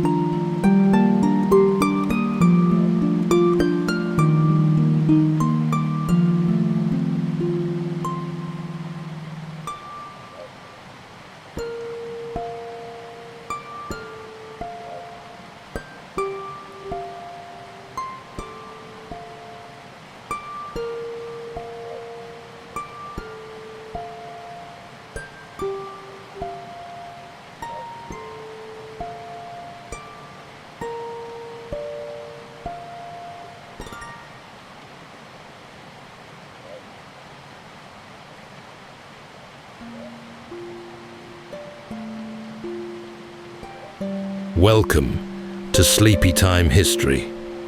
True stories from the pages of history for a full night's rest. If this is your first time listening, Let us know where you're tuning in from. And if you like what you hear, please consider subscribing or rating us on your preferred podcast app. You can also help us choose an upcoming feature by voting in our Spotify poll. Thank you for your support. It helps us immensely. All right, it's time to settle in, relax, and take a wander through the pages of history and storytelling. Tonight, we're going to be exploring the remarkable true story of Leif Erikson, the Norse explorer who sailed far beyond the edges of Viking maps, stepping firmly onto the American continent some 500 years before Columbus. Born in the icy fjords of 10th century Iceland, Leif was the son of Erik the Red, a name bound to exile, danger, and untamed ambition. But while his father carved out a settlement in Greenland's brutal wilderness, Leif pushed further to the west, guided by rumors of a wild land full of frightening beasts and shadow-like figures peering from misty forests. The journey put Erikson and his men to the test. The North Atlantic was cruel and unpredictable. One sudden gust, one hidden reef, and their ship could vanish beneath the waves. There were moments when the ice cracked beneath them, when the fog closed in, so they could not tell sea from sky. But against all odds, what they found were rolling hills filled with novelties for these Nordic visitors, forests of pine, salmon-filled rivers, and most curious of all, twisted vines, heavy with wild grapes. And though Erikson never met the local people face to face, they did make one thing perfectly clear. This land was spoken for. Tonight, as we drift into sleep, we'll walk alongside a man who answered the call of the unknown to sail far beyond the horizon. His story is one of courage, of steering by the stars, and of setting foot where none from his world had dared to stand before. So settle in, take a deep breath, and let's journey across the vast ancient waters of the North Atlantic with Leif Erikson.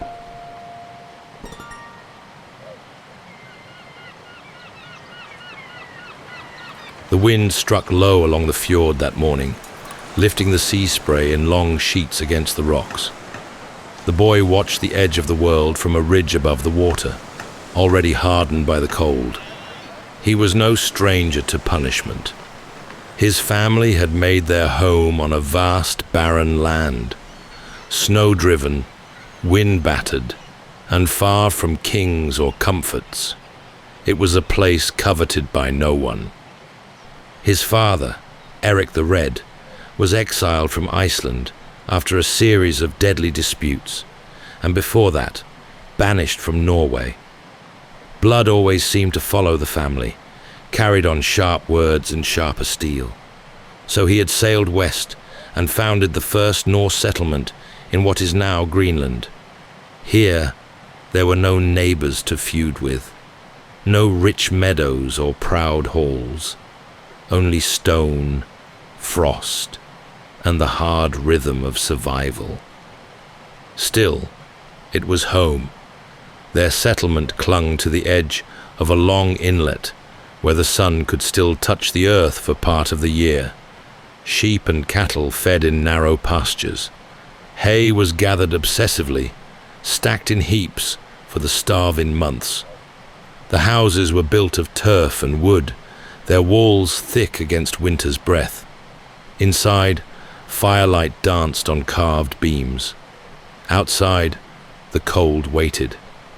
He was raised in this hard place, not among warriors, but farmers, herders, fishers who shaped their lives around the turning of the seasons.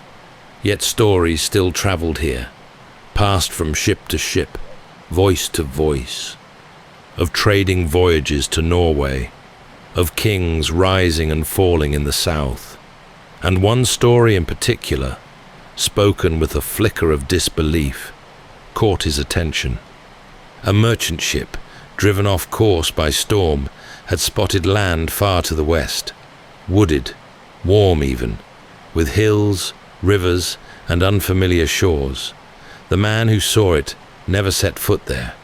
He turned back, but he spoke of what he'd seen. A coast, heavy with trees. So many trees, he said, it could build 1,000 ships.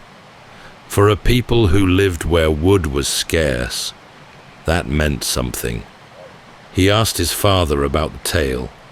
The old man snorted. You believe every fish story a sailor tells? But in his eyes was something else, something close to curiosity or worry. Over time, the boy grew into a man. He took to sailing, made his own way to Norway, and returned bearing not just timber and goods, but a new faith, a Christianity that his father scorned. It caused tension. The gods of Greenland were still the old ones, but he believed stubbornly that change was coming, and he intended to meet it. He did not forget the sailor's tale. Years passed, and the rumor grew heavier in his mind. There was land out there, maybe rich, maybe dangerous, maybe both, but real. And so, when he was ready, he gathered men and built a ship strong enough to reach beyond the horizon, not to raid, not to conquer, simply to see. The ship was narrow and long, built for speed and survival. 35 men joined him, men used to hunger and storms. They brought tools, ropes, food, and enough hope to carry them across an ocean. When they pushed off from Greenland's coast, there were no crowds, no cheering, just a few figures watching from the cliffs, wrapped in furs, fading into the distance. They rowed first until the wind caught them.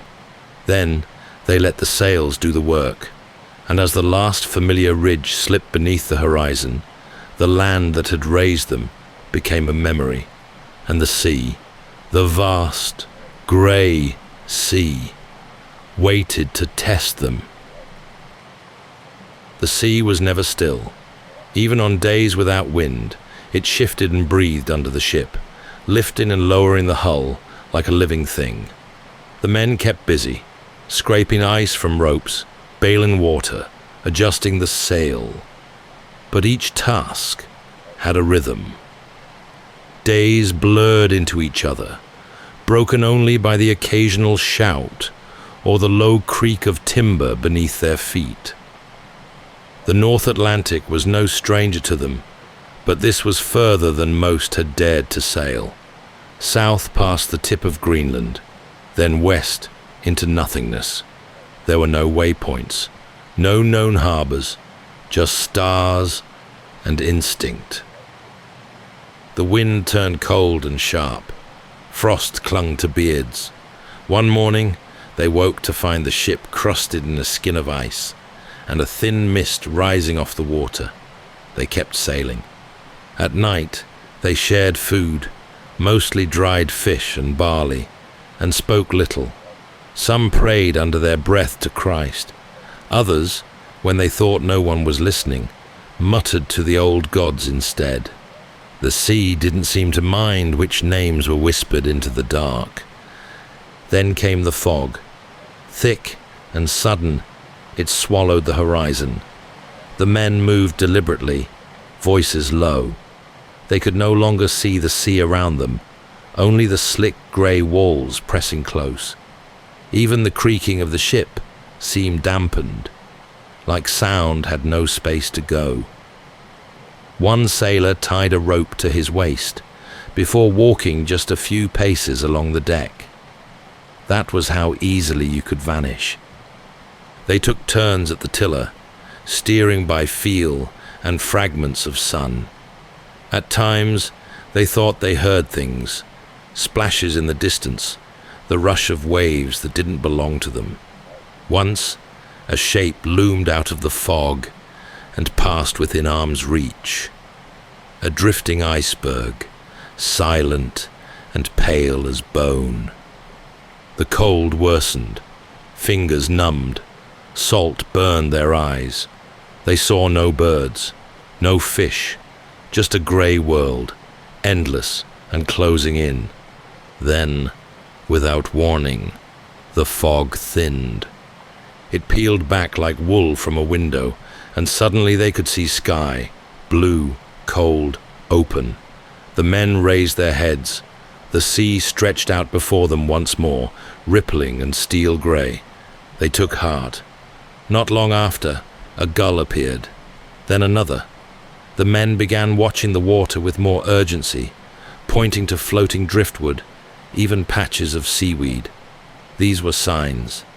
And then it came. A dark shape on the horizon, low, still, unmoving. The men gathered, squinting. It grew larger. Trees, hills, a coastline that rose gently from the water. They let the sail down slowly, approaching under oar. No shouts, no noise, just the soft dip of wood into water. As the ship glided toward land none of them had ever seen before. They reached a shore lined with pebbles, and beyond it, forest. Tall trees, thick and unfamiliar, stretching deep inland. Not like the stunted brush of Greenland. These were real woods, the kind their ancestors had spoken of in old stories. Trees you could build with, trees that sheltered things. The men stepped onto land and stood in silence. The breeze moved through the branches, and something unseen stirred deeper in the forest. They had done it, crossed the ocean, found the rumored land. But as they looked into the trees, each man wondered to himself, were they alone? The first task was simple: build shelter, not for comfort, but for survival. The nights were growing longer, and though the air was milder than Greenland's, the chill still crept in with darkness. The men set to work quickly, choosing a flat stretch of ground near a bend in the coast where fresh water trickled down from the hills. They cut timber from the nearby trees, straight-trunked and tall, with thick bark and unfamiliar scents when split. Some groaned about the weight of the logs, others about the unfamiliar ground. But they worked with purpose. By the end of the first week, they had a longhouse half buried in turf, its walls strong against wind, its roof thick with grass. Smoke could rise from the hearth, and warmth lingered near the stone-lined pit.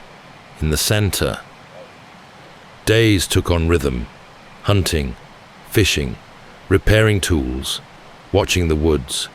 The rivers nearby were thick with salmon, some so large they could barely lift them from the water. The men salted what they couldn't eat, pack in the fish into barrels. They gathered berries too, and what looked to be wild grapes, dark and sweet. None among them had seen such fruit in Greenland. Game moved through the trees, deer, birds, smaller creatures that darted between the shadows. Once, 2 men claimed to have spotted a great bull-like beast in the distance, its head heavy with antlers, its legs long and slow-moving. But no one saw it again. They spoke less as the days passed, not out of tension, but watchfulness. The forest was rich, yes, but it held a weight to it. It was too still sometimes. The men noticed how animals moved differently here, how birds would take flight all at once without reason. Now and then, they'd find signs, broken branches, markings in the earth, things that didn't quite fit the habits of animals, but no one said it aloud. At night, they posted sentries, not because anyone had seen people, but because the feeling grew stronger, that they were not the first to stand here, that someone or something was watching. One evening, as they sat by the fire, a low howl rose from the woods. Not a wolf, not quite. It faded quickly, but the men looked at one another in the firelight and didn't speak. Still, they stayed. They gathered more timber. Some began cutting down trees to bring back across the sea for building back home. Others mapped the coastline, marking coves and inlets, testing the tides. They were explorers, yes, but also settlers in their own small way. Winter came slower here. The earth didn't freeze so quickly. Snow fell in patches rather than deep blankets, and yet the air felt heavier with each passing week. They repaired the ship and checked their stores. The plan was never to stay long. This was a place to test, to taste, to see, not to claim. And as the days shortened, the sense that the land was turning inward grew stronger. The trees no longer seemed still. They seemed waiting. They saw it first from the edge of the tree line, a shape moving along the far side of the beach, low to the ground, quick, then gone. One man pointed, said it was nothing. Another wasn't so sure. They'd seen deer before, but this didn't move like any deer. The days were colder now. Frost clung to the grasses in the morning, and the longhouse felt smaller, with the fire always lit. They took turns standing guard in pairs, watching the woods at dusk. The sense of being watched no longer came and went. It settled on them like a weight in the air. Once, returning from the river with their catch, 2 men found footprints in the mud, bare feet, smaller than their own. They called for the others. No one spoke for a long moment. Then the prints were washed away by the tide. No one had seen the ones who left them, but they were no longer wondering if they were alone. Still, they stayed. Leif was steady, careful not to let fear grow unchecked. They carried on as before, cutting wood, drying fish, marking the terrain, but their voices grew lower and their work quicker. Some wanted to leave, but no one said it aloud. They found a canoe one day, abandoned by the riverbank. Not a Norse design. It was narrow and smooth, made from wood and stretched hide, so light one man could lift it. Inside were a few stone tools, a length of cord, and what looked like a fishing spear. They left it untouched and walked back in silence. That night, the wind rose. It rattled the thatch on the roof, pressed against the walls. Then came a sound, low, rhythmic, and unfamiliar. Drumming, footfalls. The men stood still in the dark, listening. Nothing followed, just wind again. In the morning, the canoe was gone. Some began to carry axes wherever they went, even for water or firewood. A few kept their hands near the hilts of their sea axes, the small blades they wore at the belt. They hadn't come for war, but war, it seemed, might not ask permission. Then came the mark. Scratched into a tree near the edge of camp, 3 parallel lines, slanted, deeply carved. One of the younger men touched it, then stepped back quickly. It wasn't a Norse rune. It wasn't even a mark for navigation or land claim. It was something else. A warning, perhaps, or a message. That night, a voice cried out from the forest. Not words, just a single sound, high and sharp and echoing between the trees. Then silence. The men slept lightly after that. Each branch that cracked made someone sit up. Each gust of wind felt like a footstep. Still, no one attacked. No arrows flew. No figures approached the longhouse. But they no longer felt like visitors. They felt like intruders. The decision came not with a vote, but a shared look between the men. They would not stay much longer. They had seen the land. It was rich, and it was real, but it belonged to someone else. The air carried a new edge now, the kind that crept into joints and warned of deeper cold to come. The men moved with urgency, packing supplies into the longship, testing rope and sail. The timber they'd harvested was stacked and bound with care.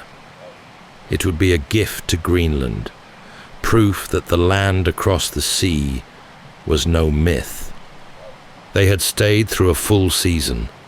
They had seen the land's generosity, fish, game, sheltering trees, fruit unlike any known to them.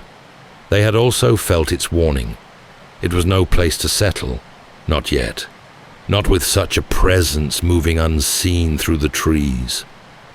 The final days were calm, even strangely still.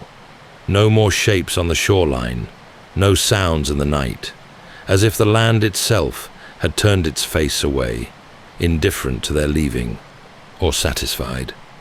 The longship pushed off just after dawn. The tide was with them, and the sea for once was kind. Mist rolled low along the water's surface, but the sky above was clear. They sailed north first, then westward, retracing the loose path they had taken to reach this place. Leif stood at the stern, one hand on the tiller, the other wrapped in furs. His eyes stayed fixed on the shrinking line of trees behind them. He didn't speak, but the set of his jaw told the men what they needed to know. He would remember this place for the rest of his life. The voyage home was long, but uneventful. The wind stayed steady. There were no storms, no ice to battle. It was as if the ocean had accepted their journey, now that it was ending. When at last Greenland came into view, low and white along the horizon, they didn't cheer. They simply let out breath they hadn't realized they'd been holding. Word of their return spread quickly. The logs were admired. The grapes, preserved in bundles, were passed from hand to hand with amazement. Children gathered to hear the tale. Elders asked for details. Where was this place? How far? How safe? He answered with care. The land was real, beautiful, full of promise, but not empty, not peaceful. He did not speak of the markings on the trees or the shapes in the woods, but his silence on those details carried its own weight. He never returned, but Leif's name endured, not as a conqueror nor a colonist, but as a pathfinder, a man who heard whispers of a far-off shore and followed them. He lived the rest of his life in Greenland, serving as a leader, tending to his people, and carrying in his memory the sight of tall forests rising from a foreign shore. It was Torvald who pressed forward after Leif's return. He had listened carefully to every account, every detail of the land, the rivers, the timber, the unease. But he saw opportunity. Where Leif had explored, Torvald intended to settle. Not forever, perhaps, but long enough to test the land's boundaries, to claim a piece of it. He used Leif's ship and brought a new crew, eager, strong, and hopeful.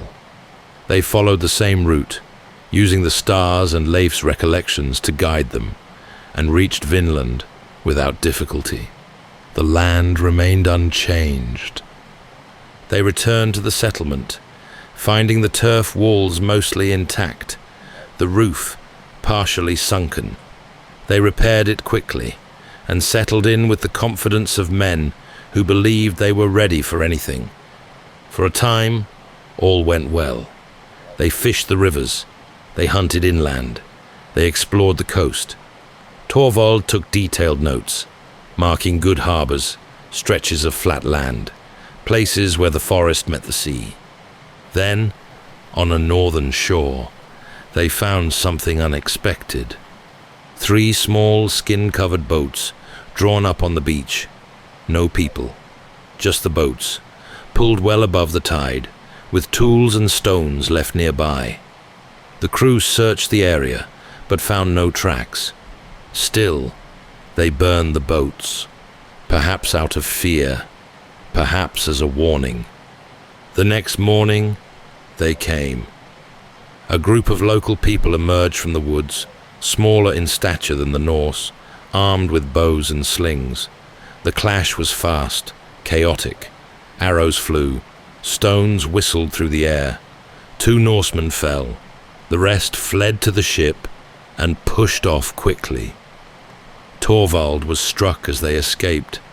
An arrow pierced his side beneath the arm. He said little, only that he needed to lie down. They brought him below deck, but it was clear the wound was deep. He asked to be buried there, on that land.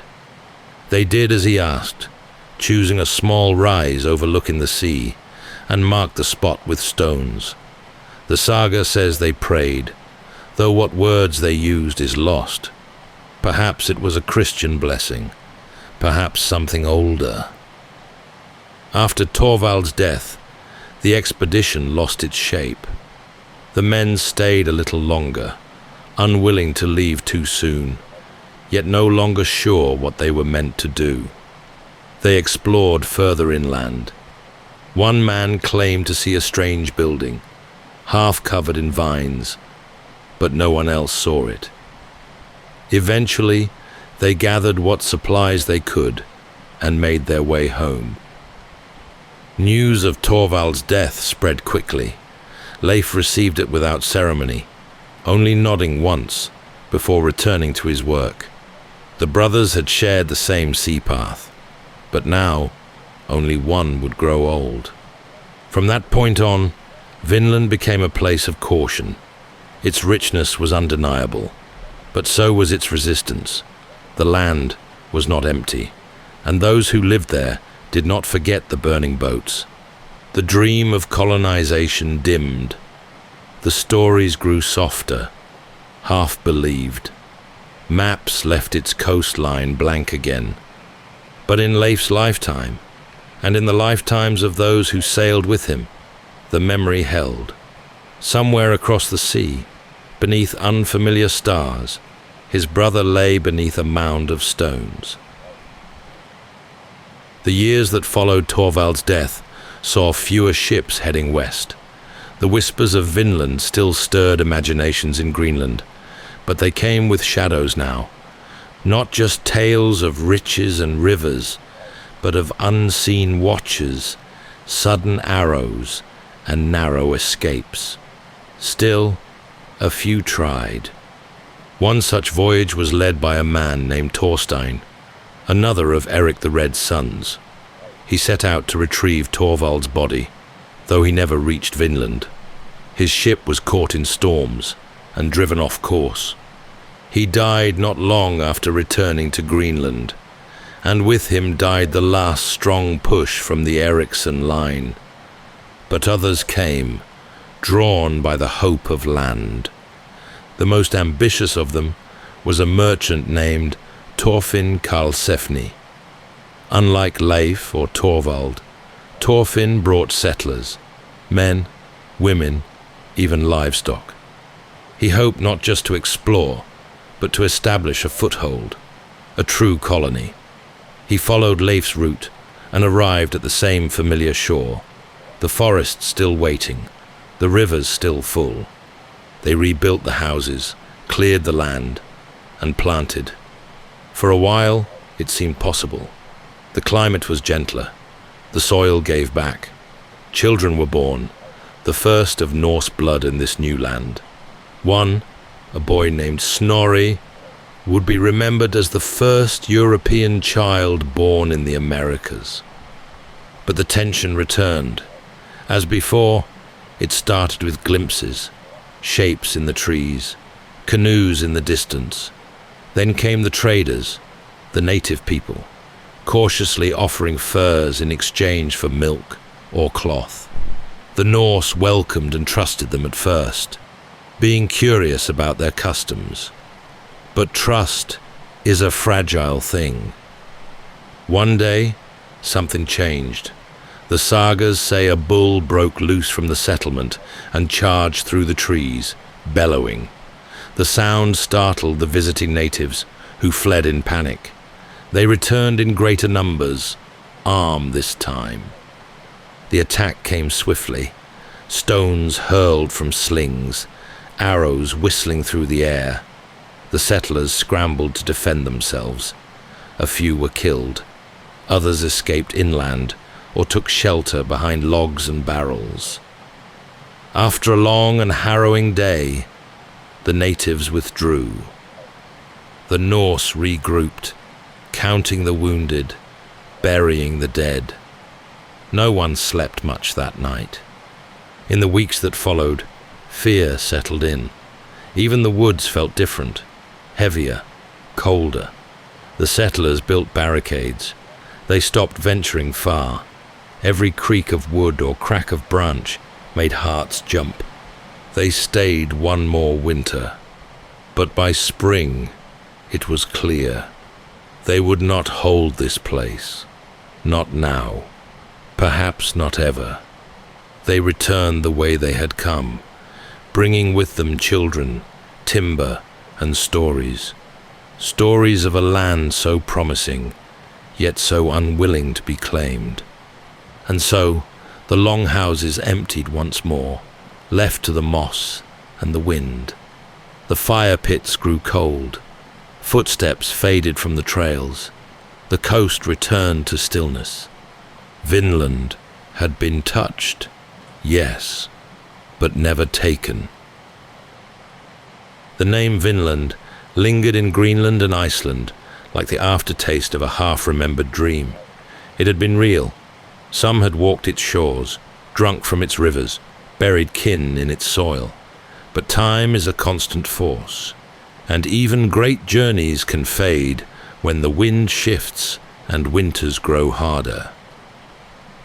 Back in Greenland, life returned to the familiar grind of tending sheep, scraping lichen from stone, and counting every coil of rope before the sea froze shut. The settlements were fragile. Supplies from Norway came less frequently. Timber remained scarce. People whispered about Vinland still, but fewer spoke of the figures in the trees or the stones that flew without warning. Leif said little in those years. He held no title of king, wore no crown, but people listened when he spoke. He lived as a leader should, calm, steady, eyes always on the horizon. When pressed about Vinland, he answered plainly, "It was there. The land was good, but it was not theirs." He never made a second voyage. Whether it was the danger, the cost, or the weight of his brother's death, no one knew. But he left the path open. Others could follow if they wished. He would not stand in their way. And some did. Small groups, scattered attempts, traders, adventurers, dreamers. A few ships made it. Others were lost. No great colony rose. No fort was built to last. The sagas grew thinner on detail, and the memories settled into story.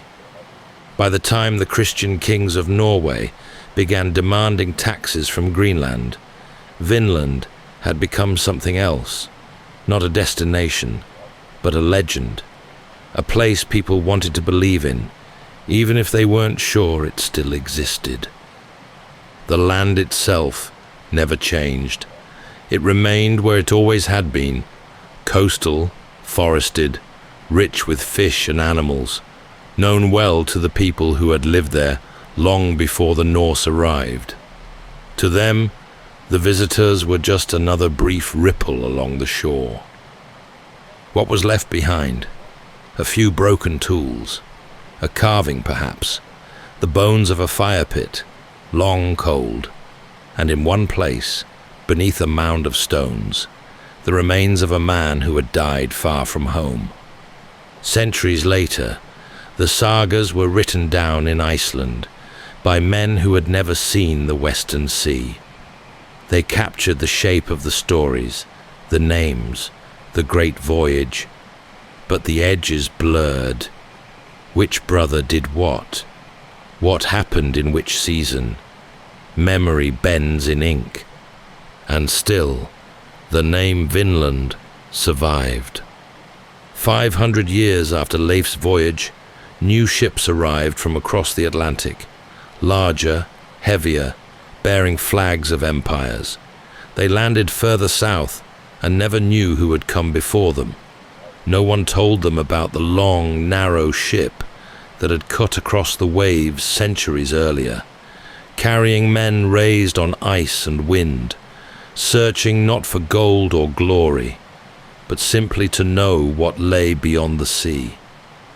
Those later explorers drew maps, claimed lands, changed everything, but Leif had already been there, in a time when the world was still full of unanswered questions, and the edge of the map was a place you could sail toward with nothing but a steady hand and a strong heart.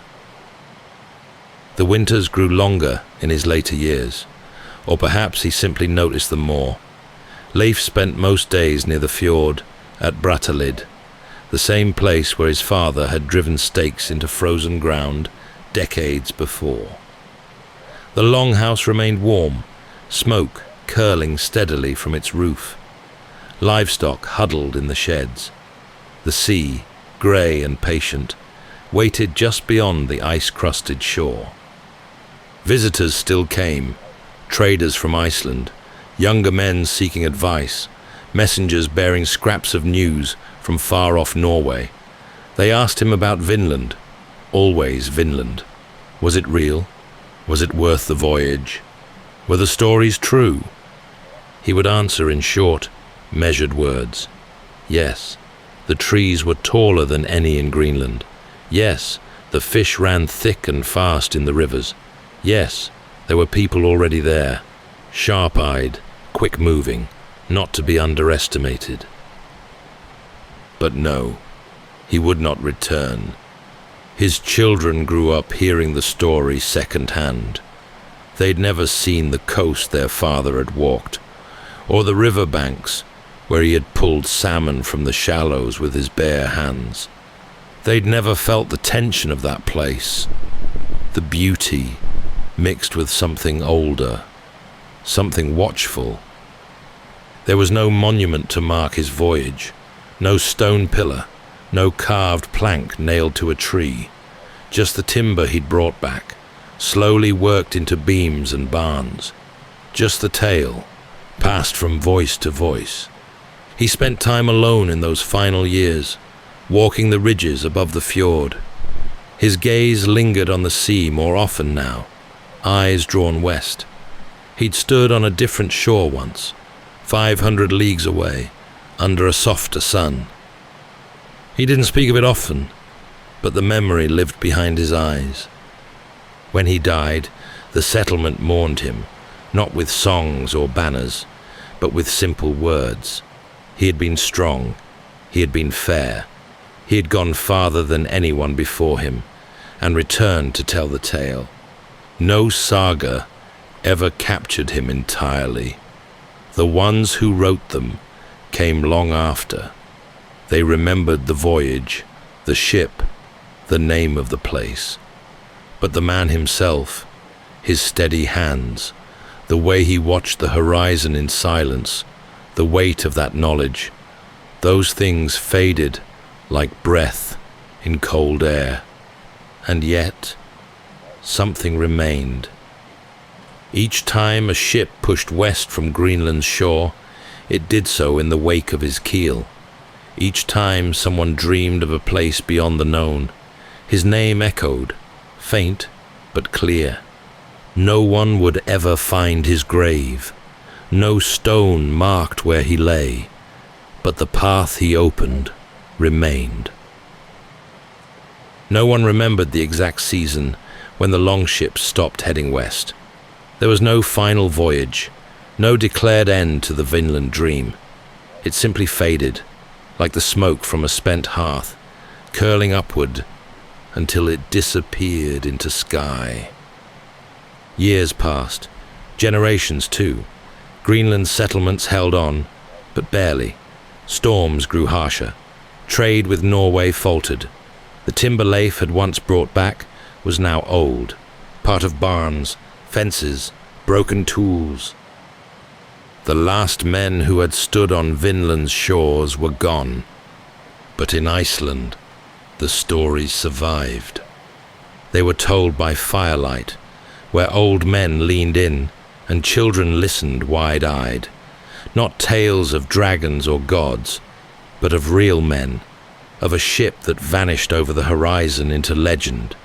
For centuries, the world forgot that anyone had reached the Americas before Columbus. Leif's name faded to the edge of maps and memory, but it never vanished entirely.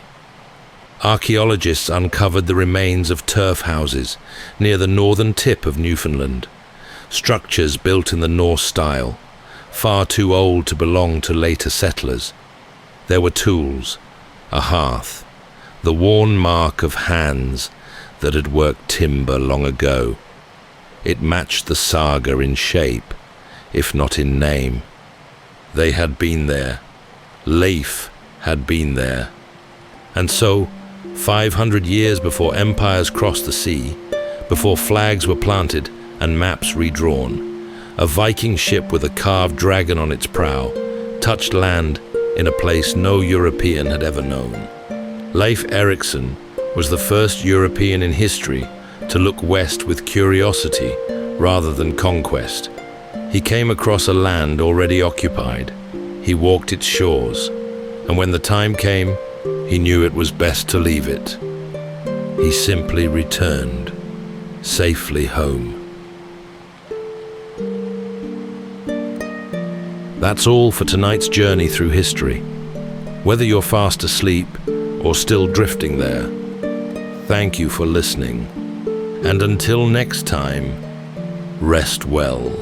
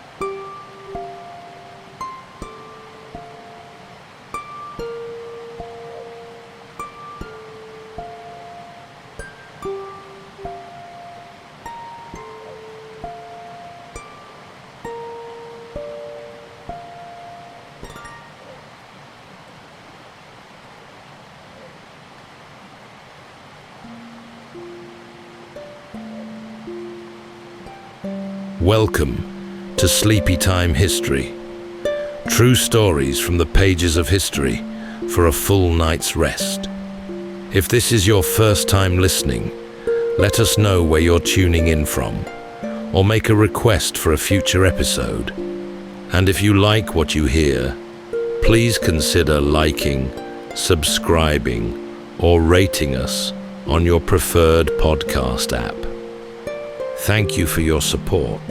It helps us immensely.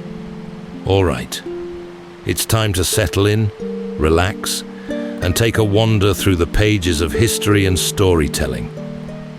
Tonight, we're going to be exploring the remarkable true story of Al Capone, the celebrity kingpin and ruthless gangster who became one of the wealthiest and most infamous crime lords in American history.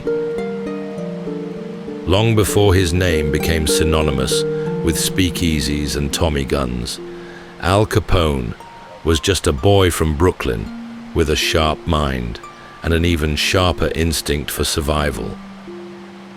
Decades later, newspapers would crown him the King of Chicago, while his rivals mockingly referred to him as Scarface, a name he thoroughly despised. During the turbulent years of the American Prohibition, Capone rose swiftly through the ranks of organized crime. Though seen by many as a charismatic figure of wealth and power, beneath his disarmingly boyish charm lurked something far more sinister. An insatiable drive for dominance, untempered by mercy or restraint. This is not simply a tale of bootlegging and violence. It's a story of calculated risk, opulent wealth, bitter betrayal, and of a man who once held the reins of the nation's criminal underworld in the palm of his hand. For a time, Capone seemed untouchable, his fortune vast, his influence unmatched. But beneath the surface, the foundations of his criminal empire were already beginning to fracture. Rivals began to plot, lawmen closed in, and eventually, the $100 million fortune he had amassed would become his downfall, leading him at last across the frigid waters of San Francisco Bay to the salt-stung isolation of Alcatraz. Tonight, as we drift into sleep, we'll follow the rise and fall of a life lived on the edge of fire and fame. So settle in, take a deep breath, and let's walk with Al Capone through the flickering glamour of jazz-age Chicago and the deepening dusk of power, pride, and consequence.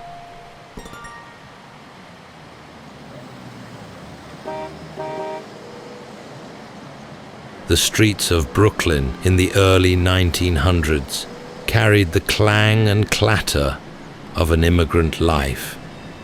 Coal wagons rattling past rows of brick tenements, the distant shout of dock workers, the sharp whistle of a trolley carving through the haze.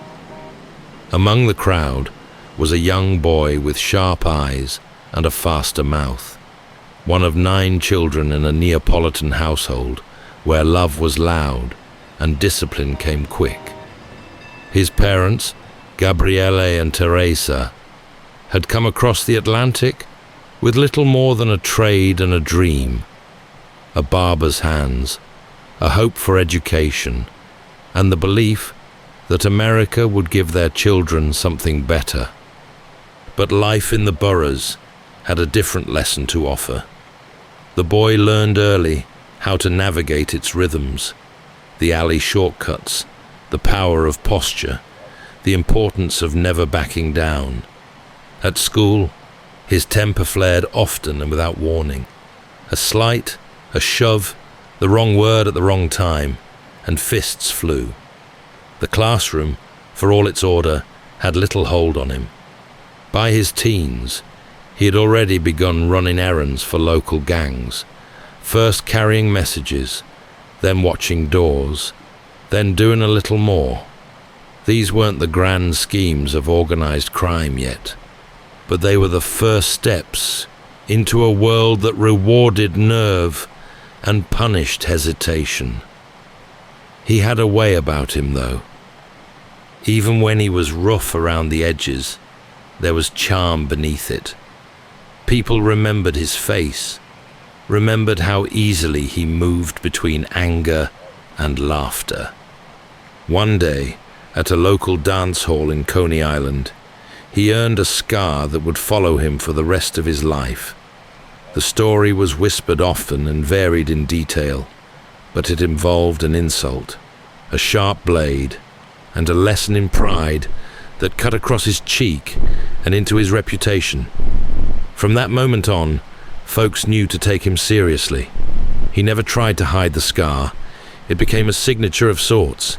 It gave him a name, Scarface. He hated it, but others clung to it. It fit the myth more than the man, even then. He tried, briefly, to hold down honest work, clerk jobs, a stint at a bowling alley, even a few weeks at a munitions factory, but the money was poor, and the pull of the streets far stronger. By 17, he had married May, a soft-spoken Irish girl with steady eyes and a quiet strength that seemed to anchor him, at least for a while. They had a son, and for a fleeting moment, the idea of settling down flickered in the distance. But the world he'd come from, and the one that now called to him, had little room for stillness. In the shadows of the borough, larger operations were moving. Gangs merged, territories shifted, and bigger players looked westward. Chicago was becoming the new frontier for enterprise, not sanctioned by law. And when the invitation came to work for Johnny Torrio, a well-connected businessman with roots in vice, it wasn't a hard decision. What Brooklyn gave him was a foundation, grit, instinct, the understanding that power could be felt before it was shown. But it would be in Chicago, amid its smoke and ambition, that he would learn to build something much larger and much more dangerous. Chicago in the early 1920s was a city in motion. Rail lines cut through vast stockyards, steel bridges stretched across thick rivers, and the skyline clawed its way upward, brick by brick. The city throbbed with energy, some of it lawful, much of it not. And in that shifting landscape, the young man from Brooklyn arrived with a suitcase in hand and a name that had begun to mean something back east. He wasn't there to start from the bottom. Johnny Torrio had seen something promising in him, ambition without hesitation. Torrio was calm, deliberate, and precise, more businessman than brute. He wore his suits like armor and kept his violence folded neatly beneath a banker's smile. Under his guidance, the boy who once scuffled in schoolyards began to learn the structure of organized crime, how to build a crew, manage a racket, silence dissent, and speak softly while sending others to do the hard work. Together, they ran brothels, gambling halls, and protection rackets across the South Side. They greased the right palms, kept city officials comfortable, and brought in more money than some legitimate corporations. Torrio believed in avoiding attention, but his protégé didn't always share that view. Where Torrio held back, the younger man leaned in. He liked the spotlight, liked the way people stared when he walked into a room. He had presence, and he knew it. Then, in 1920, something shifted across the country. The 18th Amendment came into effect, launching prohibition. Alcohol, once a staple of American life, was now banned. The law was clear. The country's thirst, however, remained.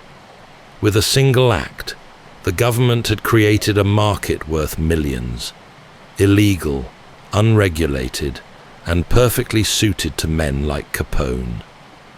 Speakeasies bloomed behind barbershops, beneath bakeries, inside old warehouses. Trucks loaded with Canadian whiskey and bathtub gin rumbled through back alleys and empty roads at night. Police turned a blind eye for the right price. So did judges.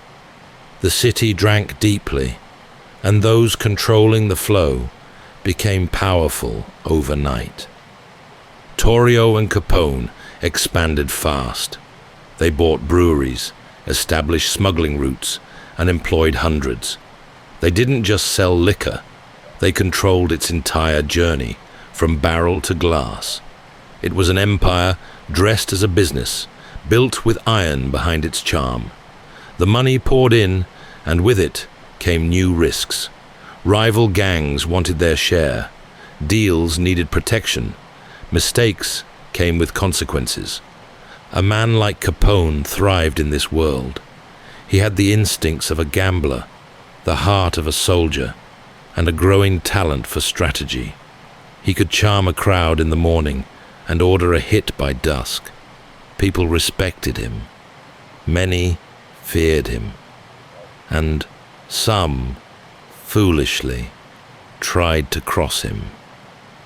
One of them was Jim Colosimo, a powerful figure who resisted Torrio's expansion into the liquor trade. He saw it as messy, volatile, too risky. But Torrio disagreed, and when Colosimo was found dead in his restaurant foyer, shot in broad daylight, the message was clear. The old world was gone. The new one was being built, fast, loud, and without hesitation. Capone didn't pull the trigger, but he understood what it meant. The rules had changed. This was no longer about running errands or guarding doors. This was about command, about territory, and about survival. He moved his family to a modest house in the suburb of Cicero, just outside the city's jurisdiction, but still close to the action. From there, he began to operate with growing independence, still loyal to Torrio, but more than ready to take the reins when the time came. And the time was coming. It began with a sermon, or something close to it. In small-town churches and city halls alike, preachers and reformers had raised their voices for decades, warning that alcohol was corroding the American spirit. They said it tore families apart, fueled crime, and kept the working man poor. The temperance movement had long argued for change, and in 1920, the nation listened. The 18th Amendment took hold, and with it, the Volstead Act, the legal muscle behind the ban on manufacturing, selling, and transporting liquor. Bottles were smashed, barrels drained into gutters, saloons shut their doors. For a moment, the country felt cleaner, more orderly. But that moment passed quickly, because a law, even when passed with moral certainty, means little if the appetite it aims to tame hasn't vanished. And America was thirsty. From the cracked sidewalks of Chicago to the clubs of New York, people didn't stop drinking. They just stopped doing it legally. Into the vacuum stepped men with muscle and money, men who understood logistics and leverage. Men like Capone. At first, Torrio had set the pace, sourcing booze from Canadian suppliers, bribing the necessary officials, and setting up the underground network. But it was Capone who gave it shape. He understood the city, not just as a map of streets and wards, but as a breathing, wanting thing. He saw opportunity in every pub forced to close, in every politician looking for re-election funds, in every officer who'd seen his wages frozen. Speakeasies, hidden behind soda shops and tailors, lit up with jazz and bourbon. Delivery trucks rolled out by night, loaded with false bottom crates. Rival gangs scrambled to keep up, but most didn't have the reach or the nerve. Capone didn't just sell liquor. He managed distribution, protection, and punishment. He fixed elections in Cicero, placing his people in key seats to create a buffer between the law and his operations. In one infamous incident, his men stormed polling places with clubs and guns, making it very clear which candidate the outfit favored. The city may have turned its face, but it could not ignore him. Money rolled in by the millions, and with it came attention, not all of it welcome. Capone tried to keep a low profile at first, letting Torrio absorb the limelight, but in 1925, everything changed. Torrio was ambushed outside his home, shot several times, and barely survived. It was enough. He recovered, then left Chicago behind, heading for Florida to live out his days in comfort and safety. And just like that, the empire was Capone's. He stepped into the role with surprising ease. He moved into the Lexington Hotel, taking over the top floor and transforming it into a fortress. Guards stood outside his door. Phones were tapped. Rooms were bugged. But he carried himself like a businessman, well-dressed, always polite, generous to those who showed respect. Yet beneath the elegance was steel. Deals were enforced. Betrayals were punished. Entire rival outfits were dismantled. And if someone got in the way, they didn't stay there long. His operations were complex, but controlled. Brewers, drivers, guards, fixers, accountants, all working under a structure he tightened like clockwork. He paid his men well, demanded loyalty, and kept his name out of the paperwork. That last detail would matter more than he realized. Despite the growing risks, Capone lived publicly. He dined at expensive restaurants, tipped extravagantly, and granted interviews. Reporters loved him. He made headlines as often for his clothes as for his crimes. He seemed untouchable. Chicago, meanwhile, drank. Prohibition had created a new kind of tycoon, not one born of steel or rail, but of gin and blood. And in this thirsty, turbulent world, Capone stood at the very top. By 1926, the outfit's reach stretched across the city like a shadow, hard to trace, harder to escape. Breweries ran round the clock under fake names and friendly fronts. Trucks moved barrels of beer past crooked checkpoint guards, their schedules carefully staggered to avoid suspicion. Money changed hands in backrooms and stairwells. The illusion of order clung to it all. But behind the scenes, it was chaos contained by fear. Capone, now fully in command, operated with the discipline of a general and the flair of a stage actor. He hosted charity dinners, handed out coats to the poor in winter, and paid hospital bills for strangers. Newspapers began calling him a modern-day Robin Hood. He didn't mind.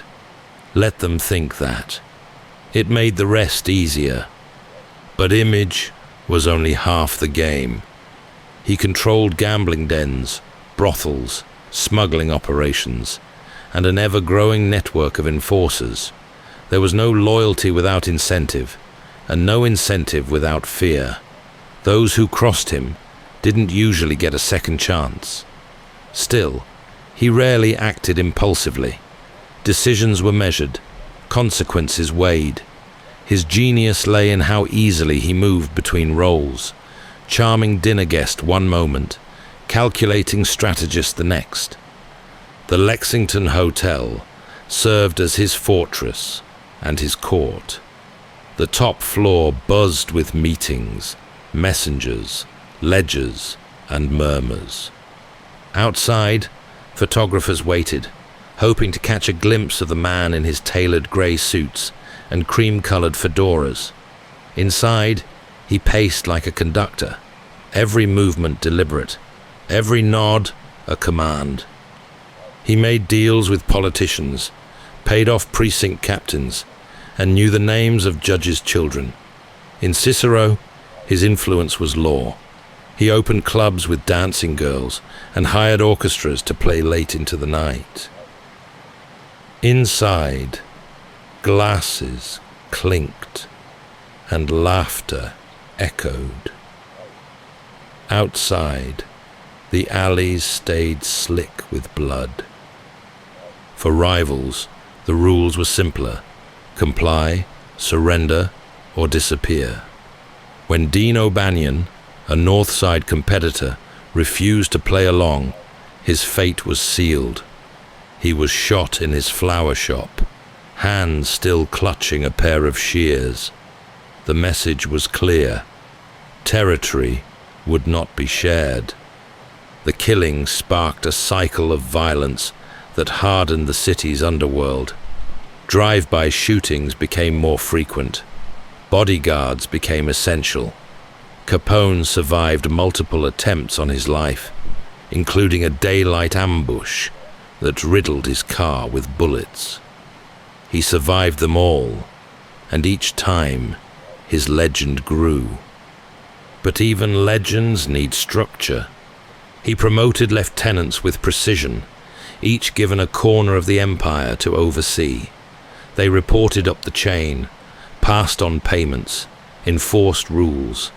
Capone watched carefully, rewarding those who delivered and removing those who hesitated. His world was run like a business, but sustained by fear. Not overt, not always bloody, just ever-present. For all his control, though, there were problems no amount of planning could solve. The more visible he became, the more pressure mounted from federal agents and city reformers. His photo sold newspapers, but it also filled the desks of investigators. He dismissed them at first. After all, hadn't he walked out of worse? Still, he was careful. He changed addresses often, used code over the phone, never signed anything himself. His men understood. Loyalty was rewarded, but silence was essential. Yet despite the danger, there was something undeniably magnetic about it all. The money, the power, the rhythm of control. He didn't see himself as a villain. In his mind, he provided what the people wanted. He just did it better than anyone else. And Chicago, whether it loved him or feared him, kept opening its doors. Chicago had become a city balanced on the edge of two realities. By day, it moved like any great metropolis, steelworks humming, trains clattering down tracks, newspapers shouting headlines from kiosks. But by night, it danced to a different rhythm, one written in whiskey and wound tight by men like Capone. He was no longer just a name in the underworld. He was its center of gravity. Local officials deferred to him. Celebrities sought him out. Even those who disapproved could rarely look away. His face appeared in gossip columns beside film stars and heiresses. He hosted reporters at restaurants and tipped in stacks of crisp bills. There was theater to it all, and he was the star performer. But power like his doesn't remain unchallenged for long. Rival gangs, particularly the North Side outfit, led by George Bugs Moran, had not vanished. They'd simply grown more cautious. The truce between factions was brittle, more ceasefire than peace. Small skirmishes broke out, bombings, ambushes, killings in alleyways. But the real battle was for control of the liquor trade. And Capone wasn't interested in compromise. He ran his empire from the shadows of downtown and the relative safety of Cicero. City inspectors were bribed to overlook his breweries. Shipments moved on a timetable, tighter than any railroads. His lieutenants ensured everything ran smoothly. Money flowed up, orders flowed down. Yet even with everything in place, there was no such thing as complete control. One of the most brazen challenges came in the form of a gangland assassination attempt. After leaving a meeting one afternoon, Capone's car was peppered with machine gun fire by rival gunmen. Dozens of bullets tore through the vehicle. He escaped unharmed, but the message was unmistakable. The throne was contested. In response, his grip tightened. More guards, more surveillance, more calculated strikes against those who dared to defy him. He didn't just retaliate, he erased. Warehouses went up in flames. Trusted associates turned up missing. And still, he smiled for the cameras, all charm and gold rings. The violence never touched him directly. That was the brilliance of the structure he'd built. He never carried weapons himself. He didn't sign orders. He gave nods, made suggestions, expressed preferences, and things happened. Those below him knew the cost of missteps. The machine had been oiled with fear and wealth for years now. It ran without squeaks. But the image he projected wasn't only intimidation. There was warmth too. He'd pull stunts like opening soup kitchens during the worst days of the Depression. Lines of hungry men stood beneath signs that read, "Free soup for the unemployed" by Al Capone. To the press, it was either shameless self-promotion or genuine generosity. Either way, it worked. And for all the noise around him, he seemed untouchable. Law enforcement stumbled through cases that fell apart in courtrooms. Witnesses changed their minds. Paper trails vanished. Even his most violent days were dressed in plausible deniability. He'd sit in a box at a Cubs game while his rivals' funeral processions passed a few blocks away. He had made himself bigger than the law, bigger than his enemies, an institution built on charisma, calculation, and cold resolve. But the cracks were beginning to show.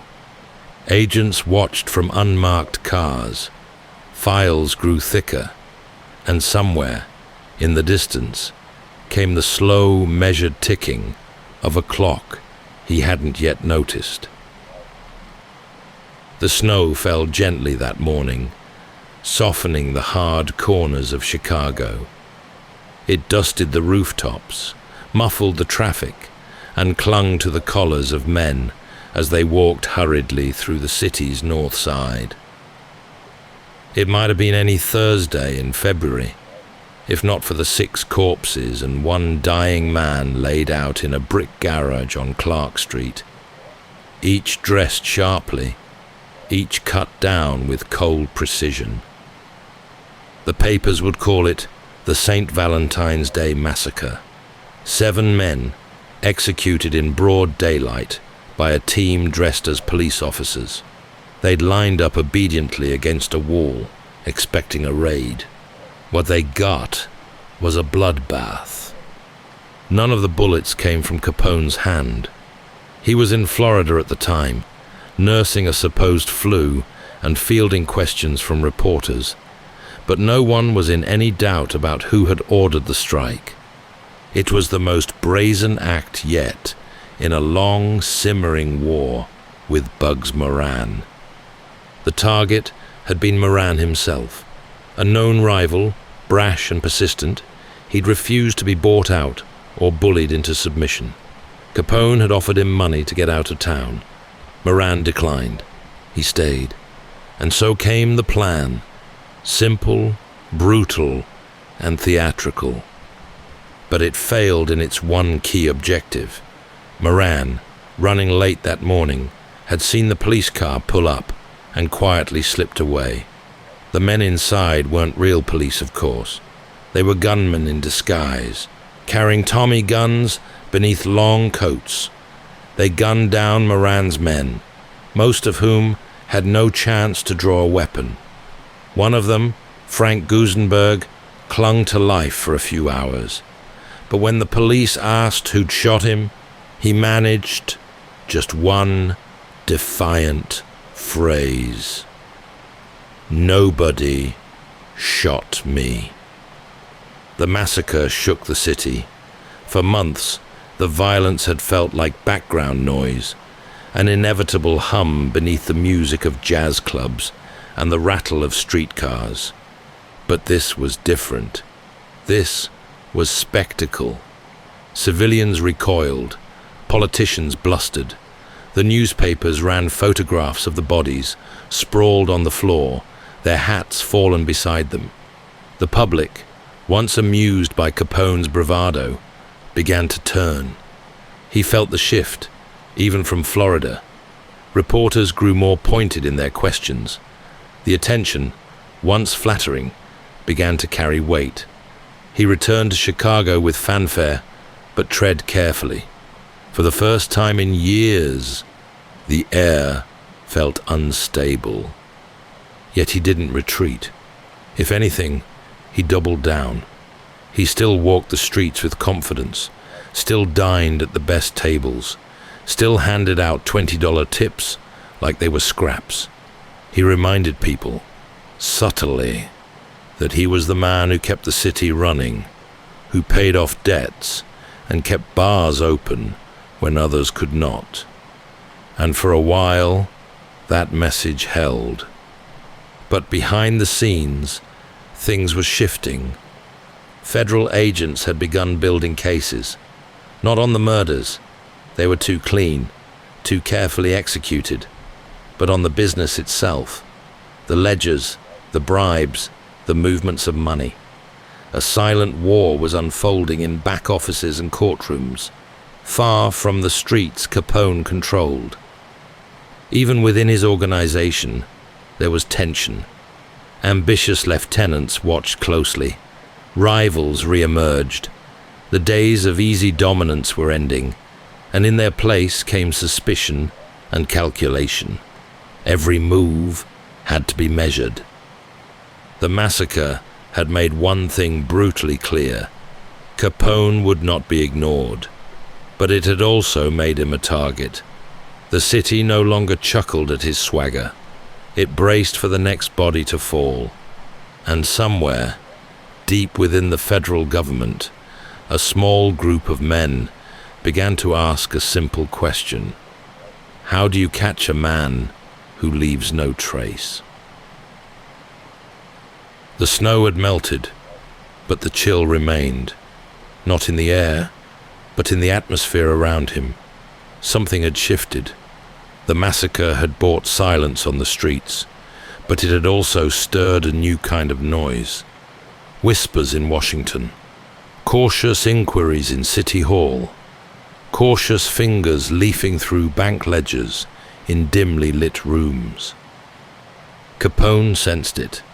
The old rhythms no longer held. Deals that once took a handshake now required layers of reassurance. Bribes needed doubling. Friends grew evasive. Some simply disappeared. It was no longer just rival gangs who posed a threat. It was men in suits with warrants and typewriters.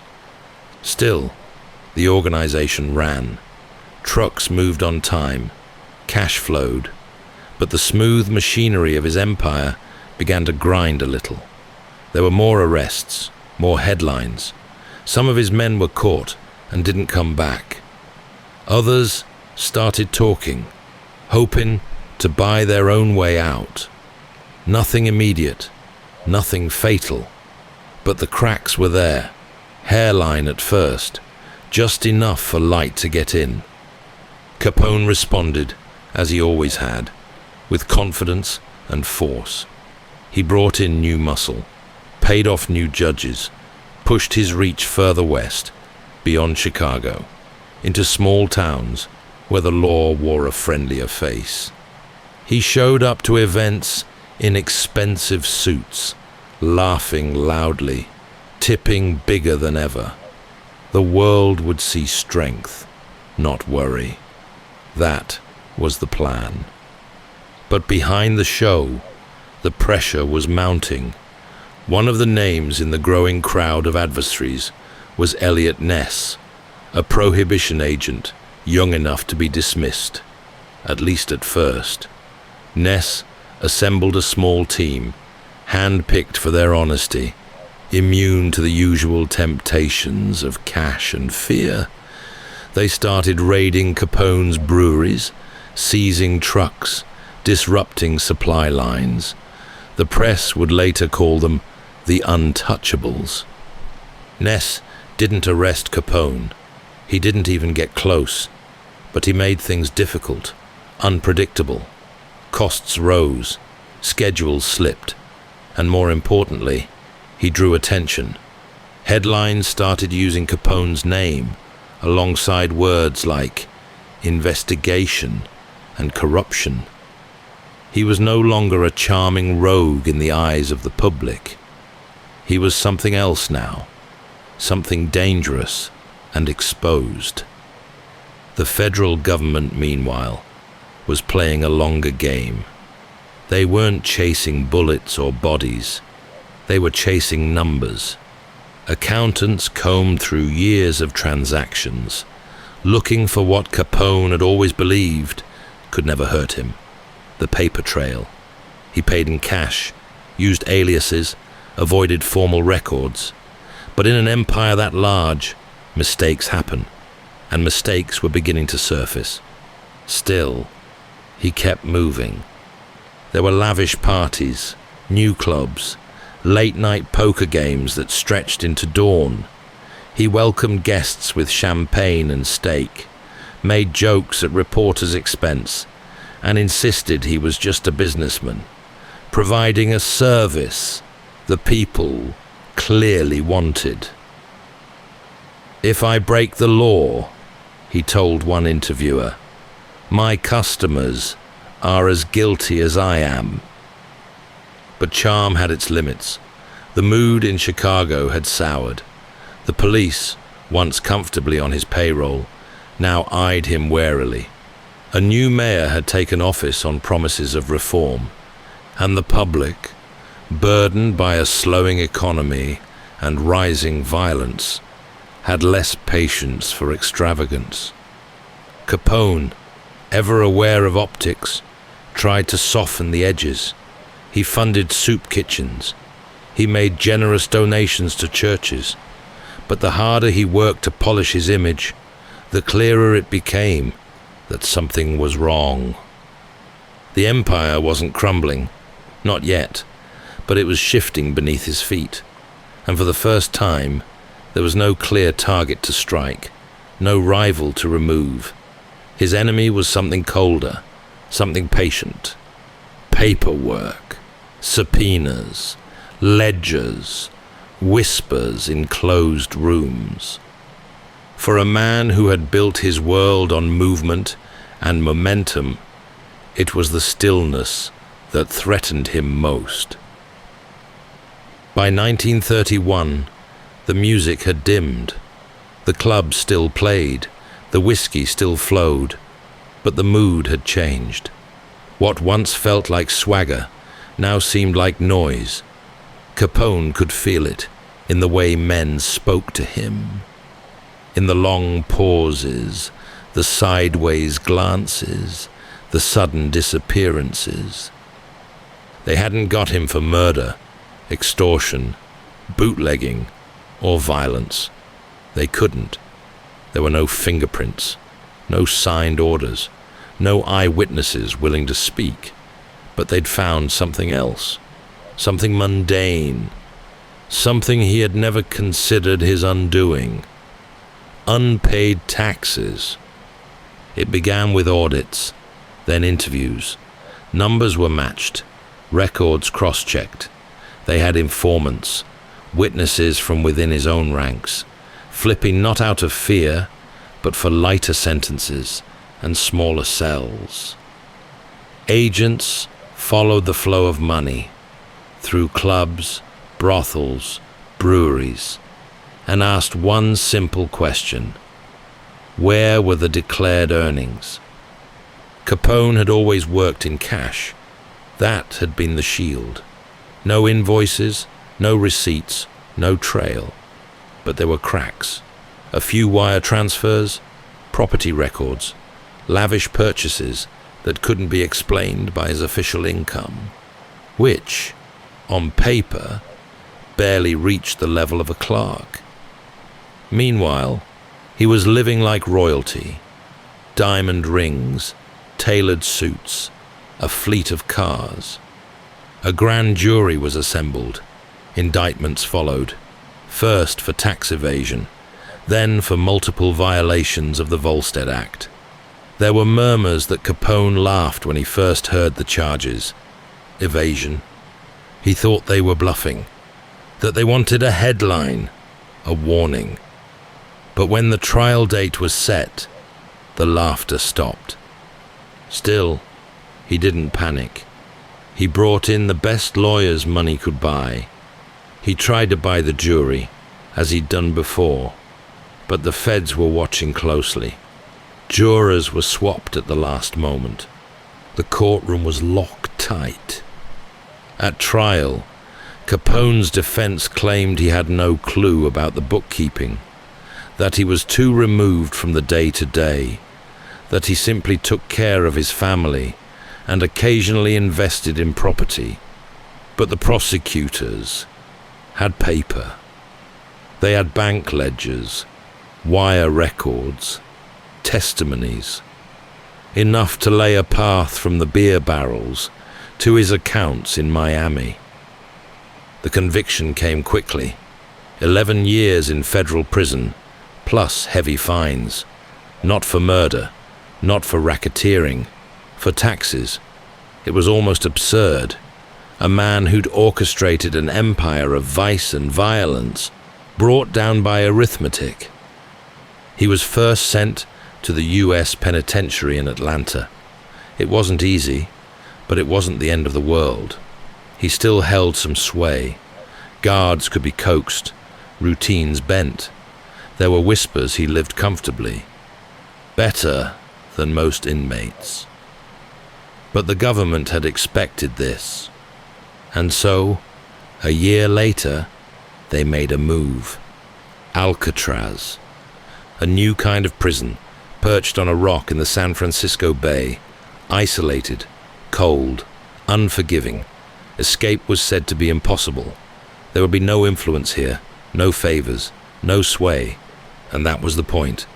When Capone arrived, he wasn't greeted with fear or awe. He was given a number, 85. No name, no title, just another inmate on the rock. He cleaned floors, took orders, ate with murderers and thieves. The man who once ruled a city now moved on a bell, spoke only when told, and kept his head low. He wasn't broken, but he was changing. The disease that had long hidden in his body, syphilis, left untreated, was beginning to take hold. He became forgetful, irritable, slower in thought and step. Other inmates mocked him behind his back. Some remembered the man he once was. Most didn't care. The city he'd once ruled moved on without him. Rivals stepped into the vacuum. Politicians cleaned up their offices. The press found new stories. He remained on the island, not as a king or a legend, but as a fading man behind a thick steel door. There was no skyline out here, no honking cars, no clatter of streetcars, no city crowds parting to let him pass, just sea spray and gull cries and the wind off the bay, cold and constant. Alcatraz was not a prison designed for punishment alone. It was designed to erase. Inside the walls, everything was regimented. Cells 6 feet wide, lights out at 9, silence during meals, every movement accounted for, every sound monitored. The man who had once moved through ballrooms and backrooms alike with easy command now waited for his meals in line and swept hallways for hours each day. He had become a number, inmate 85, and the staff made certain he knew it. Capone tried at first to reassert some control. He offered advice, made polite overtures to the guards, tried to slip into a role of influence. But this wasn't Chicago. There were no favors here, no bribes, no leverage. His name held no weight on the rock, and when he pushed, he was met with nothing at all. The other inmates watched him, some with amusement, others with resentment. Many had lost friends or family to the violence of his empire. Others simply saw weakness where once there'd been command.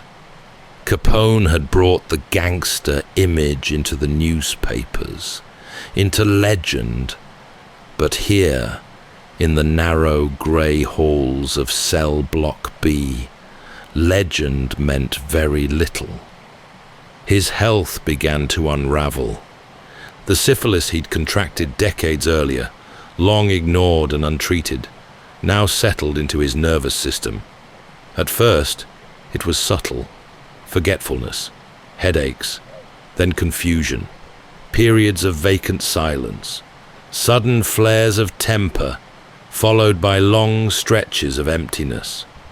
Doctors diagnosed neurosyphilis, but treatment came too late. The damage was done. He took up banjo, reportedly joining the prison band that played on Sundays. Some said the sound of it echoed strangely through the cell blocks, a tinny tune from a man losing himself by degrees. He was no longer the powerful figure who once dined with judges and danced in speakeasies.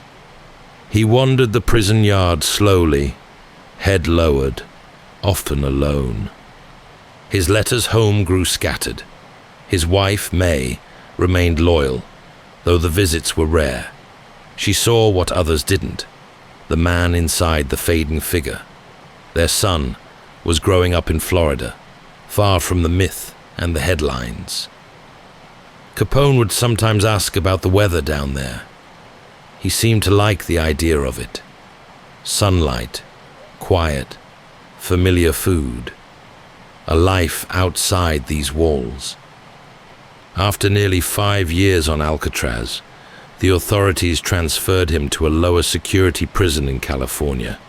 From there, he was released in 1939, his sentence shortened due to his deteriorating condition. When he stepped back into the free world, he was no longer the man who had once held Chicago in the palm of his hand. He returned to Florida, where a mansion waited for him in Palm Island, once a symbol of his wealth, now just a place to rest. The heat suited him. He fished. He slept. He took long walks in the garden, sometimes speaking in circles, other times not at all. He was no longer feared, nor was he followed. The world had moved on. The country had fallen into depression, then gone to war. The faces on the newspapers had changed, but Capone's name still lingered, like smoke from a long-extinguished fire. On January 25th, 1947, After years of illness, he died of a stroke. He was 48 years old. May was there, along with a few close family members. There was no shootout, no final speech, just the slow, eventual closing of a chapter once written in fire. That's all for tonight's journey through history. Whether you're fast asleep or still drifting there, thank you for listening. And until next time, rest well.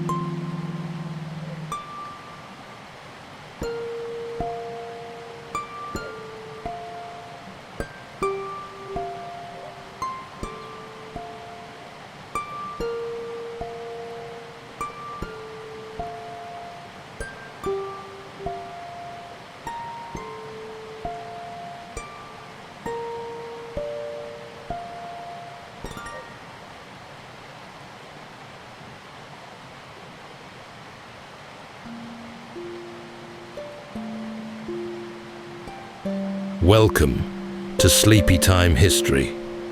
True stories from the pages of history for a full night's rest. If this is your first time listening, let us know where you're tuning in from, or make a request for a future episode. And if you like what you hear, please consider liking and subscribing. It helps us immensely. All right, it's time to settle in, relax, and take a wander through the pages of history and storytelling. Tonight, we're going to be exploring the remarkable true story of Krakatoa, an obscure tropical island obliterated in an instant during one of the most violent volcanic events in history. For centuries, the tiny island of Krakatoa led a quiet existence in the emerald waters of the Sunda Strait between the islands of Java and Sumatra. To the local communities, it was familiar and unremarkable. But by early 1883, it had begun to stir. Then in August, thousands witnessed a cataclysmic event, unlike anything in recorded history. The eruption of Krakatoa was one of the loudest sounds ever heard by human ears, rupturing eardrums over 40 miles away.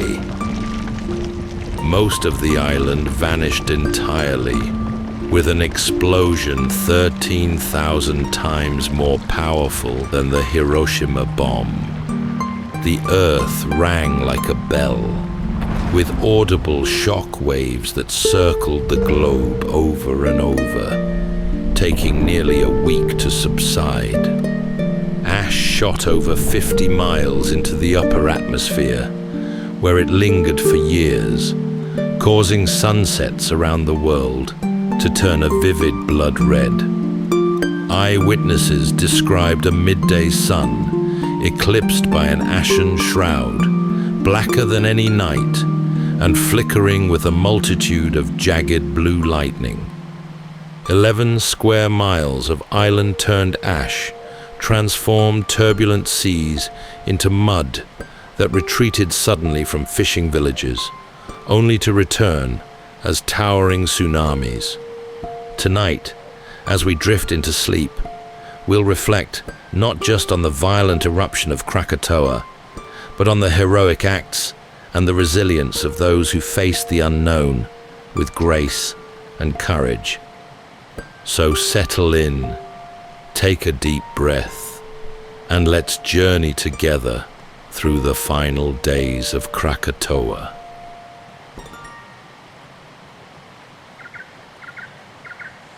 In the heart of the Sunda Strait, there once stood a cluster of volcanic peaks draped in green. Their slopes were thick with forest, where hornbills called from the treetops, and the scent of clove drifted on the ocean air.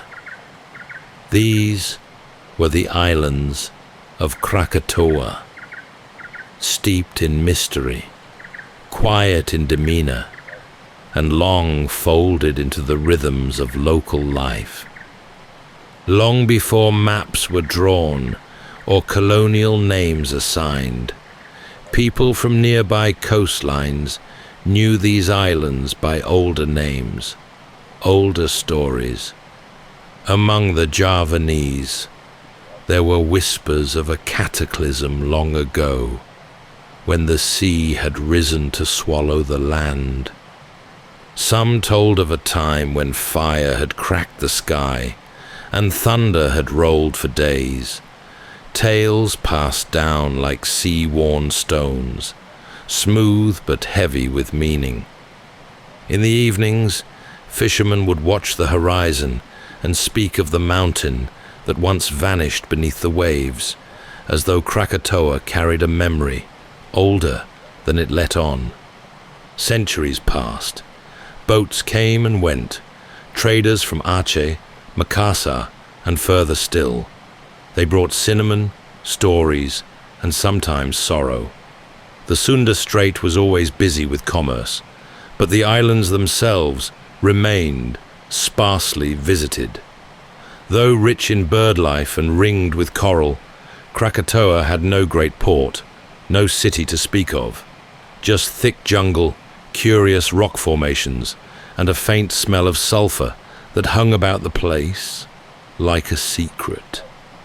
In the 17th century, the Dutch arrived, first as traders, then as rulers. They charted coastlines and gave names to mountains, but Krakatoa remained a distant speck to them, barely mentioned in the great ledgers of Java. It was known to be volcanic, certainly, but the Dutch, focused on crops and trade routes, saw little need to interfere with a sleeping mountain. Still, there were brief moments when the dormant volcano made its presence known. In 1680, a series of explosions startled passing ships, and one of the peaks appeared to collapse in on itself. Ash darkened the sails of a few unlucky traders, but this disturbance faded quickly into memory. The jungle regrew, birds returned, and the world forgot. In the years that followed, Krakatoa grew wild once more. Dutch surveyors passed through from time to time, making careful sketches and collecting mineral samples.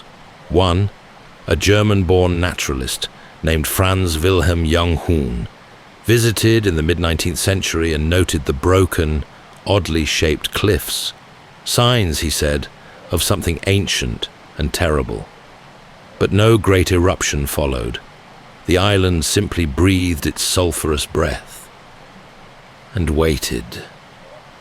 To local villagers along the coasts, Krakatoa became just part of the scenery.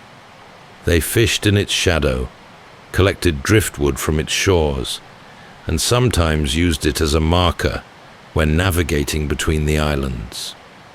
There were no temples built there, no long settlements established. Some said the island was sacred, others said it was cursed. Either way, it was left alone. But it was never truly forgotten. As the 19th century deepened, change came with greater speed. Telegraph cables were laid across the archipelago. Steamships cut faster lines between Batavia and Singapore. The Dutch administration grew more bureaucratic, more intrusive. And Krakatoa, that old and brooding island, sat in the middle of it all, overlooked but not untouched. What lay beneath it, no one knew. Not the villagers who cast their nets into the shallow waters, nor the colonial officers who passed it on their way to other tasks. Yet deep below, the earth was stirring. And above it all, the island waited, green, steaming faintly, and keeping its secrets in the folds of its rock. By the early 1800s, the islands of the Dutch East Indies were part of a vast, interwoven empire. One ruled from the halls of Batavia, where colonial officers wrote reports by lamplight and steamships moored in tight harbours. The Sunda Strait, narrow and windswept, became a crucial corridor for trade. Spices, rubber, sugar, and tin passed daily between Java and Sumatra. And in the centre of it all, Krakatoa stood, still forested, still largely ignored, but not completely. As European influence grew across the archipelago, so too did the appetite for exploration. Missionaries from the Netherlands Reformed Church came bearing scripture and schools. Traders brought not just goods, but stories of islands with strange birds, of earthquakes in the night, of fire seen flickering above distant trees. Naval officers recorded these tales in the margins of their logs, often uncertain of what to make of them. The island had no permanent inhabitants, but it was visited from time to time. Native fishermen would pull their boats ashore to gather timber or fresh water. A few Dutch officers attempted rudimentary surveys, often discouraged by the heat, the insects, or the general sense of unease that seemed to hover over the place. In 1851, a missionary passing through the area noted that locals would not stay overnight on the island. They spoke of dreams when they did, dreams of fire and drowning, of boats turned upside down, of voices calling from beneath the sea. The missionary wrote of these tales with the polite condescension typical of the era, but he recorded them all the same. By mid-century, Krakatoa's shape had been firmly charted. 3 peaks forming a rough crescent, with Rakata the tallest in the south. The jungle was thick but climbable. There were fumaroles, openings in the rock that hissed with steam, and patches where the earth felt unusually warm. Scientists were beginning to take a more serious interest in the geology of the region, and Krakatoa, while not active in living memory, was added to a list of potentially volcanic islands. Still, it caused no alarm. Then came Franz Wilhelm Junghun, a botanist and geologist, whose travels took him deep into the Javanese highlands. In the 1850s, he visited Krakatoa and was struck by the evidence of violent history. The cliff faces, he noted, had clearly been sheared by an older eruption, and ash layers ran thick through the soil. Yet he left with the same conclusion as others. Krakatoa had once been dangerous, but now it slept. In Batavia, interest in the island flickered briefly before fading. Reports were filed, charts were updated. No further study was deemed necessary. It was, after all, just one of many volcanic islands in a land full of them. Java alone had more than 40 active peaks, some of them much larger and more temperamental than Krakatoa. Meanwhile, along the coasts of Java and Sumatra, people lived their lives under the rhythms of tide and sun. Rice fields stretched inland. Children played near the shores. Sailors learned to read the sea by color and scent. To them, Krakatoa was just another part of the horizon, sometimes veiled in mist, sometimes bright and green, always there. Yet the memory of the mountain's past had never fully left the local consciousness. The legend of an earlier eruption, possibly centuries old, was still told in some villages, a tale of an island that had risen from the sea only to fall again in fire. And every so often, a fisherman would return with a story that he'd seen smoke rising from the trees or heard a rumble that came not from the clouds. Most dismissed it. Others listened more closely. In the 1870s, as steamship travel grew more regular and colonial governance became more structured, Krakatoa began to appear again in official correspondence. Dutch officers noted signs of erosion, minor collapses of cliffs, and the occasional puff of gas. But still, nothing that seemed truly unusual. The world moved forward. Telegraph lines stretched toward the Indies. Cameras were brought to Batavia. Postal routes were made faster. And Krakatoa, resting in its crescent of ocean, seemed content to be left behind. It had been over 200 years since the island had erupted with force. To the scientists and officers of the time, it was marked as dormant. To the native peoples who lived nearby, it was something more ambiguous, not forgotten or feared, but revered. Then, in the spring of 1883, a merchant ship passing through the strait noted a column of smoke rising from the island, dark and thin. The crew described it in their log as volcanic in character, but made no special report. Steamships had schedules to keep. Still, as the days passed, more smoke was seen, climbing higher, lingering longer. The Dutch colonial press picked up on the phenomenon briefly. A few lines tucked into a newspaper in Batavia. Unusual activity at Krakatoa, observed by sailors. Most readers likely skipped over it, but someone was watching more closely. Rogier Verbeek, a Dutch geologist working in the East Indies, had been monitoring volcanic activity across the region.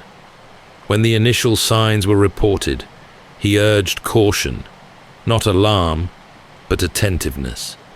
His letters to colleagues described the island's renewed activity as interesting, though not immediately threatening. He planned a survey, but like so many in colonial service, he was bound by bureaucratic delays and the vast distances of the archipelago. For now, he could only collect second-hand reports. Meanwhile, the volcano's breath grew deeper. By late May, explosions could be heard faintly across the water, soft, distant booms like cannon fire far away. Villagers along the coast began to speak of strange things, the sea behaving oddly, the sky turning strange shades in the evening. On June 1st, a lighthouse keeper on a nearby island noted ash falling gently onto his porch. Still, no one sounded an alarm. Volcanic islands did this from time to time. Most eruptions in the Indies were small, smothered quickly by rain and distance. Yet Krakatoa was far from ordinary. By mid-June, eruptions became more frequent. Columns of ash now soared miles into the air, darkening the sky for hours. Local boats reported difficulty navigating the strait due to drifting pumice, light, airy stones that floated in clusters on the waves. Fishermen steered wide of the island. A few ships changed course altogether. Still, the administrative response was minimal. The area was remote, and life continued much as before. Verbeek, however, grew more concerned. In his notes, preserved later in his extensive work on the disaster, he described the eruption's increasing intensity with measured clarity. He compared it to earlier volcanic events in Java and expressed hope that Krakatoa would release its pressure gradually. But even he did not yet grasp what was coming. In the coastal settlements of Anja and Ketimbang, people began sweeping ash from rooftops each morning. Some packed up their belongings, not out of panic, but due to the growing inconvenience. Ash fouled the drinking water. It coated crops and made the air dry and hot. There was a sense that the land was sick, restless, but there had been worse in living memory. Floods, earthquakes, storms. This, they believed, would pass too. Then, in July, Krakatoa fell silent. No more rumbles, no more ash. The skies cleared and the seas calmed. It seemed to many that the worst was over. Some Dutch officials even suggested that the eruption had run its course. Ships resumed normal routes. Tourists, fascinated by the reports, sailed past the island to catch glimpses of the blackened slopes. One group even landed and climbed partway up Krakatoa, photographing the scorched trees and still warm soil. Verbeek remained cautious. In a letter written that month, he noted, "The mountain sleeps again, but this pause may not bring peace." He was right. Beneath the surface, the magma chamber was building towards something vast. The island, fractured and hollowed by centuries of pressure, had been stirred awake, and now it was holding its breath. All around it, life continued. In Java, rice was planted and harvested. In Sumatra, trade moved through the ports as usual. Children ran barefoot along the beaches, their laughter mingling with the sound of distant waves. Krakatoa loomed just offshore, blackened but calm, as though exhausted by its own outburst. But it was waiting, and the world had not yet understood just how loud a mountain could scream. August began with strange colors in the sky. On the western coast of Java, the sunsets took on a deep, molten hue, shifting from crimson to violet to something almost metallic. Birds fell quiet earlier in the evenings, and some villagers said their roosters had stopped crowing at dawn altogether. At first, no one connected these signs to Krakatoa.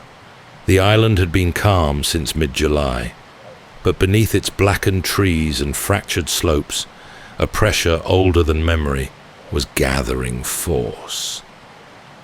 Then, 2 weeks later, the mountain stirred again. This time, there was no mistaking the change. A tall column of ash burst from the island, so high it was visible from Batavia, over 80 miles away. The following day, more eruptions followed, each louder than the last. Ships passing through the Sunda Strait reported difficulty navigating through dense clouds of ash and strange patterns in the sea that made compasses spin oddly. On the decks of schooners and steamers alike, sailors wiped grit from their faces and watched the sky with growing unease. Among those closely observing was Rogier Verbeek. His journals at this time show a growing urgency. He spoke of Krakatoa entering what he called a paroxysmal phase, a term used to describe a volcano that was not simply erupting, but transforming.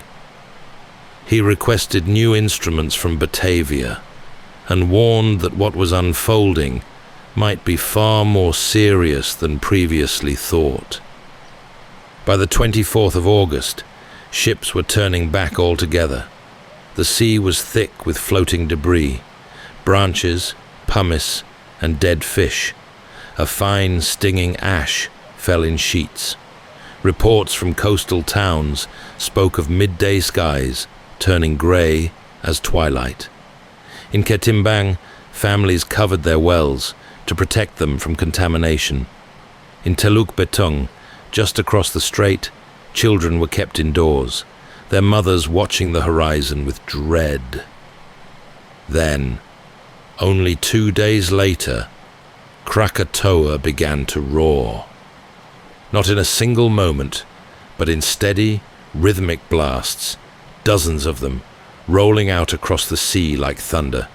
The sound was immense, reaching Sumatra's inland hills and rattling windows in towns far beyond sight of the island. Sailors in the strait reported the sensation of pressure on their chests, as though the very air had thickened. Waves began to behave strangely, receding, returning, rising, then falling again. Captain Sampson, aboard the British vessel Normanby, described seeing lightning flicker across the ash clouds, while the sea turned grey and tumbled erratically beneath them. He turned his ship away at once. In his log, he wrote that the sky went blacker than a storm, though no rain ever came. In nearby coastal settlements, people were unsure what to believe. For some, it felt like a return of old spirits. Others thought a war had begun. Few understood what the mountain was truly doing. In the village of Merak, a fisherman said the sea tugged at the shore like a beast trying to break free. That night, ash covered their rooftops.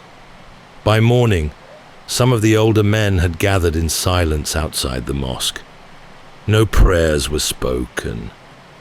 They simply waited. On the evening of the 26th, the explosions grew more frequent. Some were said to last for minutes at a time, their echoes rolling far across the water. The lighthouse keeper on the island of Sabesi, W.J. Dykeman, described how the ground shook, as though something beneath it was trying to climb out. He looked toward Krakatoa and saw fire curling upward like waves in the sky. That night, the eruption reached a new intensity. The sea began to retreat from the Javanese shore, exposing coral reefs and leaving fish gasping on the sand. Many locals did not recognize this as a warning. Children played along the new shoreline. Dogs barked and wouldn't stop. At midnight, the sky turned copper. Lightning danced within the ash plume. And then, just before dawn on August 27th, Krakatoa let go. In Batavia, windows rattled. In Borneo, the boom was heard. Thousands of miles away, in Perth and across the Indian Ocean, the noise echoed like distant cannon fire. Verbeek, recording from far inland, noted barometers fluctuating wildly. The air itself seemed to ripple. The eruption had passed from the visible into the unimaginable. But on the coasts, where people still stood on beaches and rooftops, watching the strange, trembling sea. It was not over. It was just beginning. At precisely 10:02 a.m.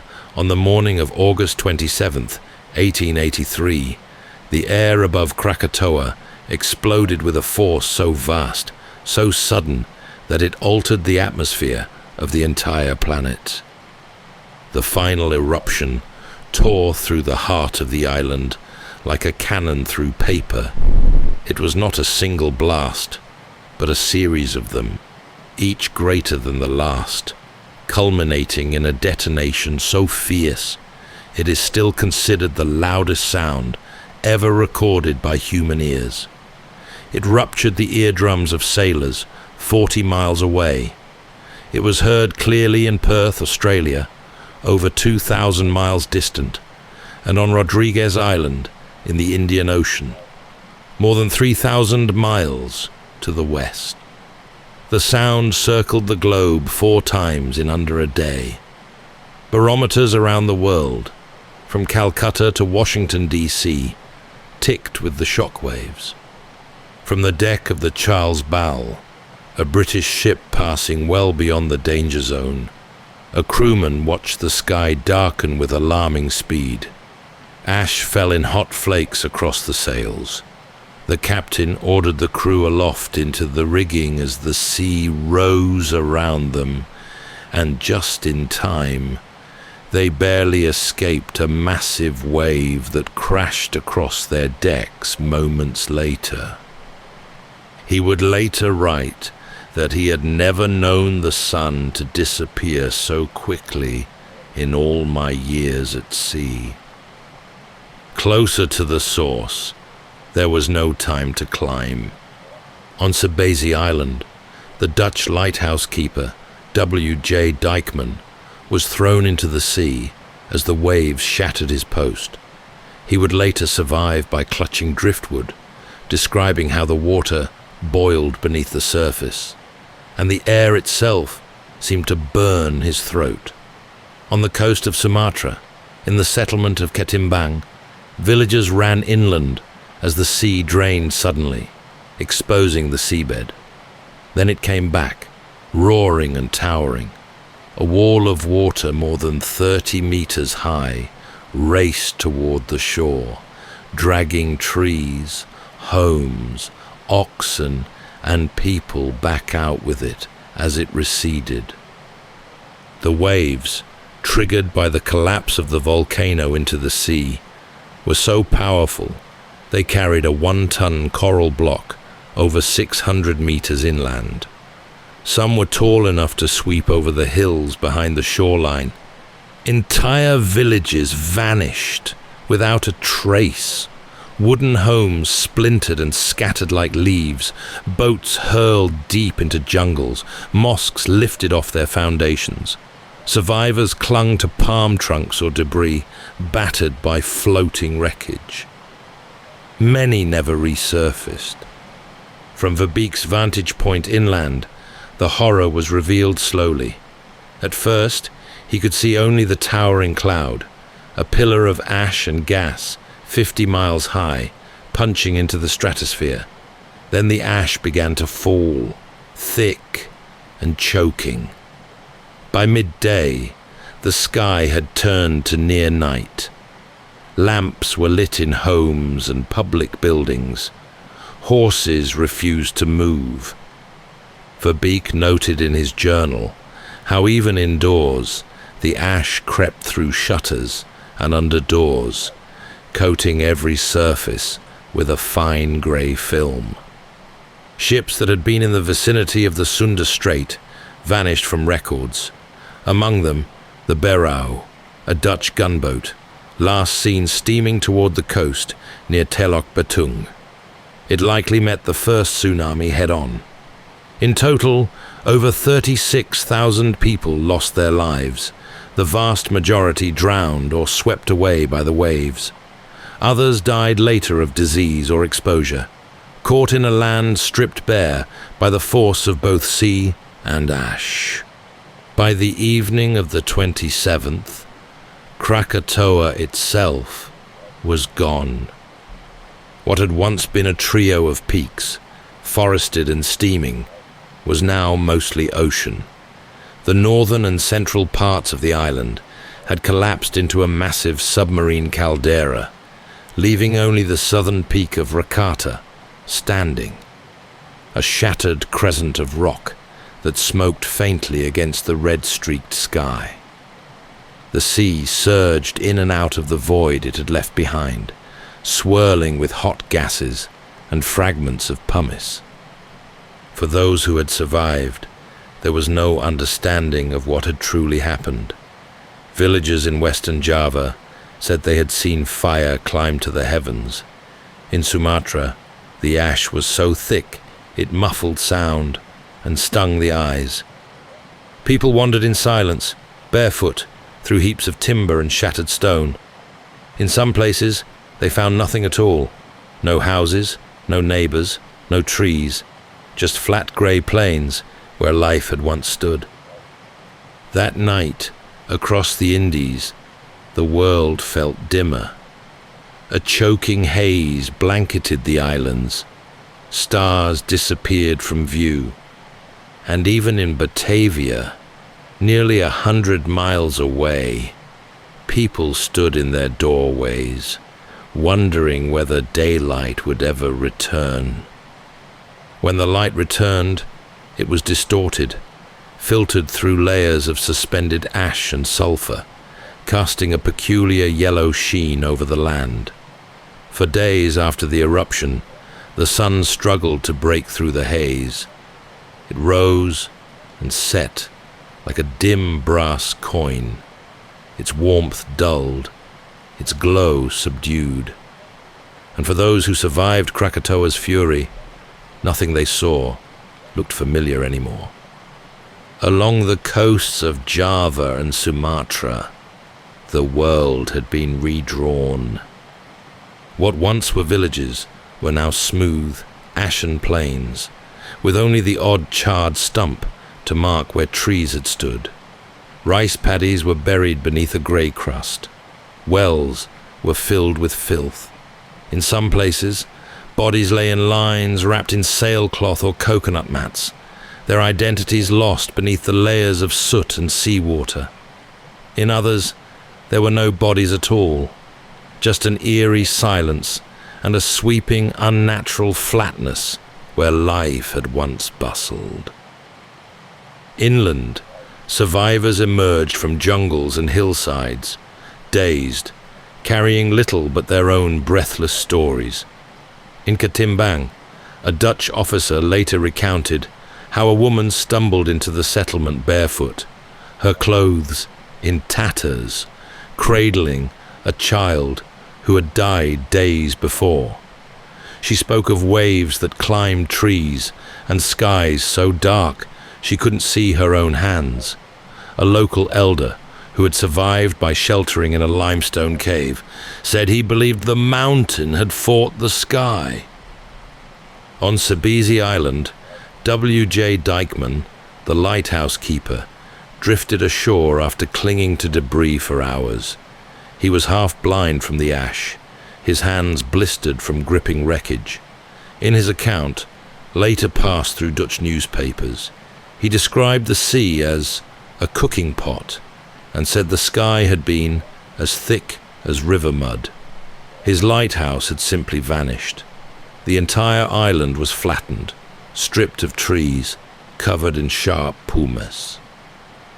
Of the dozens who lived there, only a few were ever seen again. In Telok Betung and Anja, survivors walked through streets turned to channels of grey sludge. Boats had been thrown hundreds of feet inland, smashing through homes. In one case, a coral head weighing more than a ton had been deposited on a hill, as if placed there by some deliberate force.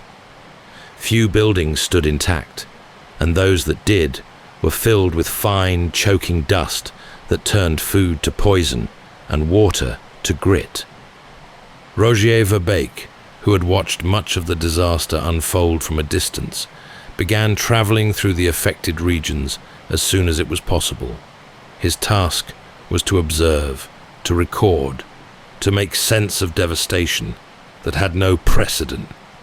He moved from settlement to settlement, his notebooks filled with sketches, diagrams, and the words of those who remained.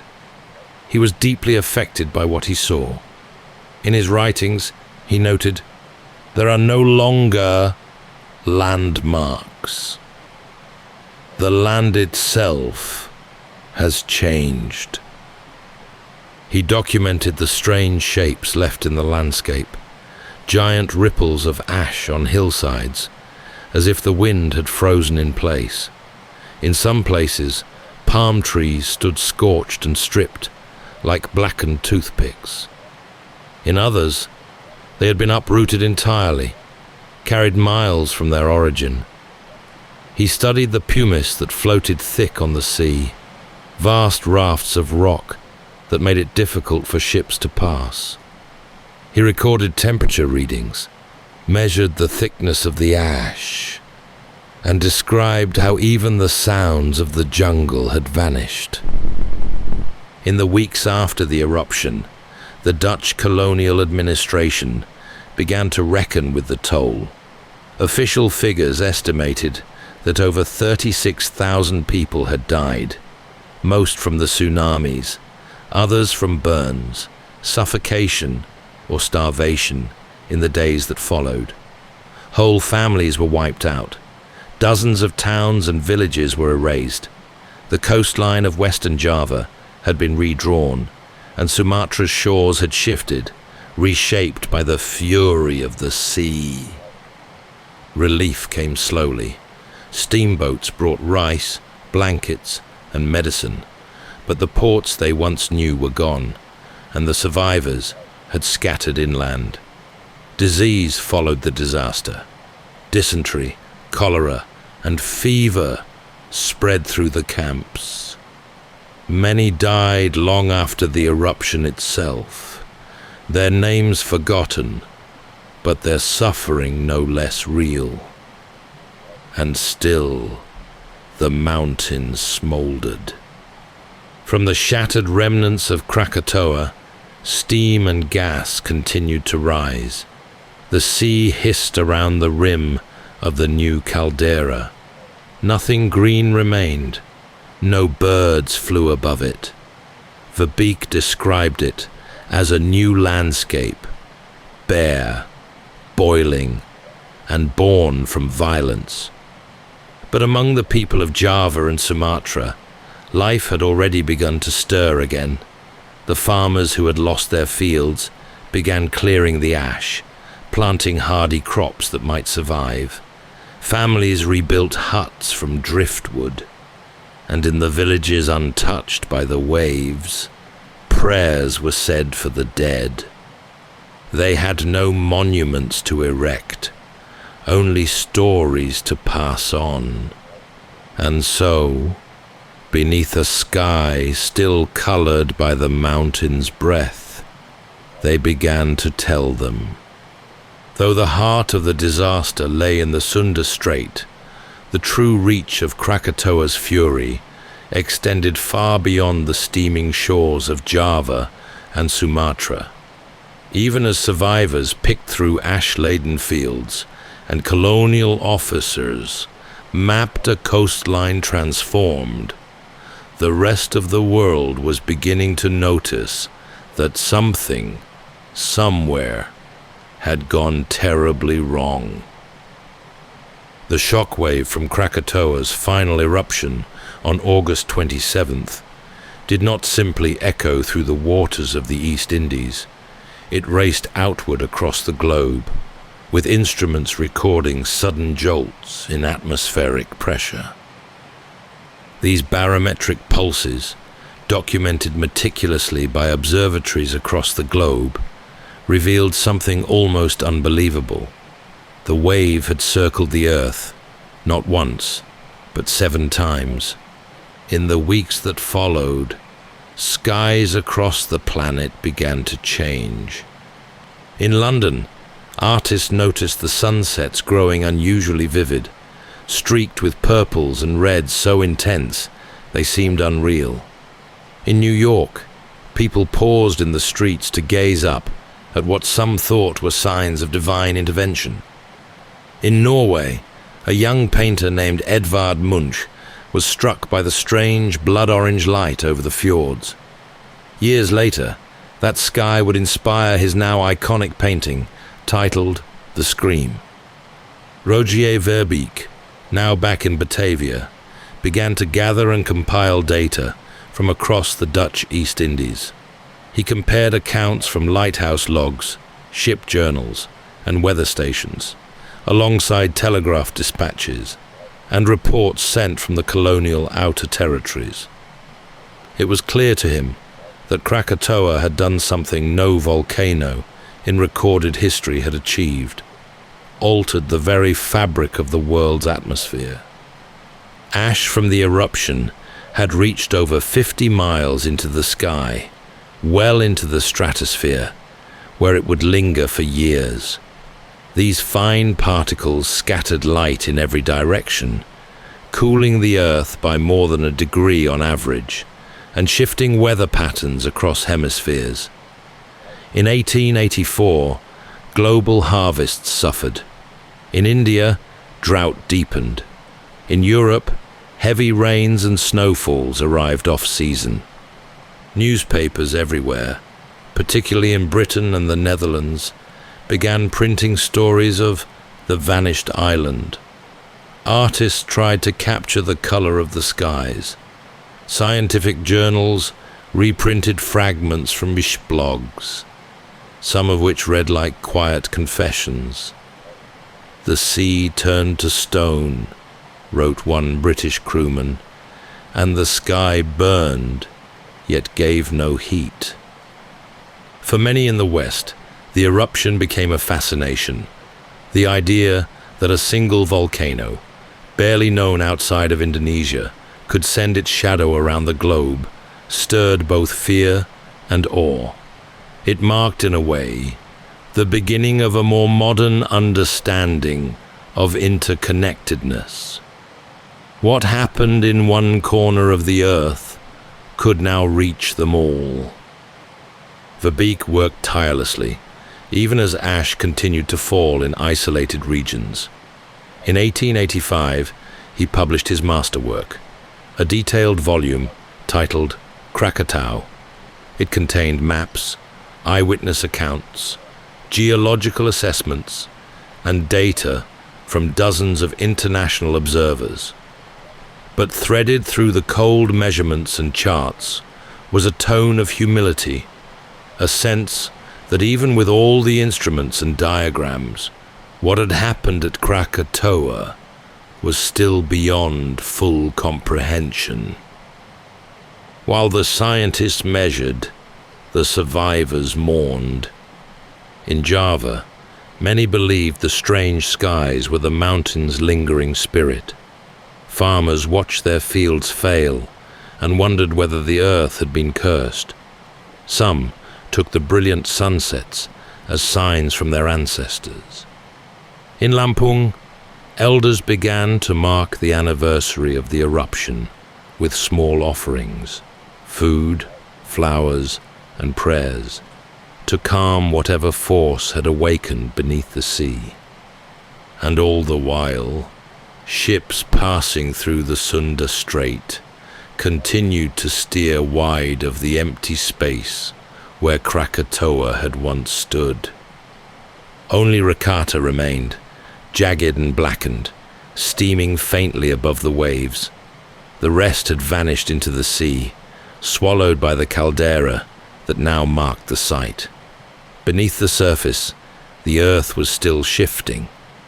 Quiet now, but not silent. Verbeek, in one of his final notes from that year, wrote simply, "It is gone, but it is not finished." Around the world, a new awareness had taken root. The eruption had left behind no empire, no ruins to explore, just ash in the wind, echoes in the sky, and a lingering reminder that nature does not ask permission before changing everything.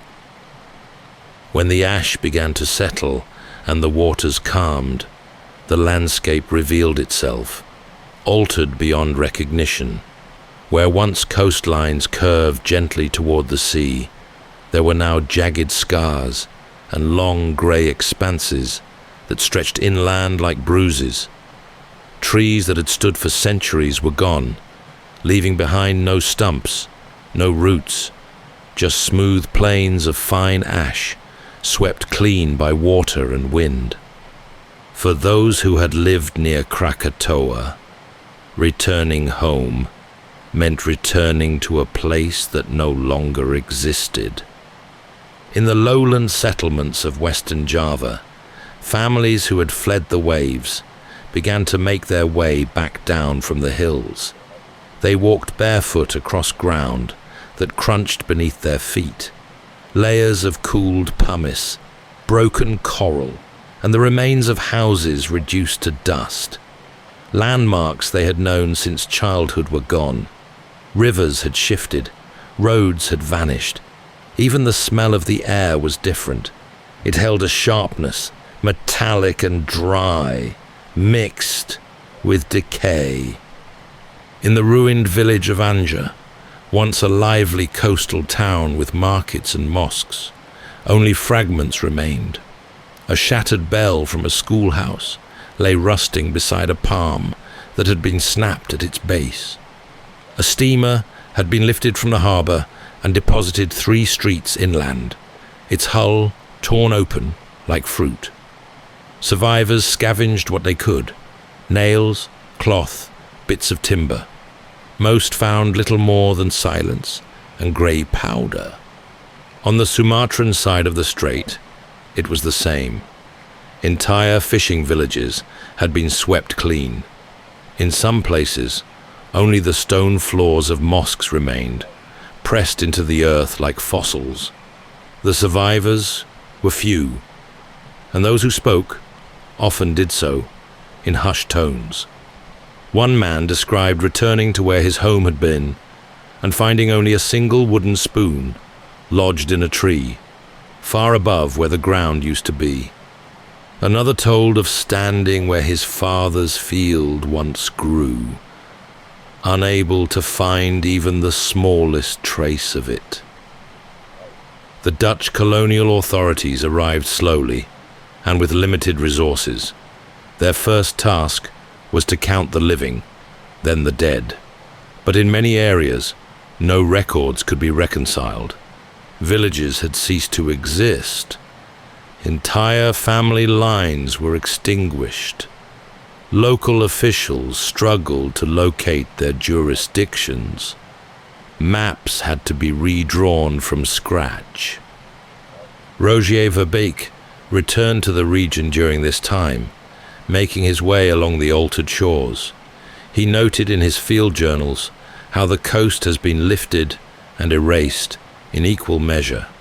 Fields once used for rice were buried beneath meters of ash. New hills had formed.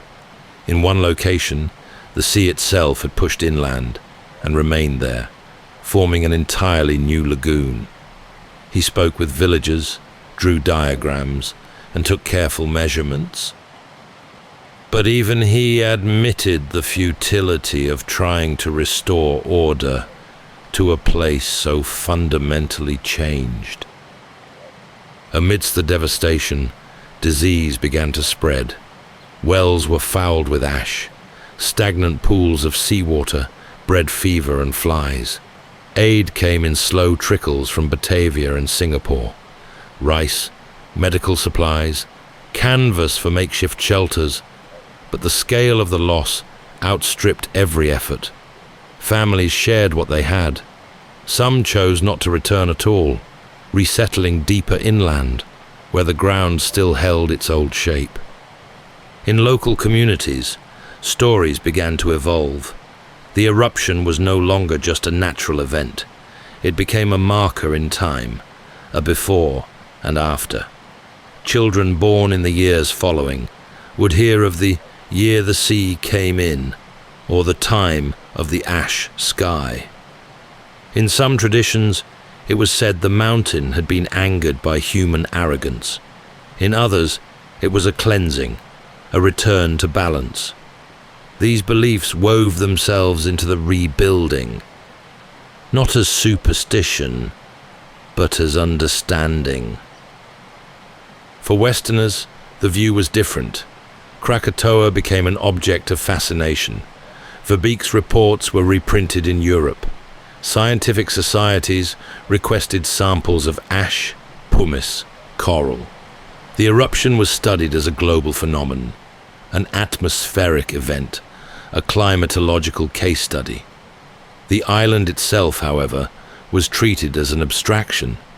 Few in Europe could comprehend what it meant to have one's village erased by the sea. And slowly, the land began to change again. The ash softened, seeds caught on the wind, ferns pushed their way through cracks in the pumice, birds returned. In the caldera, where Krakatoa had collapsed, new currents stirred. The earth, though wounded, had not finished its work. It was shaping something new. But for now, the survivors walked the edges of their altered world, searching for the past beneath their feet, and finding instead the beginning of something they could not yet name. As the years passed, the roar of Krakatoa faded from daily conversation, but it never truly vanished. Along the shores of Java and Sumatra, where ash had once covered the land like a second sky, memory settled in its place. Not always spoken aloud, not always mourned openly, but held close, like a scar beneath fabric. For the communities that had lived nearest the mountain, the loss was layered and complex. There was the physical devastation, villages erased, fields ruined, families scattered, but also something more intangible, the severing of place from memory. In many cases, there was no longer a tree to point to, no bend in the river, no familiar rooftop. The world they had known had been literally swept away, and yet they remembered. Elders began to tell the story in fragments, often at dusk, when the air was cooler and the sky turned red in ways that reminded them of that summer in 1883. Some spoke of the sound that came without a wind, or the sea that left before it returned. They described the way the birds flew inland days before the eruption, or how the dogs barked for hours without rest.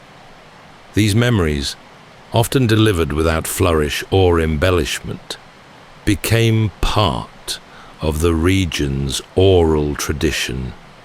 In Western Java, children learned not just the names of the rivers and fields, but which ones had moved.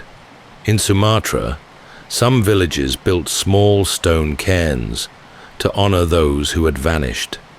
They didn't call them monuments, but markers, standing where nothing else had. Each one meant someone had lived there before the sea came. Some who remembered were not old. The trauma of Krakatoa had passed from one generation to the next in descriptive details. The smell of sulfur, the way the sky changed, the feel of ash in the mouth. Survivors, many of whom had been children at the time, shared what they could recall. Fragments of chaos, of rushing water, of days spent huddled beneath fallen trees. Over time, these recollections became woven into everyday life, not as warnings, but as gentle instructions for how to live respectfully with the land. Among colonial circles, memory took a different form. In Batavia, in Amsterdam, and across European scientific communities, Krakatoa became a symbol of awe, of nature's overwhelming power, and the fragility of human infrastructure. Verbeek's Krakatoa, published in 1885, was not just a technical report, but a comprehensive memorial, filled with maps, meteorological readings, and personal testimonies. His tone, always measured, became subtly reverent when describing the mountain's collapse. Even as he catalogued the eruption's effects, Verbeek remained attuned to the human cost. He noted, almost with sorrow, that many of the places he had once visited could no longer be reached, as they no longer exist. In later years, he would speak less frequently about the disaster, but when he did, he referred to Krakatoa as a kind of threshold, an event that changed how people understood the world's volatility. Back in the archipelago, the people continued to rebuild. Houses rose again along the coasts. Rice paddies were cleared of debris, but many chose not to return to the same places. Some settled further inland, closer to the hills. Others rebuilt, but left wide spaces between homes and the sea. And in the generations that followed, there was always an unspoken understanding. The mountain may sleep, but it never forgets. On the remnants of Krakatoa itself, nothing grew at first, just jagged black rock and fields of pumice, hot to the touch. But nature is patient. By the end of the 19th century, seabirds had begun to return. The first shrubs took root in ash. In tide pools, formed within the caldera's broken rim, new marine life stirred. The island was still, and yet, beneath the waves, there were murmurs of new activity. Those who remembered the old mountain watched it warily, even from afar. Some said they could still hear it on certain nights, deep groans beneath the sea, like an animal turning in its sleep.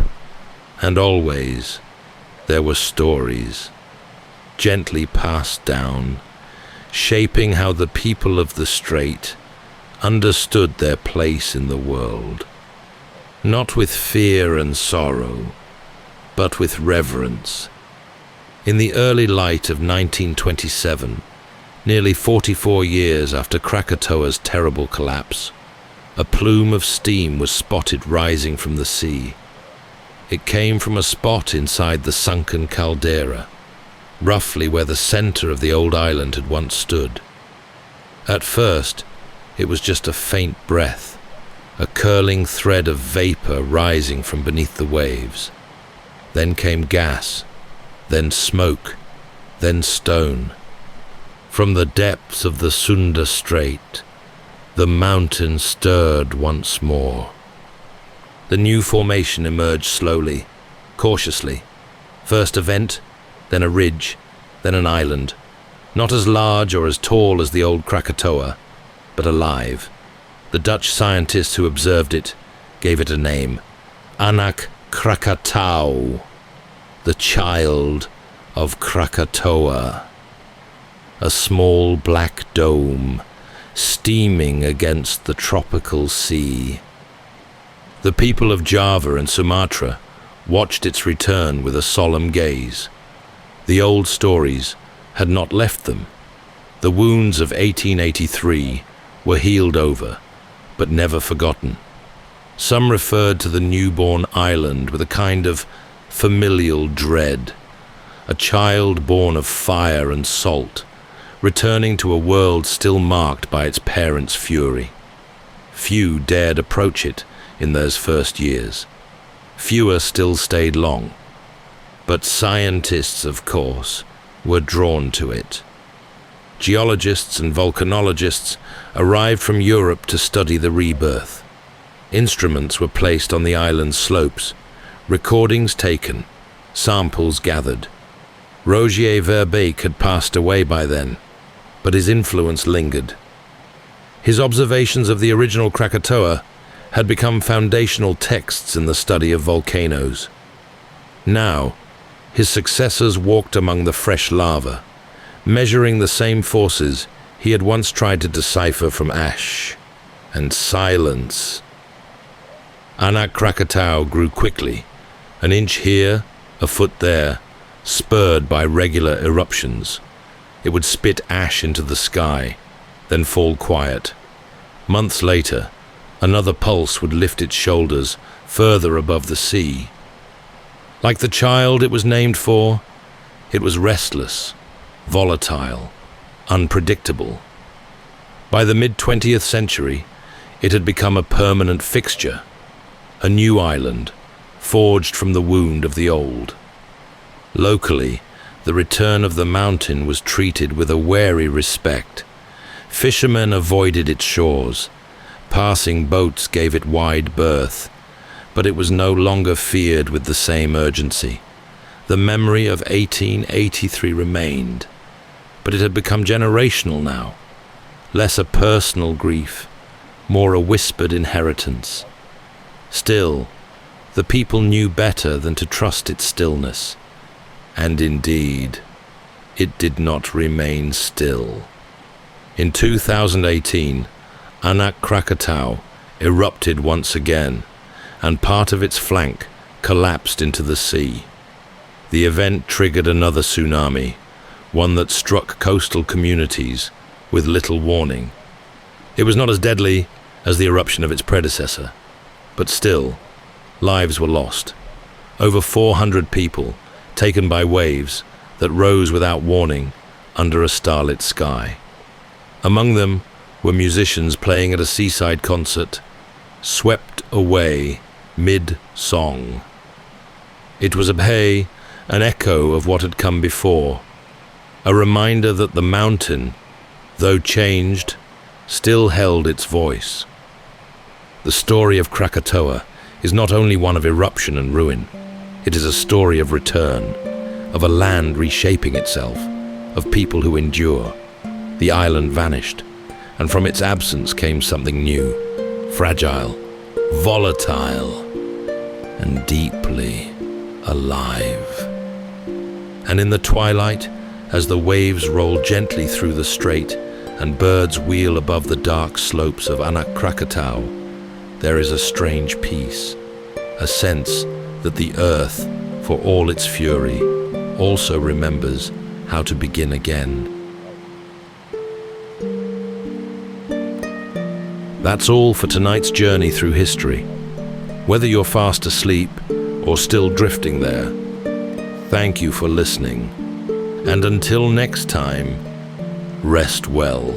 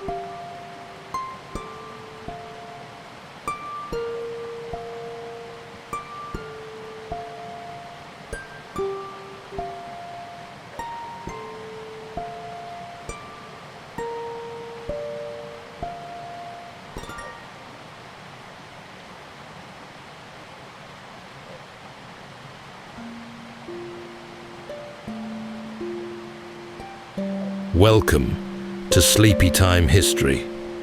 True stories from the pages of history for a full night's rest. If this is your first time listening, let us know where you're tuning in from, or make a request for a future episode. And if you like what you hear, please consider liking and subscribing. It helps us immensely. All right, it's time to settle in, relax, and take a wander through the pages of history and storytelling. Tonight, we're going to be exploring the remarkable true story of William Wallace. Not the roaring warrior depicted in blockbuster films like Braveheart, but the real man behind the legend, whose life was deeper, stranger, and in many ways far more compelling than what made it to the big screen. There were no kilts in Wallace's time, no blue face paint, and no forbidden romance. Wallace wasn't a peasant plucked from the fields. He was the educated son of the lesser nobility, fluent in Latin and shaped by the echoing stone halls of Paisley Abbey, long before ever lifting a blade in anger. The true story is certainly one of courage, but more than that, it's one of strategic brilliance, measured patience, and a careful coaxing of a smoldering resistance. Wallace lived in a world of suspicion and silence, where allegiances shifted like the winds across the highland bracken, and every decision carried with it the risk of betrayal. William Wallace wasn't chasing glory.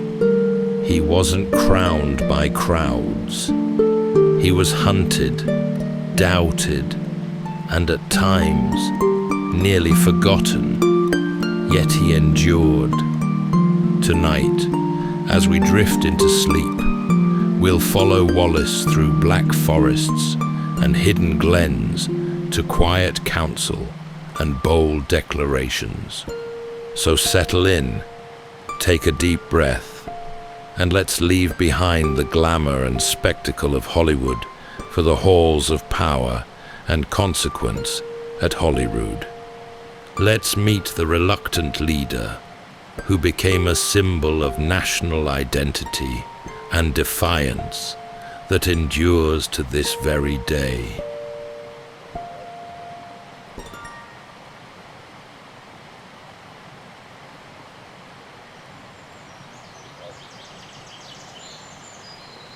In the waning years of the 13th century, Scotland was a kingdom without a centre. Its previous king, Alexander III, had died suddenly, falling from his horse down a steep embankment on a coastal road one dark and storm-blown night.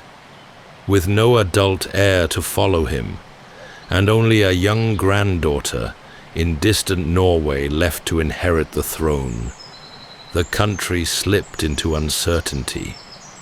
It was into this uneasy stillness that the English king, Edward I, stepped. Not at first with open force, but with the weight of paperwork, envoys, and promises. He offered to judge Scotland's succession dispute, to help her choose a new king from the competing claimants, which he did, selecting John Balliol, a noble of good blood but uncertain backbone. Balliol, now seated but not sovereign, found himself bound to Edward by terms that weakened his every move. Scotland had a king once more, yes, but one who flinched each time the wind changed from the south. The mood across the lowlands and borderlands grew colder. Edward's sheriffs enforced foreign laws with unfamiliar accents. Nobles were asked to send men and coin for English wars abroad. And in villages, where the church bell had always been the loudest sound, now came the tread of foreign boots and strange new banners. People carried on, of course. Sheep were shorn, grain was ground, but a sense lingered that something had tilted beneath their feet, and not in their favour. Among the smaller estates west of Glasgow, near the village of Elderslie, lived the Wallace family. They were not peasants, despite what many have claimed. They held land, bore arms, and had a modest coat of arms themselves, a white lion on a red field. William Wallace was the second son of Sir Malcolm Wallace, a minor landholder. This placed him in that curious space between the powerful and the poor, educated enough to read and write, trained enough to carry a blade, yet far enough from real authority to know its limits. His older brother was set to inherit the estate. William, by contrast, would be sent to the abbey. He grew up in a land full of murmurs. Elders whispered about kings who were no longer kings. Traders brought stories of new taxes, missing cattle, letters that now required seals from both Scottish and English courts. Still, life went on. Children played between standing stones. Monks walked the lanes with their hands folded. And Wallace, tall even as a boy, observed everything with a keen, restless mind. He was a child of a Scotland not yet at war, but already weary of being watched. And though no one then could have said what course his life would take, the shape of it was already forming. Before he ever held command or bore the title of rebel, William was simply a second son, sent to the cloisters, not the barracks. His early years were shaped less by the clang of swords than by the slow rhythm of bells and parchment. He studied at Paisley Abbey, a sprawling stone complex, just a day's ride west of Glasgow. It was a place where candlelight flickered over carved arches, and scripture echoed softly beneath vaulted ceilings. Here, boys of good, respectable families, though not necessarily nobles, were given the tools of a different sort of power. It was expected that someone like Wallace might train to become a clerk, perhaps even take minor orders. The abbey taught him Latin, almost certainly, and possibly some French, the language still used in royal courts. He would have learned to read the Gospels, to recite prayers by heart, and to write in the careful, looping hand of monastic scribes. But beyond the lessons, Paisley offered something subtler, a sense of structure, of discipline, yes, but also of layered authority. Priors, abbots, bishops, all answering to something higher, unseen. Yet even in such a place, the outside world pressed in. Letters arrived bearing news of levies demanded by the English crown. Priests whispered about the weakening of Scotland's independence. And while Wallace took in his lessons, scrolls, scriptures, moral tales, he was also absorbing the growing discomfort of a land slowly being hemmed in by foreign will. Though obedient in many respects, Wallace did not take easily to deference. He was intelligent, alert, and it seems, possessed of a certain stillness, one that unnerved men used to being obeyed.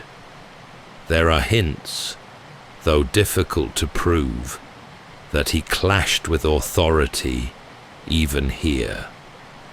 Some sources speak of him leaving Paisley earlier than expected, whether by choice or persuasion. Either way, it seems clear. Wallace learned much from the Abbey, but he would not be molded by it. When he returned home, he did so as a young man able to read the laws imposed on his people, and able to see when those laws were not just. He had the words now, not just the feelings. He knew how power cloaked itself in process, how rules could be used to serve the strong while binding the weak. And perhaps more importantly, he had begun to understand something else, that if he were to have any future in a land where inheritance and titles meant everything, he would have to make it for himself. The sword was not yet drawn, but the mind behind it had been shaped and sharpened within stone walls, ink-stained fingers, and the slow patience of a young man learning how to think and how to wait. The road to open resistance does not often begin with fanfare. For Wallace, it began with damp weather, a restless mind, and a single act that would ripple across the kingdom. The town of Lanark, nestled where the Clyde runs narrow and cold, was little more than a market town, modest dwellings clustered around a wooden bridge and stone parish church. It was here, under the watchful gaze of an English-appointed sheriff, that Wallace made his first decisive move. By now, the young man had already been marked, not yet famous, but known. He had refused to swear fealty to Edward I when other landholders bowed. He had been seen arguing with tax collectors, skirting the roads less traveled, speaking carefully in public, but with fire behind the eyes. There were rumors he had already struck out at soldiers along the western marches, small, isolated encounters dismissed as thuggery by English chroniclers. But it was seen differently by those who lived beneath that rule. What happened in Lanark is recorded in pieces, and time has softened the edges. But the heart of it remains. Wallace killed William Hazelrig, the English sheriff of the town. Some say it was in revenge for the killing of Wallace's wife, or betrothed, a woman named Marion Braidfute of Lamington.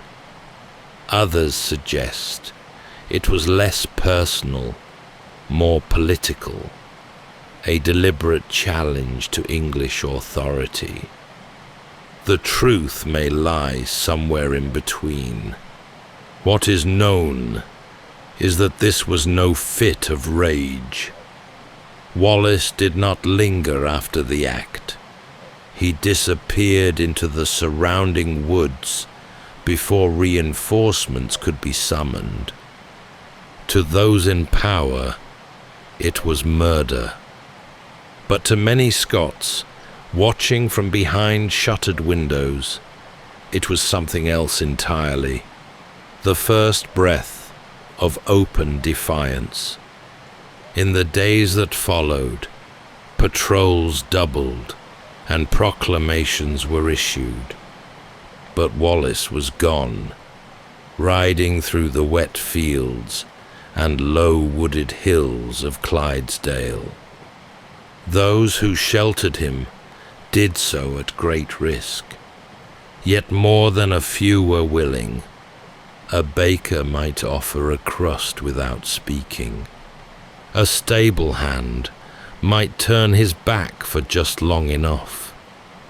Already the legend was beginning, but almost imperceptibly, and with more fear than fire.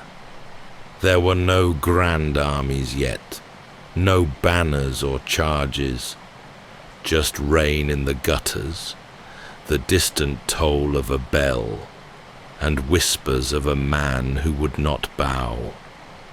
Wallace had crossed a line that could not be uncrossed, and the Crown knew it.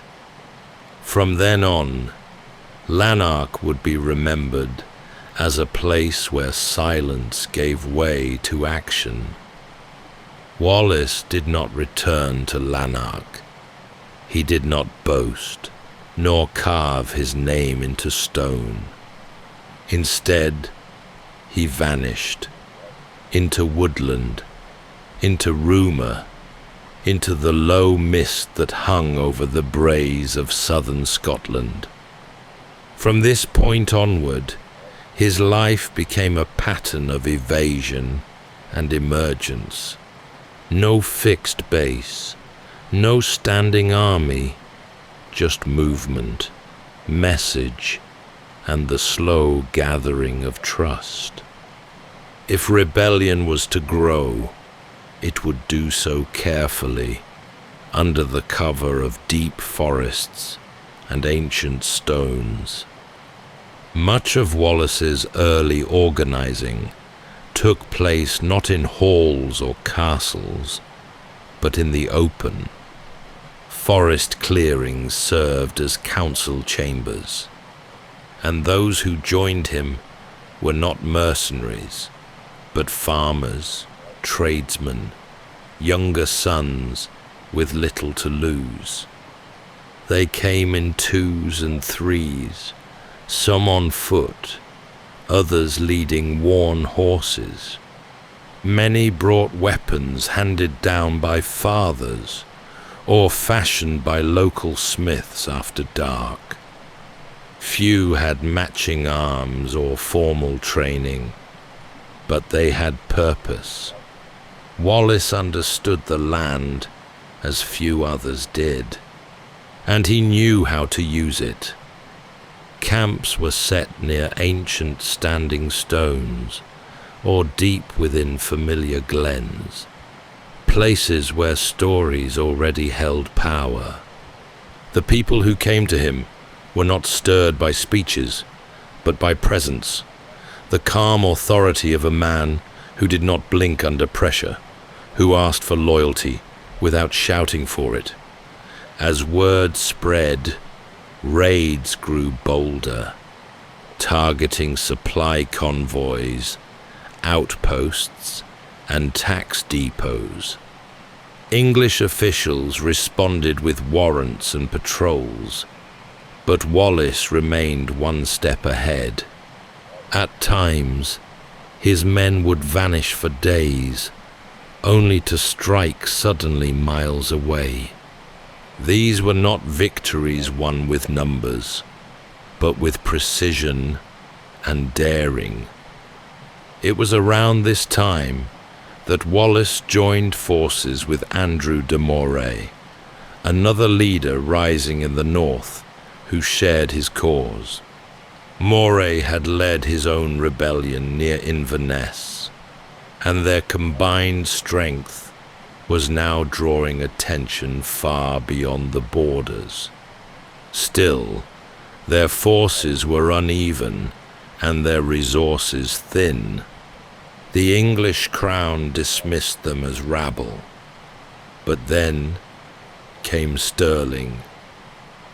The bridge at Stirling was narrow, just wide enough for two to pass abreast, and flanked by marshy ground. It was here, in the late summer of 1297, that Wallace and Moray chose to make their stand.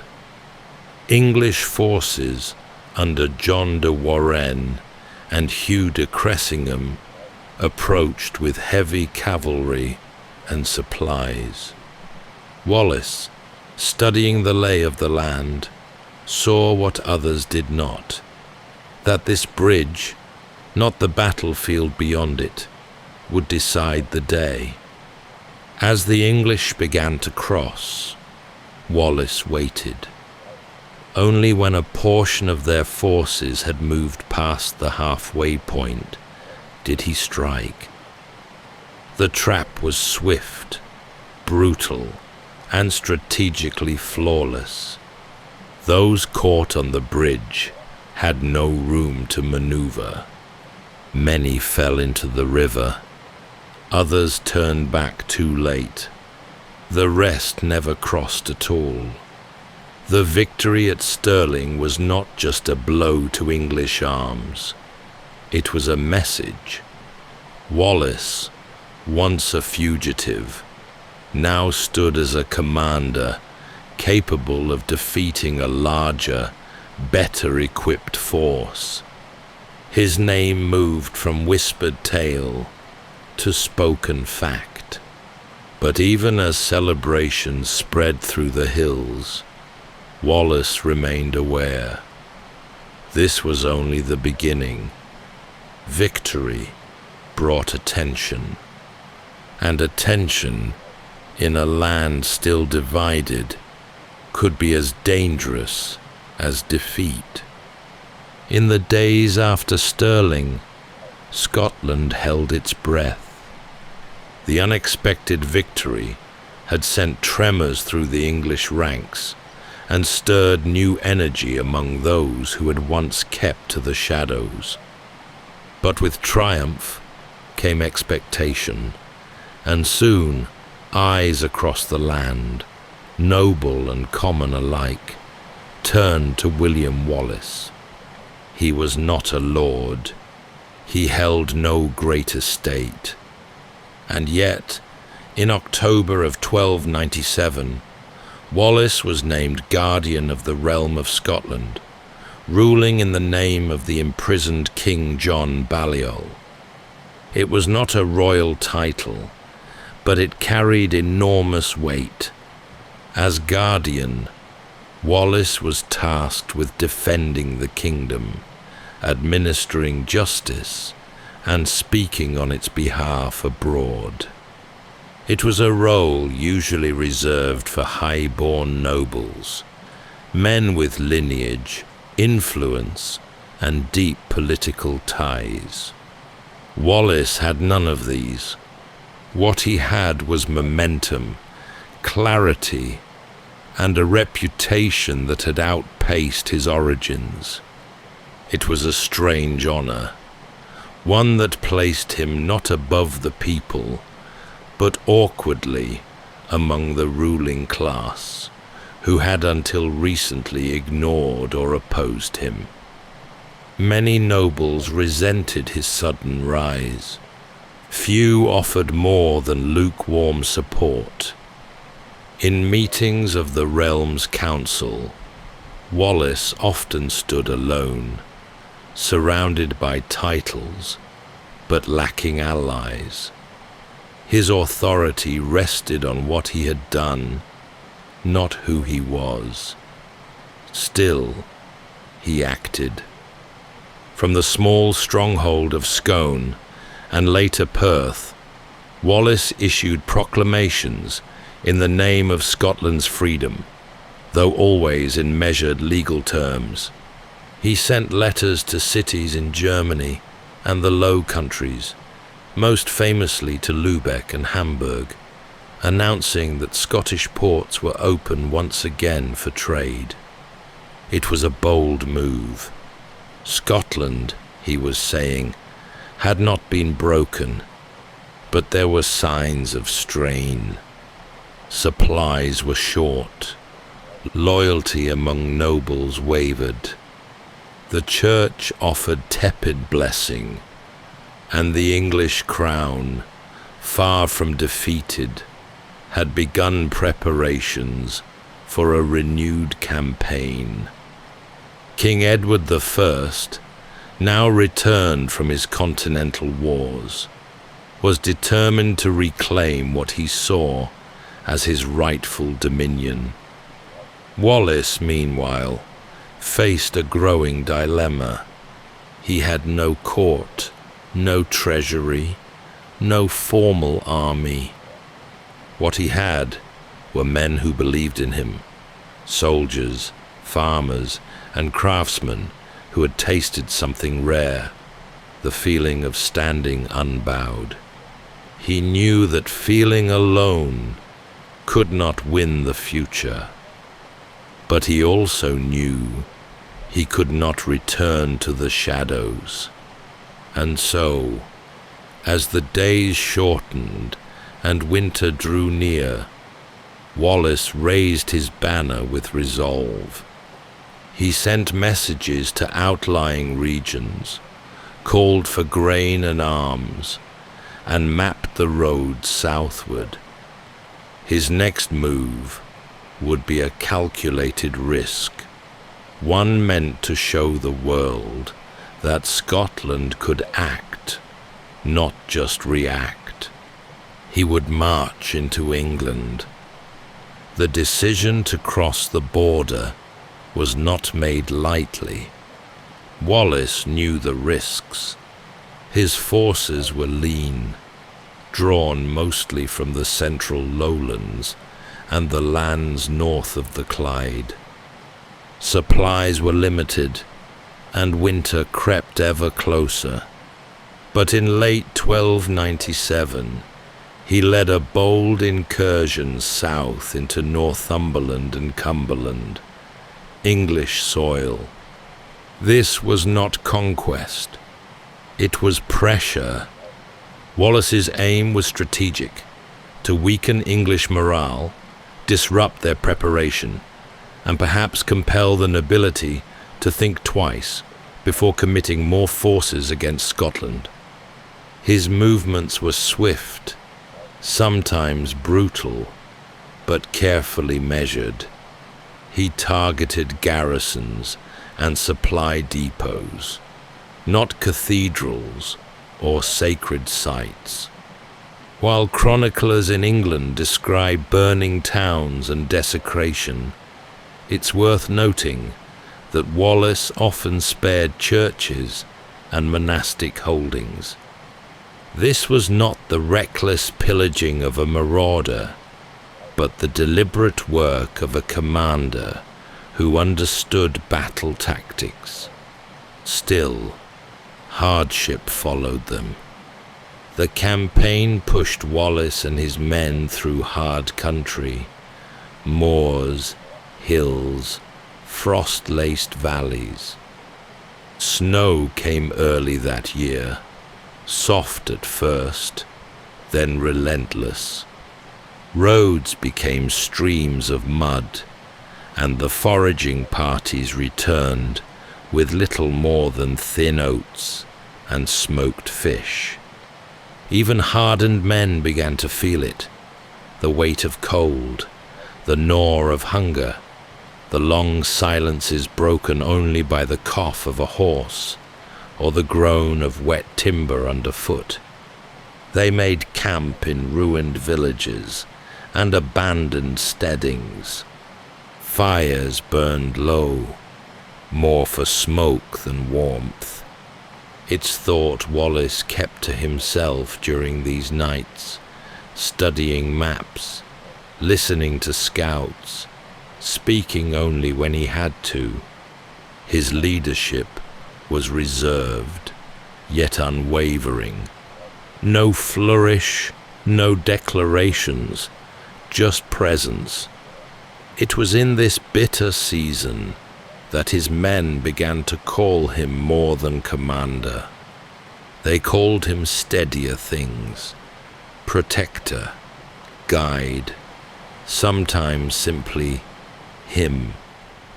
But even as they pressed further south, Wallace must have sensed what was waiting in return.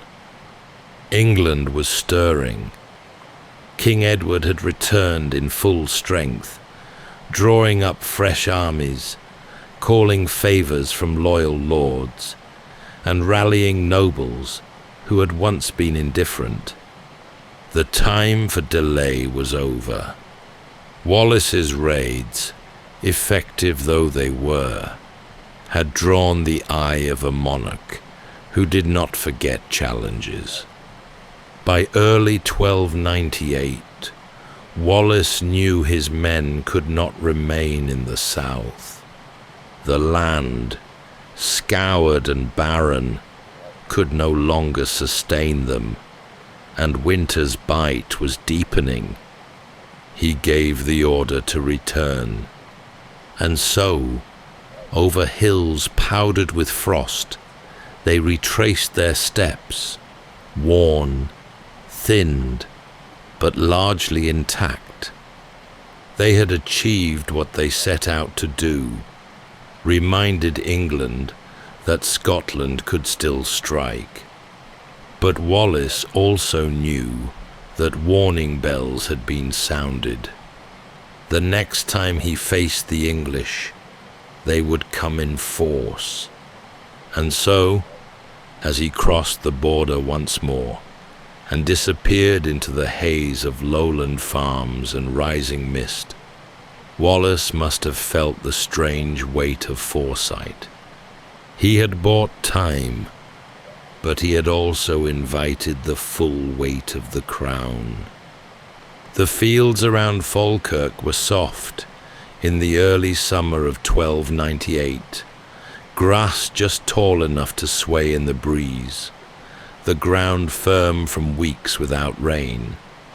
But beneath that calm surface, something heavier hung in the air, an unease that had nothing to do with weather. Wallace knew the English were coming. More than that, he knew Edward was coming. The king himself, no longer relying on deputies or distant orders, had crossed the border with one of the largest forces Scotland had yet faced. In the weeks prior, Wallace had tried to prepare. He issued fresh calls to arms, re-established field positions, and watched for movements in the south. Yet the deeper challenge lay not in the enemy's might, but in Scotland's own fractured leadership. The nobles, many of whom had only reluctantly acknowledged Wallace as guardian, had begun to drift. Some refused to answer his summons. Others rode to the gathering field, only to linger on the outskirts. Still, Wallace remained. He chose his ground near Falkirk carefully, placing his infantry in schiltron formations, tight circles of spearmen, designed to hold firm against cavalry. His men dug shallow ditches, drove wooden stakes into the earth, and prepared for the worst. These were not professional soldiers.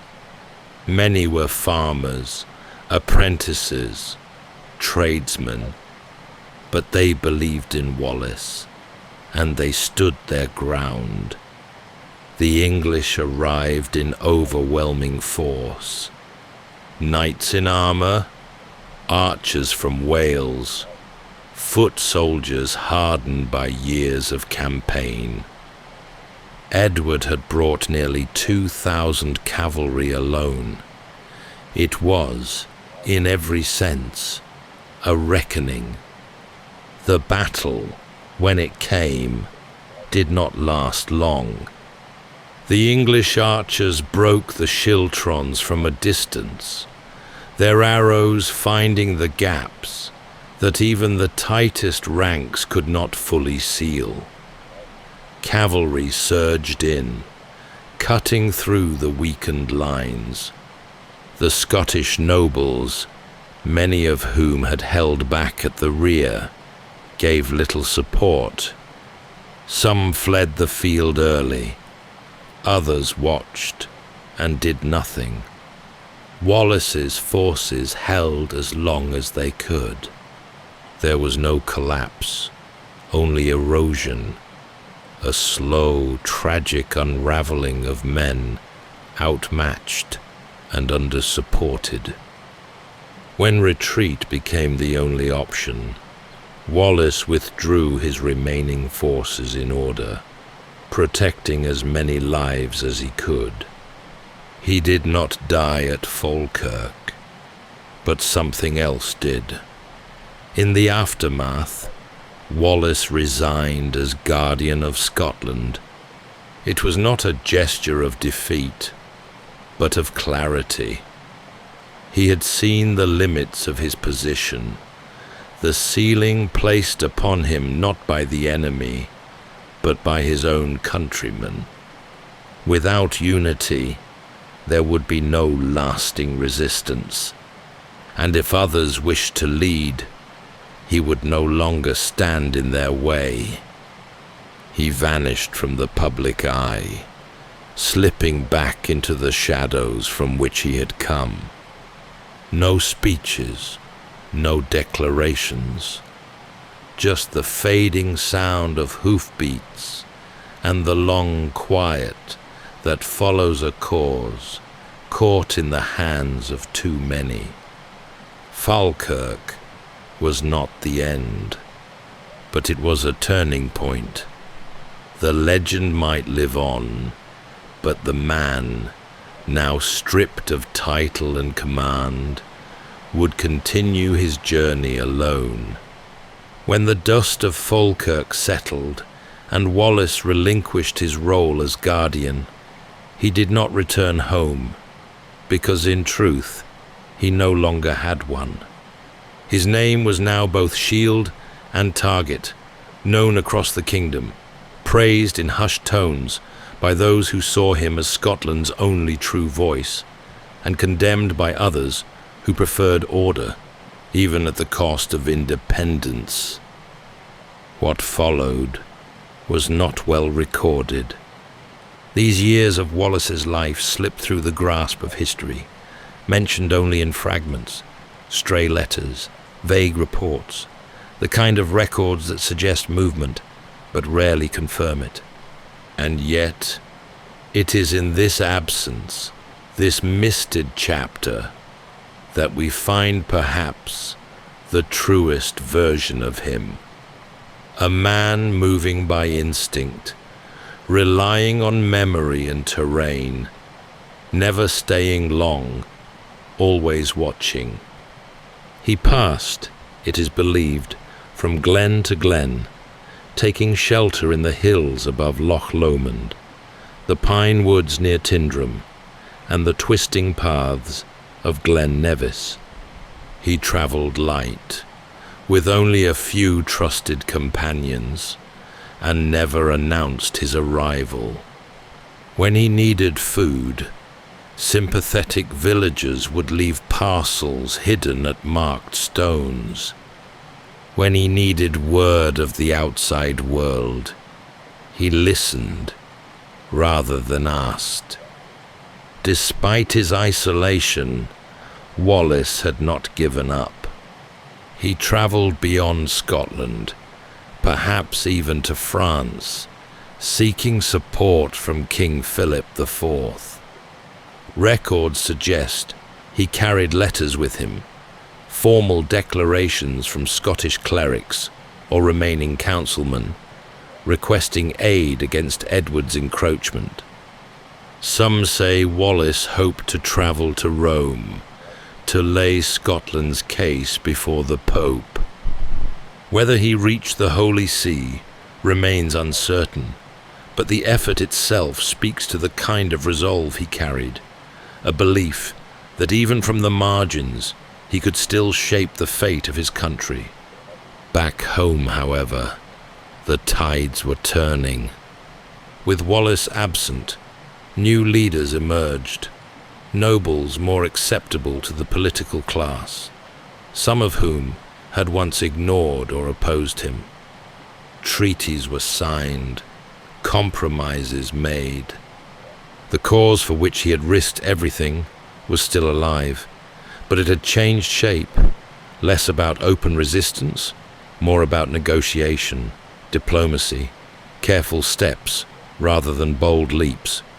In many ways, Wallace had become a symbol more than a man. Songs were sung about his courage. Tales spread of his escape through icy burns, his sword still gleaming despite the snow. And yet, in truth, he remained a wanderer, unseen, his thoughts likely far less grand than the ballads made them out to be. It's likely there were nights, long ones, where he sat beside a low fire, wrapped in wool and damp from the bracken, and wondered whether his choices had truly mattered.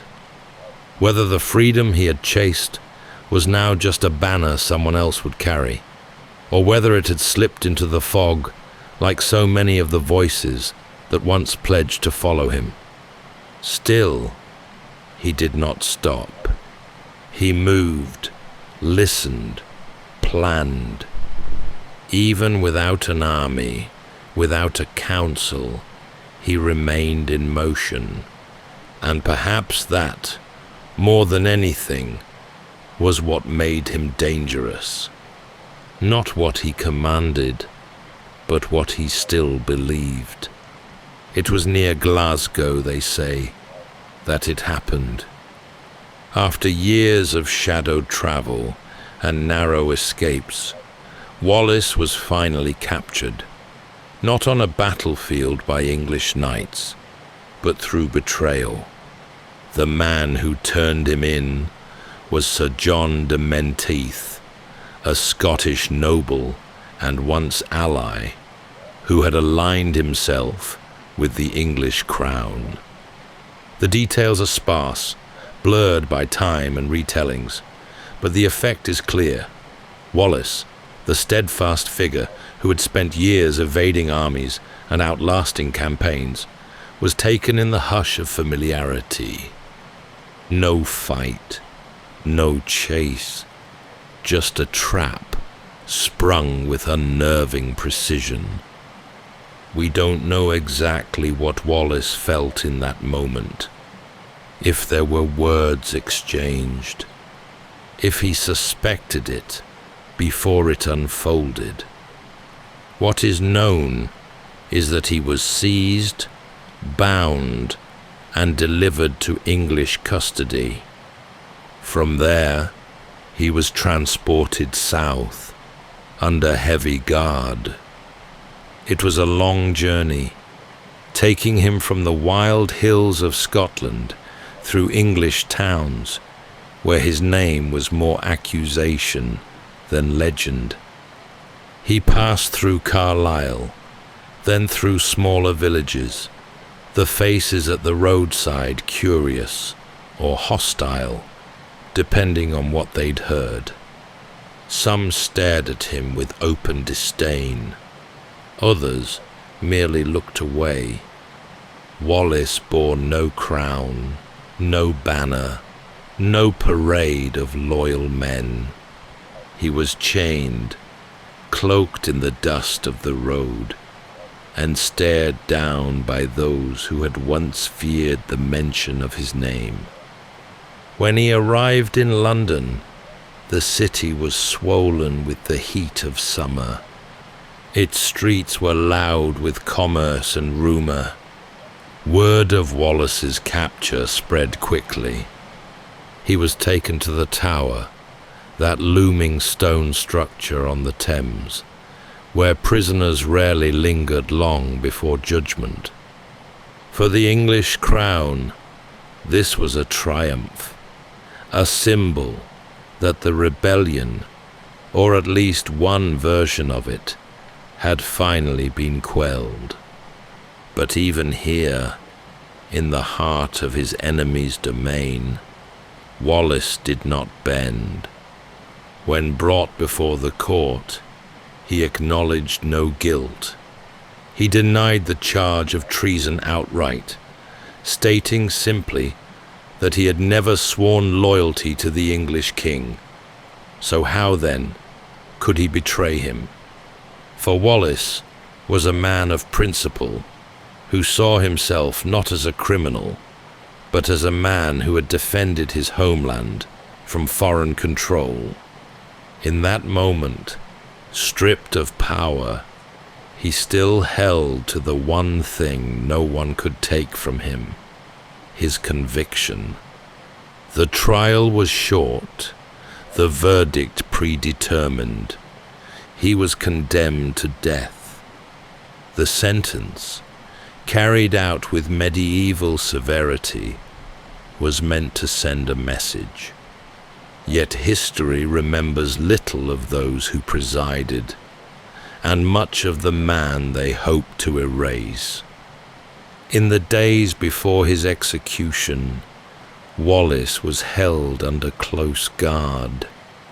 We can imagine the moments he must have passed in reflection, alone in the cold stone of his cell, the sounds of London beyond the walls, the knowledge of what lay ahead settling in with clarity. He had lived as a hunted man for years, and now, at last, he was still. There would be no more glens to retreat into, no more hidden allies or forest paths, only the closing chapter, and whatever dignity he could carry into it. But though the final hours were his alone, what came after would not be. Word of Wallace's death would travel far, across Scotland, into the courts of Europe, even whispered through the halls of monasteries, not because it was unexpected, but because of what it meant, that a man could defy the greatest power in his world and face the end without apology nor bitterness. There are no known last words, no letter from the Tower, no final account from William Wallace himself. What remains is silence, the deep, historical kind that follows when a life ends, but its meaning lingers on. After his execution in late August of 1305, Wallace's name was meant to fade. The sentence had been carried out with spectacle and severity, designed to erase not just the man, but the idea of him.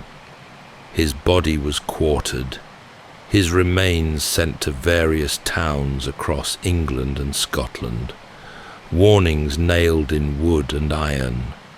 But ideas, unlike flesh, do not scatter so easily, and in Wallace's case, it was not just the idea of resistance that survived.